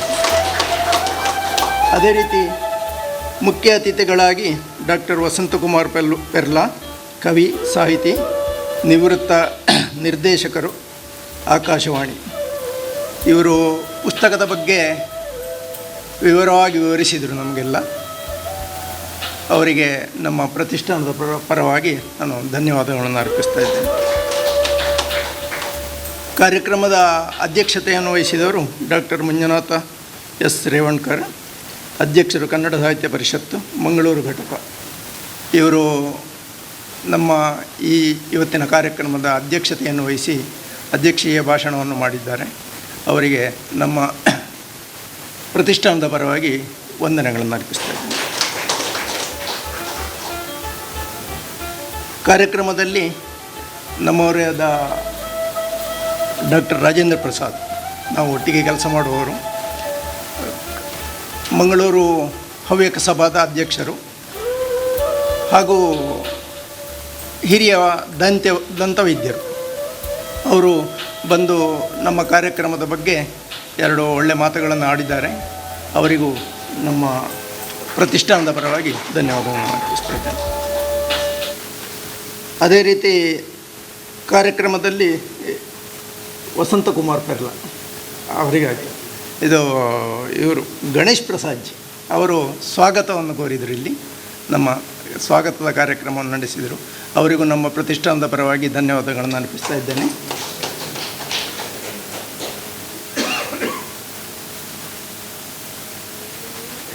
ಡಾಕ್ಟರ್ HR ವಿಶ್ವಾಸ್ ಸಂಸ್ಕೃತ ಪಂಡಿತರು ಅಂತ ಹೇಳಿದರು. ನನಗೆ ಅವರ ಪರಿಚಯ ಜಾಸ್ತಿ ಇಲ್ಲ. ನಮ್ಮ ಕಾರ್ಯಕ್ರಮಕ್ಕೆ ಬಂದು ಸಂಸ್ಕೃತ ಪಂಡಿತರನ್ನು ತಯಾರು ಮಾಡುತ್ತಾ ಇದ್ದಾರೆ. ಅದೇ ರೀತಿ ನಮ್ಮ ಮಧುಸೂದನ್ ಅವರು ಇದ್ದಾರೆ, ಸಂಧಿ ಮಧುಸೂದನ್. ಅವರು ಸಂಸ್ಕೃತದಲ್ಲಿ ಹಲವಾರು ಉಪನ್ಯಾಸಗಳನ್ನೆಲ್ಲ ನೀಡಿದವರು, ದೊಡ್ಡ ವಿದ್ವಾಂಸರು. ಅವರು ಕೂಡ ಇದ್ದಾರೆ. ಇಬ್ಬರಿಗೂ ಧನ್ಯವಾದಗಳನ್ನು ಅರ್ಪಿಸ್ತಾ ಇದ್ದೇನೆ. ಅದೇ ರೀತಿ ಇಲ್ಲಿ ಸೇರಿರುವಂಥ ಎಲ್ಲ ಸಾಹಿತ್ಯ ಪ್ರೇಮಿಗಳಿಗೆ ವಂದನೆಗಳನ್ನು, ಪ್ರತಿಷ್ಠಾನದ ಪರವಾಗಿ ವಂದನೆಗಳನ್ನು ಅರ್ಪಿಸ್ತಾ ಇದ್ದೇನೆ. ಮಾಧ್ಯಮ ಮಿತ್ರರು, ಪತ್ರಿಕಾ ಮಾಧ್ಯಮದವರು, ಅವರಿಗೂ ವಂದನೆಗಳನ್ನು ಅರ್ಪಿಸ್ತಾ ಇದ್ದೇನೆ. ನಮಗೆ ಈ ಕಾರ್ಯಕ್ರಮವನ್ನು ಮಾಡಲಿಕ್ಕೆ ಸ್ಥಳಾವಕಾಶವನ್ನು ಒದಗಿಸಿಕೊಟ್ಟ ಮಾಯಾ ಇಂಟರ್ನ್ಯಾಷನಲ್ ಹೋಟೆಲ್ನ ಆಡಳಿತ ವರ್ಗದವರಿಗೂ ವಂದನೆಗಳನ್ನು ಅರ್ಪಿಸ್ತಾ ಇದ್ದೇವೆ. ಜೈ ಹಿಂದ್, ಜೈ ಕರ್ನಾಟಕ. ಶ್ರೀಕೃಷ್ಣ ಮಾಸ್ಟ್ರು ಅವರನ್ನು ಮರೀಲಿಕ್ಕೆ ಸಾಧ್ಯವೇ ಇಲ್ಲ.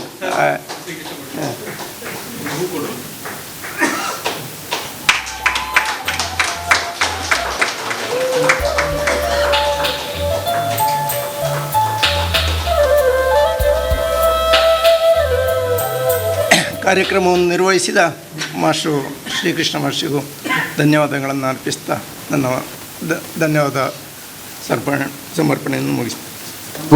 ಧನ್ಯವಾದಗಳು. ಕನ್ನಡ ಡಿಂಡಿಮವ ಬಾರಿಸು ಕನ್ನಡ ಡಿಂಡಿಮವ ಓ ಕರ್ನಾಟಕ ಹೃದಯ ಶಿವ ಬಾರಿಸು ಕನ್ನಡ ಡಿಂಡಿಮವ ಬಾರಿಸು ಕನ್ನಡ ಡಿಂಡಿಮವ ಓ ಕರ್ನಾಟಕ ಹೃದಯ ಶಿವ ಬಾರಿಸು ಕನ್ನಡ ಡಿಂಡಿಮವ ಸತ್ತಂತಿಹರನು ಬಡಿದೆಚ್ಚರಿಸು ಕಚ್ಚಾಡುವರನು ಕೂಡಿಸಿ ಒಲಿಸು ಸತ್ತಂತಿಹರನು ಬಡಿದೆಚ್ಚರಿಸು ಕಚ್ಚಾಡುವರನು ಕೂಡಿಸಿ ಒಲಿಸು ಹೊಟ್ಟೆಯ ಕಿಚ್ಚಿಗೆ ಕಣ್ಣೀರ್ ಸೋರಿಸು ಹೊಟ್ಟೆಯ ಕಿಚ್ಚಿಗೆ ಕಣ್ಣೀರ್ ಸೋರಿಸು ಒಟ್ಟಿಗೆ ಬಾಳುವ ತೆರದಲ್ಲಿ ಹರಸು ಬಾರಿಸು ಕನ್ನಡ ಡಿಂಡಿಮವ ಓ ಕರ್ನಾಟಕ ಹೃದಯ ಶಿವ ಬಾರಿಸು ಕನ್ನಡ ಡಿಂಡಿಮವ ಕ್ಷಯಿಸಿ ಶಿವೇತರ ಕೃತಿಯಲ್ಲಿ ಮೂಡಲಿ ಮಂಗಳ ಮತಿಯಲ್ಲಿ ಕ್ಷಯಿಸಿ ಶಿವೇತರ ಕೃತಿಯಲ್ಲಿ ಮೂಡಲಿ ಮಂಗಳ ಮತಿಯಲ್ಲಿ ಕವಿ ಋಷಿ ಸಂತರ ಆದರ್ಶದಲ್ಲಿ ಕವಿ ಋಷಿ ಸಂತರ ಆದರ್ಶದಲ್ಲಿ ಸರ್ವೋದಯವಾಗಲಿ ಸರ್ವರಲಿ ಸರ್ವೋದಯವಾಗಲಿ ಸರ್ವರಲಿ ಬಾರಿಸು ಕನ್ನಡ ಡಿಂಡಿಮವ ಬಾರಿಸು ಕನ್ನಡ ಡಿಂಡಿಮವ ಓ ಕರ್ನಾಟಕ ಹೃದಯ ಶಿವ ಬಾರಿಸು ಕನ್ನಡ ಡಿಂಡಿಮವ ಬಾರಿಸು ಕನ್ನಡ ಡಿಂಡಿಮವ ಬಾರಿಸು ಕನ್ನಡ ಡಿಂಡಿಮವ. ಧನ್ಯವಾದಗಳು ರತ್ನಾವತಿಯವರೇ. ಈಗ ಭೋಜನದ ಸಮಯ.